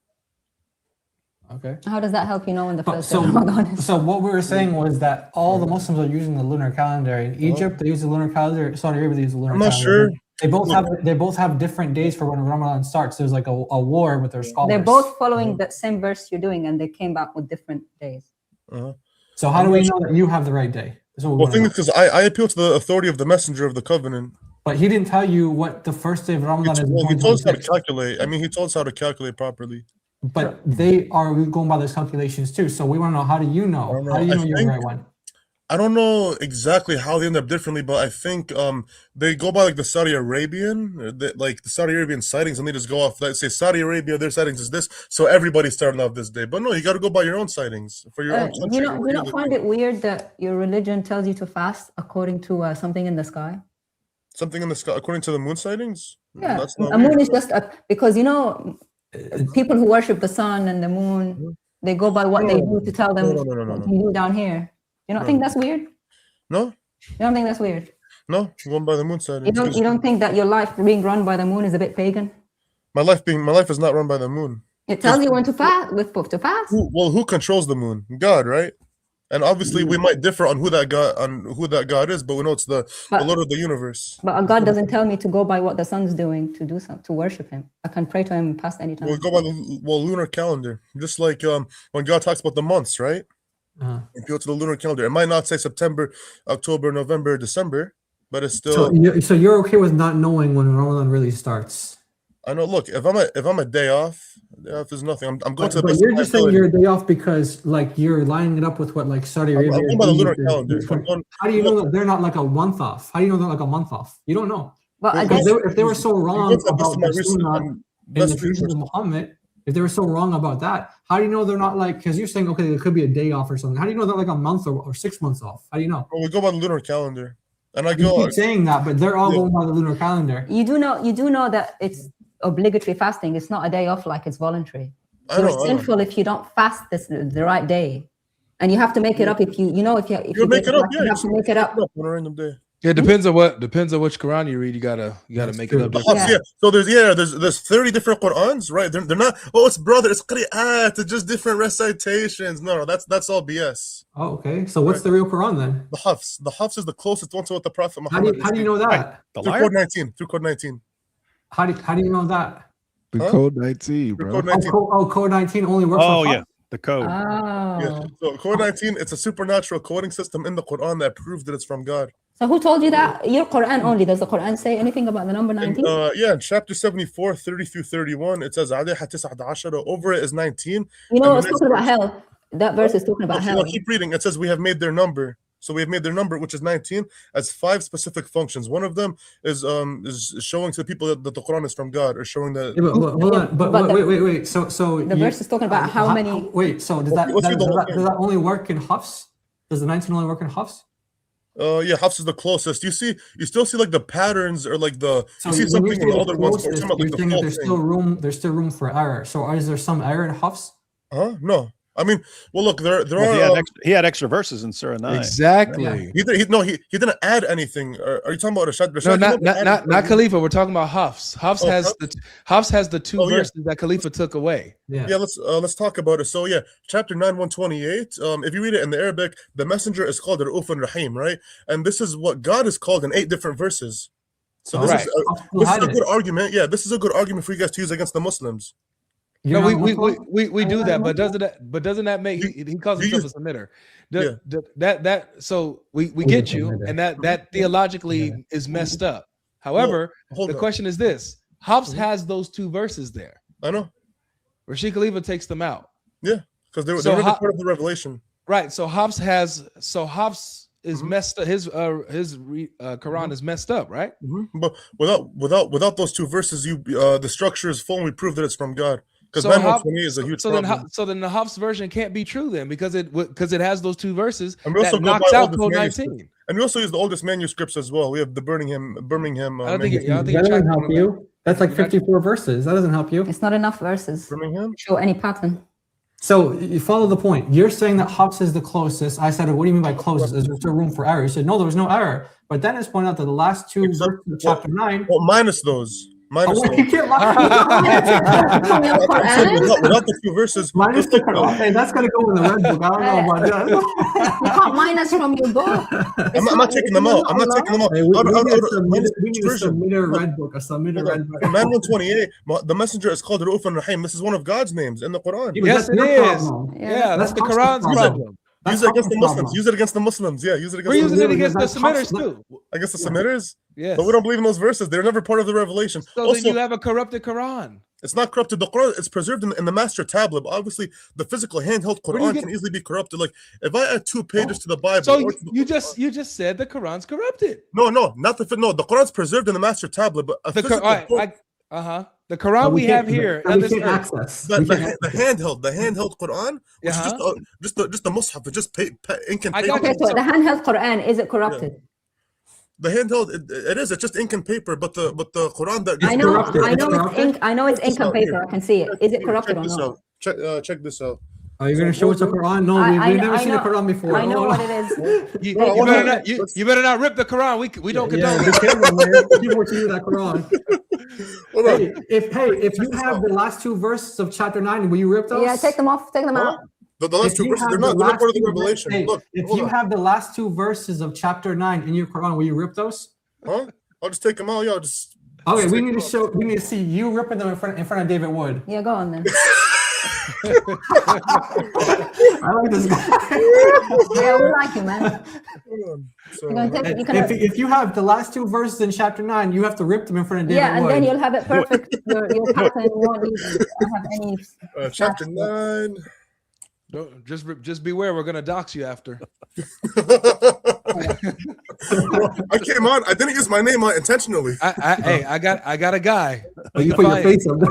I got a guy. Yeah, Malik. Yes. Who did it? Malik did. Who did? Yes. When you're ripping chapter 9, say this is for Malik. This is not what I'm here to do. But like, this is not. But it's not the Quran, though. It's Quran. It's not the Quran, right? But I do want to show you something as well. So it's not the Quran, so you can take it out. Yeah, it's only ink and paper. It's okay. It's not part of the revelation. Yeah, it's not part of the revelation. So what's it doing? I have the English one in front of me, though. I have the English one in front of me. Okay. Cool. We're cool with you? I don't know. David. He's the master. Arabic. Only the Arabic matters. Only the Arabic. Yeah, only the Arabic. I don't have one on me right now. It's okay, man. It's okay. It's okay. So the point that we're getting at is that even as a submitter who's distinct from the Muslims. Yes, it's not a satanic religion, bro. It's a satanic religion. The Muslims they worship Muhammad. They worship Bukhari. They worship Hadith. They do. Scholars, the Arabic. They do. Yeah. All right, and so here's the issue: is that so you have your Quran from Rashid Khalifa, who they unalived and got rid of. Hold on, let me get this guy out of here, man. Just like Jesus. Jesus got crucified for the Jews. They want to kill him, right?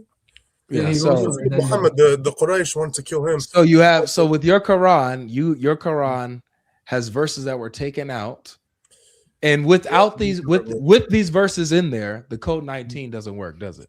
Well, not only that, but it also makes Muhammad God, basically. And it makes Muhammad God. So number one, so with these with the entire other world of Muslims outside of the Semitters, they have these corrupted Qurans. They have 30 versions. No, sorry, over 30 versions. Yeah, all of them have these verses. I know. Yeah, and so all of these verses make Muhammad. I think there's over 30 versions of the Quran. Yeah, they're not recitations. The Warsh, Khalaf, and all of these versions make Muhammad God, correct? Well, they all have those 2 verses, yeah. So they're not accents. They're not. It's intentional. Also, isn't it convenient? Right? Hold on, hold on. But isn't it? It's not just accents. No, it's not just accents. But isn't it convenient that the only chapter in the whole entire Quran that's missing God's signature is chapter 9? God didn't sign off on it intentionally. Do you know why that is? According to Muslims, Yeah, Muslim scholars say the reason why that is because they didn't know if chapter 8 was ending at chapter 8 or was beginning at chapter 9. They didn't know. So Ashankriti says that that's the best explanation that the early companions. That's not what the Sunnis say. Yeah, that's what the Sunnis say. That the companions didn't know when they were compiling the Quran. They didn't know whether to separate chapter 8. Like they didn't know whether there's a part of it or not. So stupid. No. So what's the reason then? What's the reason? That's what the Sunni scholars say. According to I know. So God, He flagged chapter 9 for us because it was the only chapter that was going to be tampered with, in terms of those two verses. So you're saying chapter 9 is tampered with? With those two verses, but now, khalas, it's purified now. It's purified. Who purified it? Wait, who? Khalifa. God through the messenger of the covenant. Oh wow. So what do you guys think about the chapter 9 thing? Just really quick, how do you know that he was right for taking those verses out? Because, where in the Quran does it say that those verses don't belong? Well, for one, in chapter 6:12 and chapter 6:54, God says that mercy is His attribute. It's not Muhammad's attribute. How do you know that? How do you know it's not? It says that He's merciful in the verse. How do you know? So the Quran is saying that Muhammad does have the attribute of mercy. No, 9:128. No, that's not God's revelation. Look, the reason I can't. Yeah, based on what is my question? My question is based on what? Where does the Quran tell you that 9:128 and 129 are not revelation of Allah? The messenger did, and we have proof for that because Code 19 without the two verses, you're going outside of the Quran. No, hold on. Okay, look. Now you're hold on. No, inside the Quran. I get inside. I got you. Okay, so where in the Quran does it tell you that 9:120? And I know John News, he got to go pretty soon, and David, we're gonna wrap up with this. Can I talk to David though, like before? Nope. Yeah, you're gonna get through Avery first. Yo, Ramadan 2026. If you actually want to, if there's something you want to discuss with me and so on, let me know what you want to talk about. We'll set up a live stream on it. Of course. Yeah. Awesome. So in the Quran, and I'll let you answer, and I won't fight you back on this because we got to end this. Okay, but there's 5 more. It's a few more minutes. Sure. So in the Quran, where does it tell you that 9:128 and 29 are not revelation of Allah? That they are verses that don't belong. Yeah. So judging by the content of 9:128 in the Quran, the Prophet Muhammad, he was commanded to say that he has no power to benefit himself or anybody else. So if he's Ra'uf and Rahim, that means that he has the power, because it says 9:120 says most merciful, most kind. That's what Ra'uf and Rahim means, most merciful, most kind to the believers. It doesn't say to the believers of his time. So that would mean that Muhammad is still benefiting me or the people today. It's not true. I won't fight you on that because I gotta end it. I do have rebuttals, but I like what you did there. Yeah, but what I want to show you though, what I want to show you is I don't got time for you to show me nothing, Hassan. It's not for you. No, I'm just saying to answer one of your questions. It was for Jay and Doc. What question? So like when you say also that the handheld Quran's corrupted, well, let me ask you this: if I take an Arabic Quran or a Bible and I add one extra page to it, is it corrupted now, or is it just the physical text that's corrupted? I was asking you. That's what we wanted to know, because you were the one saying Hafs is the one that's closest to Muhammad's check Quran. This out. Yeah. So let's say if I take this piece of paper, right, and then I add it into the Quran, right, and same size, same text, same everything. Is the Quran corrupted now, or is it just the physical text? Same with the Bible. Well, it says it's a verse with a number and Sadaqallahu al-Azim at the end of it. So Muslims are saying to us this is preserved. So I'm asking you, what's your evidence? Which one? Ask them which one. Yeah, Code 19 is our evidence, but for them, which Quran is preserved is the question. Hafs is the most closest one. We have access to the Quran of the Master Tablet through Code 19. Okay. It's the closest, but it's not exactly correct. It's the closest through like. But not exactly, right? But not exact as the tablets in heaven, right? What I want to do, you remember Abdullah, the submitter, right? No, forget it, brother. Answer the question, Hassan. Slow down and answer the question. Yeah. Does Hafs match the preserved tablet of the Quran in heaven? Without the two verses, and even no, stop saying without. Hafs as it is, does it match the Quran in heaven? Yeah, through Code 19, yeah. Okay. Wait. Without the verses that are in it, though. Hey, focus, man. Sorry. Someone's watching. It's okay. I gotta wrap it up. All Thanks, right. All right. Hey, look, David is gonna have you on, bro. David will have you on. Hey, he'll let you cook all the Sunnis, man. Trust me. he just destroyed Islam. Yeah. Yeah, he doesn't believe it. He says Islam is a satanic religion. Yeah, he does. He says that. He's got a point there. He's got a point. He's got a huge point. You do have a point. Anyway, so I'm gonna finish out reading some super chats, but Giant DLC, David Wood, you guys can go ahead and head out if you want to. Thank you guys for coming through. This was a huge stream, really, really fun. And I think we're gonna be doing this topic a lot more, aren't we? This and Muhammad in the Bible. Oh yeah. Yeah.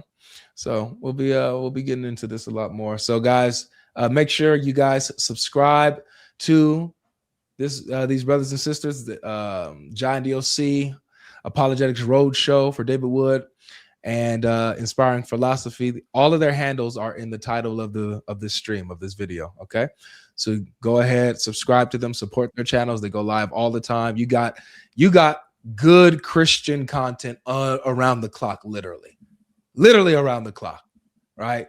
So you guys don't want to miss anything. So turn your notifications on and subscribe and support these channels. All right. Anything else you want to say, Giant DLC?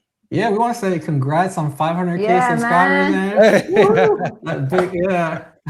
You know what I'm saying? Yeah. Imagine how many people watching you, man. That's amazing. That's insane. That is crazy. It really is amazing, it's a dream come true, man. Walking in the Lord, man. He's so faithful. He's been faithful from day one, even before day one. He's just been faithful. So it's really surreal, and just got to stay obedient and humble, man. It's really exciting.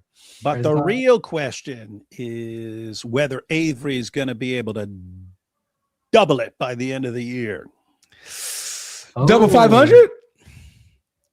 Yeah, nah. A God can do anything.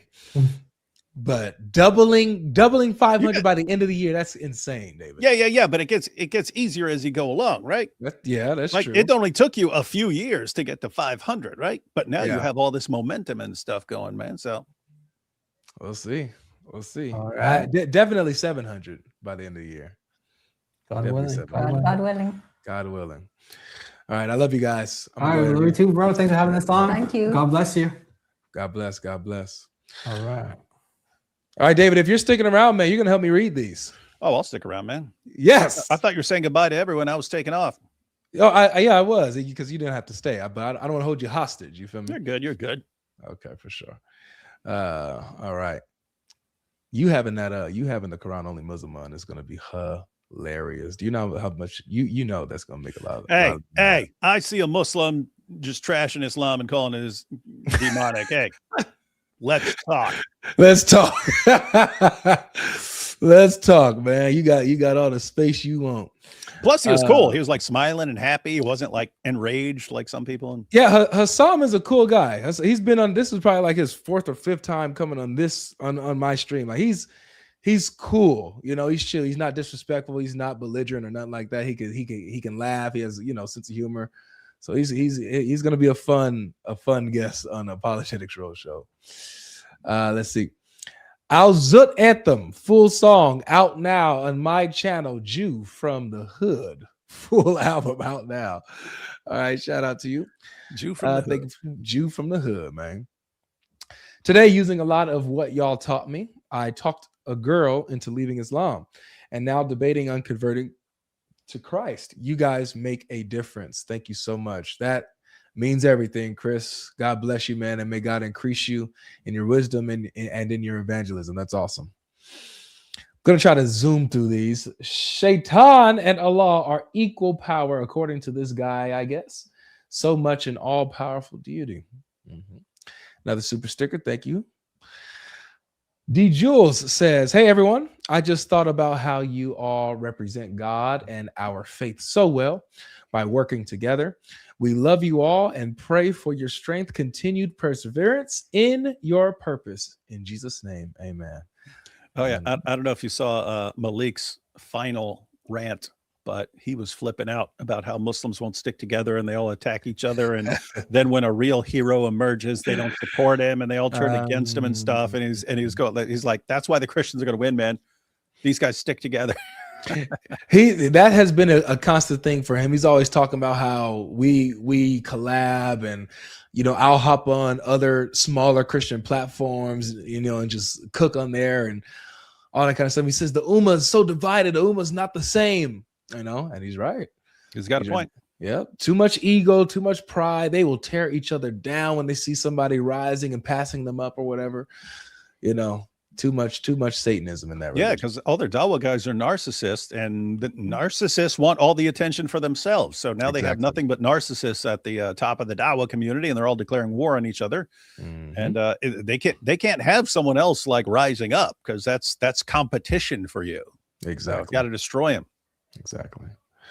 Let's see here. Quran is eternal, but some verses are abrogated. How?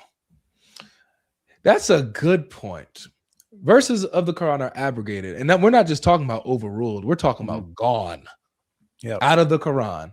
Yet the Quran is eternal, and just it's eternal. Yeah. So how can verses be gone?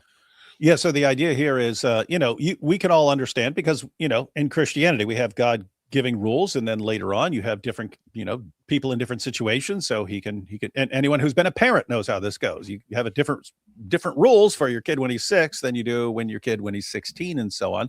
But here's the issue. It's like all these verses are part of the eternal speech of Allah, and within eternal speech of Allah, wherever you believe that, whether you believe it's in a tablet or you believe it's in Allah's head or whatever, wherever it is, in the eternal Quran, you have a verse saying it's okay to drink alcohol as long as you don't show up to prayer drunk. You got to sober up first. And then another verse that's saying you're not allowed to drink alcohol. And another verse, 482, saying, hey, the reason you can trust this book is because you don't find all kinds of discrepancy and contradiction in it. Mm-hmm. My. I was super excited for this live. God bless y'all. Yeah, I see that a lot of you guys like this topic. You guys like this topic, us going through various sources demonstrating how Muhammad was bewitched and Satan and is Satan influenced and demon possessed. You guys like this stuff. So I think that we're gonna bring this out a lot more. Yeah, you got to give the people what they want, man. Got to give them what they want. Got to give the people what they want. What's crazy is you could like zero in on any one of those subtopics, right? You could just zero in and go through all the hadiths and then the seerah and so on about Muhammad being a victim of black magic and so on. Yeah. I want to do one on focusing on how he received his revelations and how he would foam, hear the ringing of the bell and all the stuff. Head would spin around, he'd start vomiting out, spraying all directions, go on his back, walking. I want to go through those, and in parallel with demon possession in the New Testament that we see, and so I think that would be good to compare and bring out. John says Muslims can verify. Statistically, it's not possible that the satanic verses are false. 50 sources within 200 years of Muhammad's life. Historians all agree. Yeah, this is it's so clear when Muslims, the reason why Muslims are denying this and why they started coming out denying it. When you have a trend within the earliest years of Islam, everybody's saying, yes, this happened. Yes, this happened. And then you see that trend change and switch to denying that it happened. And it worked its way to that, to where they deny it completely. At first, there wasn't denial 100%, right, David? It was some type of denial. Yeah. It was a mixture. Yeah, it was a mixture. So basically, first 2 centuries, complete agreement. The past 2 centuries, in other words, like now, in the past 2 centuries, almost complete disagreement, and then in between it's all a mixture, but it shifted over time. It's just like seriously weird. Like, hey, Muslims today who've never studied any of this, who are kind of like the victims of all these people who made all these decisions over time for them, they know better than the earliest generation of Muslims. It's like, what? Seriously, guys? Seriously? You know better than the first century Muslims. Let's see. Chapter 15, verse 39 to 42 exposes Mimi as a follower of Satan. This is what it says. Talking about Iblis, Satan, said, "O my Lord, because you misled me, I shall indeed adorn the path of error for them on the earth, and I shall mislead them all, except your chosen slaves among them." Allah said, "This is the way which will lead straight to me." Certainly you shall have no authority over my slaves except those who follow you, the mushrikun. You guys see that?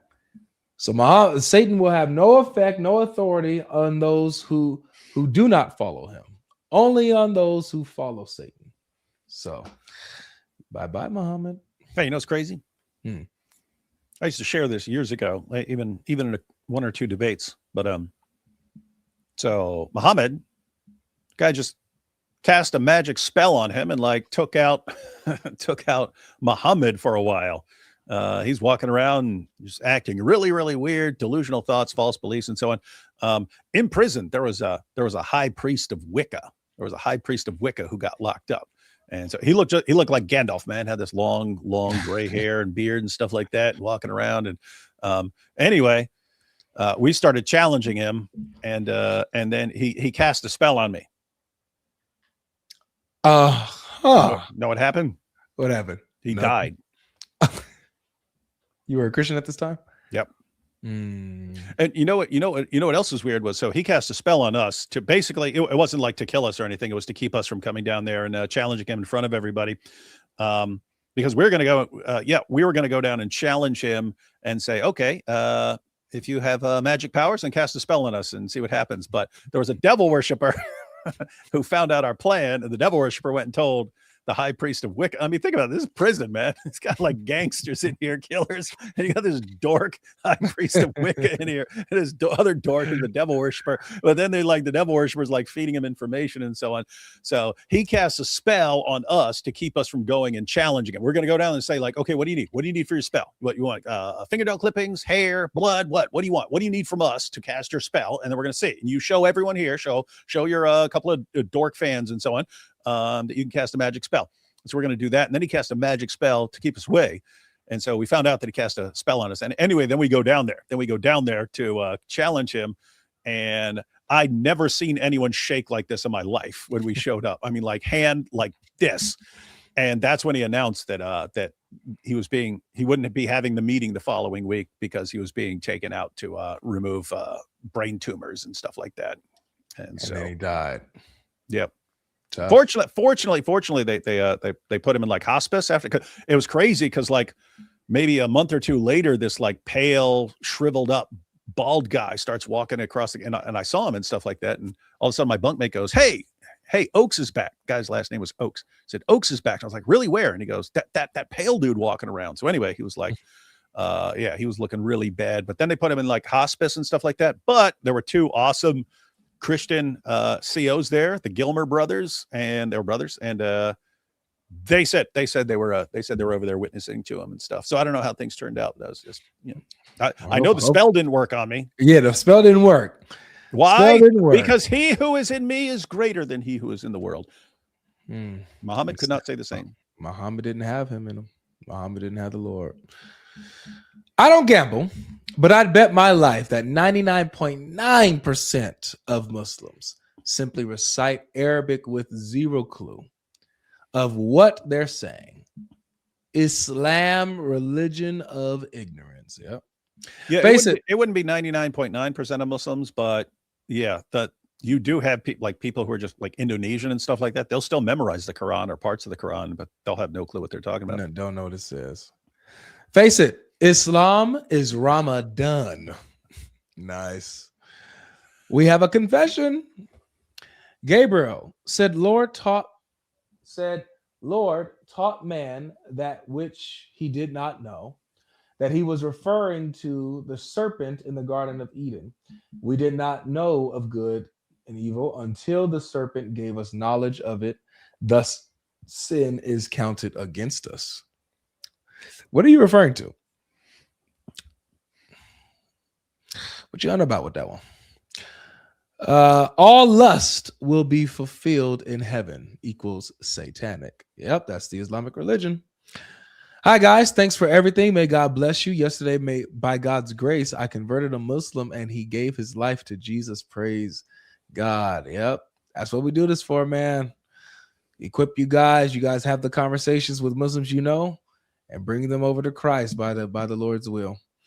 Question: how could Allah have a son if he didn't have any cousins? Yeah, That's their main point. It makes so much sense now why Ramadan begins by reading the moon, because he the PDF is a lunatic. You guys are sharp with this stuff. Thank you for the super sticker. GL, didn't you get the inspired footnote of Uthman that said all prophets are messiahs? What we doing here, man? I sure did. I did get that inspired footnote. Yeah. That was a question, not a statement. Don't be disrespectable, guys. Come on, Daddy. Come on. Don't do that. Y'all being mad disrespectable. Guys. That was a guy earlier on. Yes. Disrespectable. He didn't really, English ain't his first language, all right?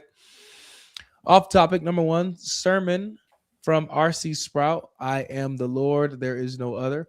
Awesome. Thoughts on Sprout?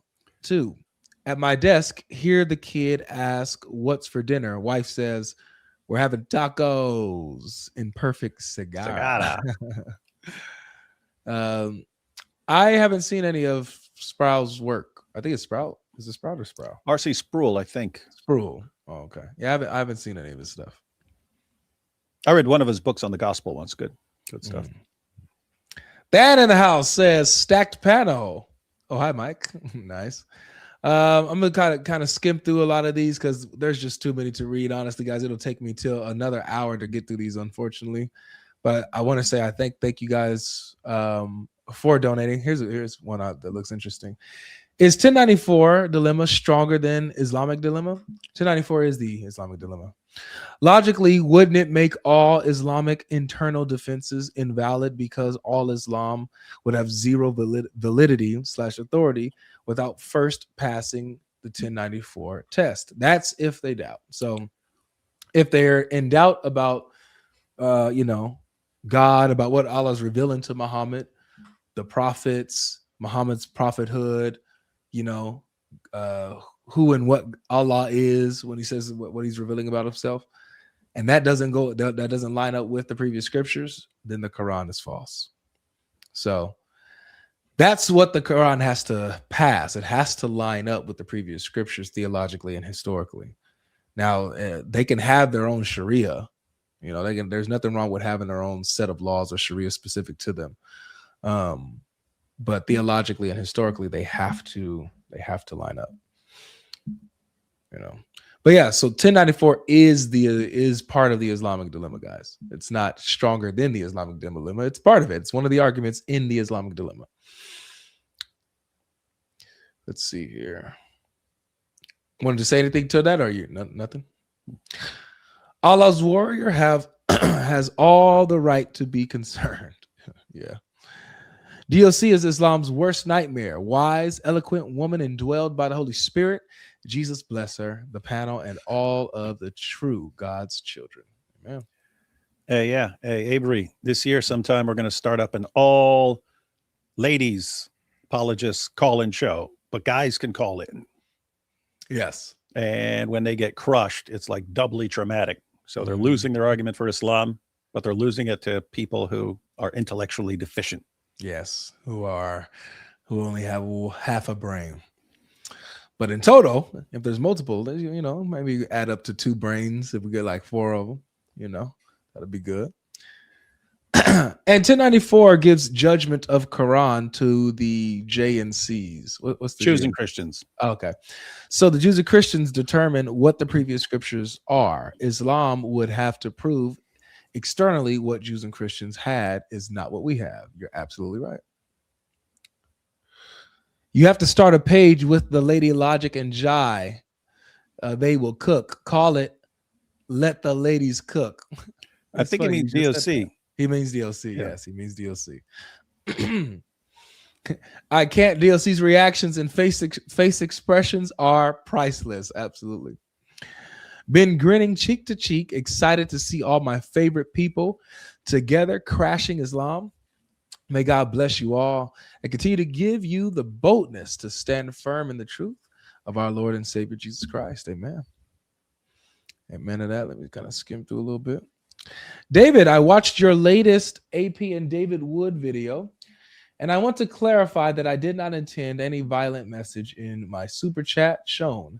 It was a poor choice in verse. It was only to refute false love.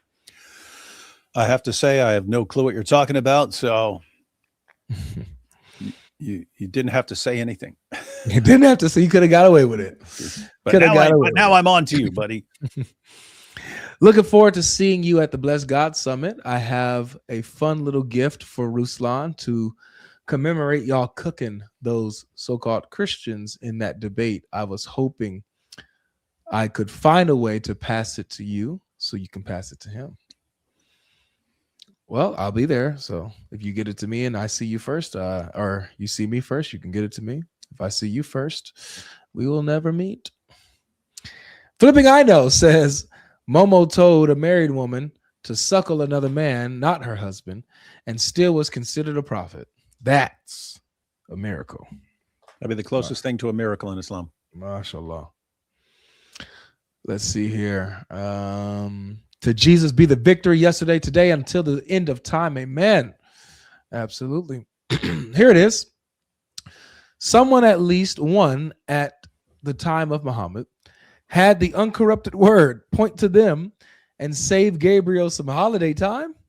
Why all that extra effort via a desert nomad? Yeah. Let me see here. For the first time in over 160 years, Lent, Ash Wednesday, Lunar New Year, and Ramadan all within a 24-hour period, and won't happen again until 2189. You know what that means. Multi-Mubahala. God bless you all. It's hilarious. This is just to test my other account. Does not let me donate. May triune God bless you all. Thank you for testing that. How can you refute Satan when his message aligns with Allah? They both reject the Trinity, crucifixion, and Jesus' divine nature. Looks like another dilemma. It is weird how so many of the callers who call in on any topic like this are like, but if Islam is from Satan, why would it condemn Satan? Explain that. And as DOC was pointing, like, do you really expect Satan to come up to you and be like, hi, I am Satan, Prince of Darkness. I'm here to lead you astray. That's exactly how he's supposed to come. Yeah, that's what I mean. It's like, Yeah. no, not how Satan approaches you. Allah Smooth Shin says, God Logic gonna need a whole new red book just for this stream. Goodness, this topic brought the demons. No, for real. For real. Let me see. Not sure if you run this argument, but maybe prove Muhammad can't be a prophet of God according to Deuteronomy 18:20 because he revealed the satanic verses. That's literally the connection, guys. David Wood.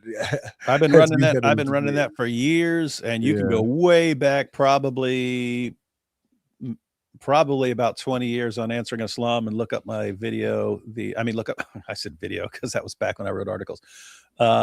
Check out my article, The Deuteronomy Deductions. The Deuteronomy Deductions. Pretty straightforward. If someone who claims to be a prophet does this, he's a false prophet who has to die. Premise 2, Muhammad did this. Conclusion, Muhammad's a false prophet who would have been executed.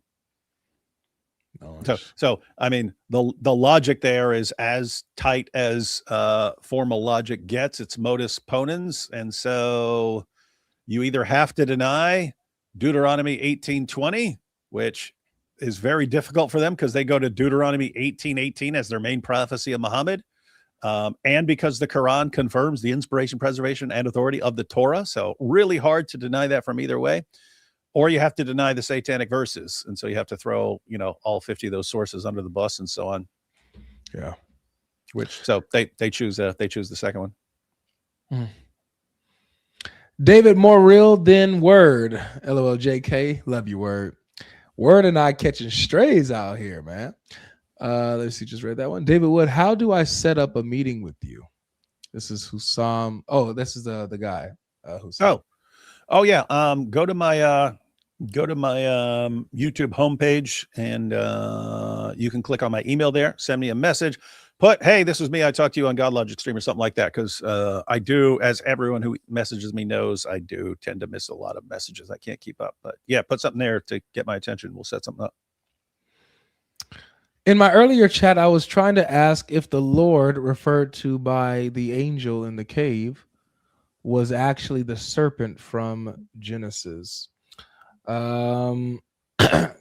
You know, there's no telling, guys, if it's like Satan himself who, you know, or if it's just another demon class of demons, you know, who knows? You know, it's not it's I don't think it's worth looking that deep into it or putting that much onto it to say, you know, that it's connecting to Genesis or anything like that, guys. We just know that whatever Muhammad experienced in the cave was from a demon, and if that demon had a lord, it was somebody who rules over him, you know. and it's that simple, you know. So it's not that deep. Asking on behalf of my wife, why is he rude to Muslims when he explains the Bible? I thought we were all supposed to show unconditional love like he did. No hate, but she low-key made a solid point. Who is your wife referring to, Brother Sip Call? Is she referring to me? If you could just, I think she's because clearly no one else on the panel. I think she's clearly talking about you. Clearly. What in the world? Because I'm like the nicest apologist of all time. You know. Yeah, I'll give a quick response that would apply to anyone who's part of this live stream. If you look at the Bible, you have just brutal rebuke, you even have like mockery and so on. If you look Old Testament or New Testament, the people who would be on the receiving end of this just brutal mocking rebuke, you get kind of three categories of people. You get false prophets, you get false teachers who are religious leaders who are leading other people astray, and oppressors. So Old Testament and New Testament. So false prophets, religious leaders who are leading other people astray, and oppressors. Since those were the people who were on the receiving end of just brutal mockery, rebuke, insults, and so on, we'd have to ask, okay, if those are the categories of people who are on the receiving end of that, who's kind of like the supreme example of a false prophet, a religious leader who leads other people astray, and an oppressor? Muhammad. He's kind of like the supreme example of all of those categories. So biblically, Muhammad is just wide open for, not in a good sense, but wide open for open rebuke. And so if that is biblical, it's just very strange if you think it's mean when we're explaining things. Unconditional love. This is the problem. What do you mean by unconditional love? Like, what do you mean by that? When Jesus was just blasting away at the scribes and Pharisees, did he love them? Was that unloving because he was just really, really mean and insulting? I don't think he was being unloving there. I think he was telling them exactly what they needed to hear at that time. And so, look, woe to you, scribes and Pharisees, hypocrites, for you shut the kingdom of heaven in people's faces, for you neither enter yourselves nor allow those who would enter to go in. Woe to you, scribes and Pharisees, hypocrites, for you travel across sea and land to make a single proselyte, and when he becomes a proselyte, you make him twice as much a child of hell as yourselves. Woe to you, blind guides, who say, if anyone swears by the temple, it is nothing, but if anyone swears by the gold of the temple, he is bound by his oath. You blind fools, for which is greater, the gold or the temple that has made the gold sacred? And you say, if anyone swears by the altar, it's nothing, but if anyone swears by the gift that is on the altar, he is bound by his oath. You blind men, for which is greater, the gift or the altar that makes the gifts sacred? So whoever swears by the altar swears by it and everything on it. And so Jesus goes on just crushing these guys, humiliating them in front of everyone. Was he being unloving? Or were these guys in some serious, serious danger on the day of judgment? And he was letting them know that. So anyway, point is, if you're interpreting the Bible, as you always have to be as nice as possible to everyone, I'd love to see a defense of that. Hey, you're muted, man. Wow, I didn't even know I did that. Clarification, she stated that regarding Sam and David, as I prophesied, y'all roasting my wife in the comments for what? She's a baby Christian asking genuine questions. I like how you said brutal rebuke. Much love. Well, notice you didn't say baby Christian. That's completely forgivable for a baby Christian. And it's completely, just so you know, it's pretty darn common among Christians to think, hey, well, these guys are being jerks. You're not supposed to be a jerk. Yep. So hopefully we gave that good clarification for you, brother. It seemed like you received it and it made sense. So yeah, brutal rebuke, especially for the haughty and the arrogant ones that we speak to, the ones who believe that they know things and aren't willing to learn and be humble. Got to be, have to handle them with tough love, not baby gloves. All right, well, that's it. David, thank you so much for hanging out with me this entire time, man. Thank you everybody who gifted the chat. I didn't get to all of y'all super chats, but man, you guys definitely blessed the ministry. Thank you so much. And thank you guys for sticking around. We still got 3,300 people who just sat here and just watched us just read super chats and just chat with you guys. So thank you so much. David, you going live tomorrow or tonight? What you doing? I might have Anthony Rogers swinging by. Might do something. Haven't figured it out yet, but yeah, we'll see. Fun stuff, and gonna be a fun Ramadan. Oh, it's gonna be a good Ramadan. Best Ramadan ever. With that being said, David, what's our favorite question, man? What's the Injil, man? That's it. I messed that up. Wow, that's crazy. Here it is.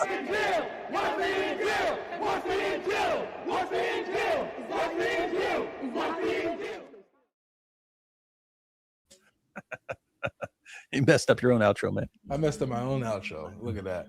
All right, bye, guys. See y'all later.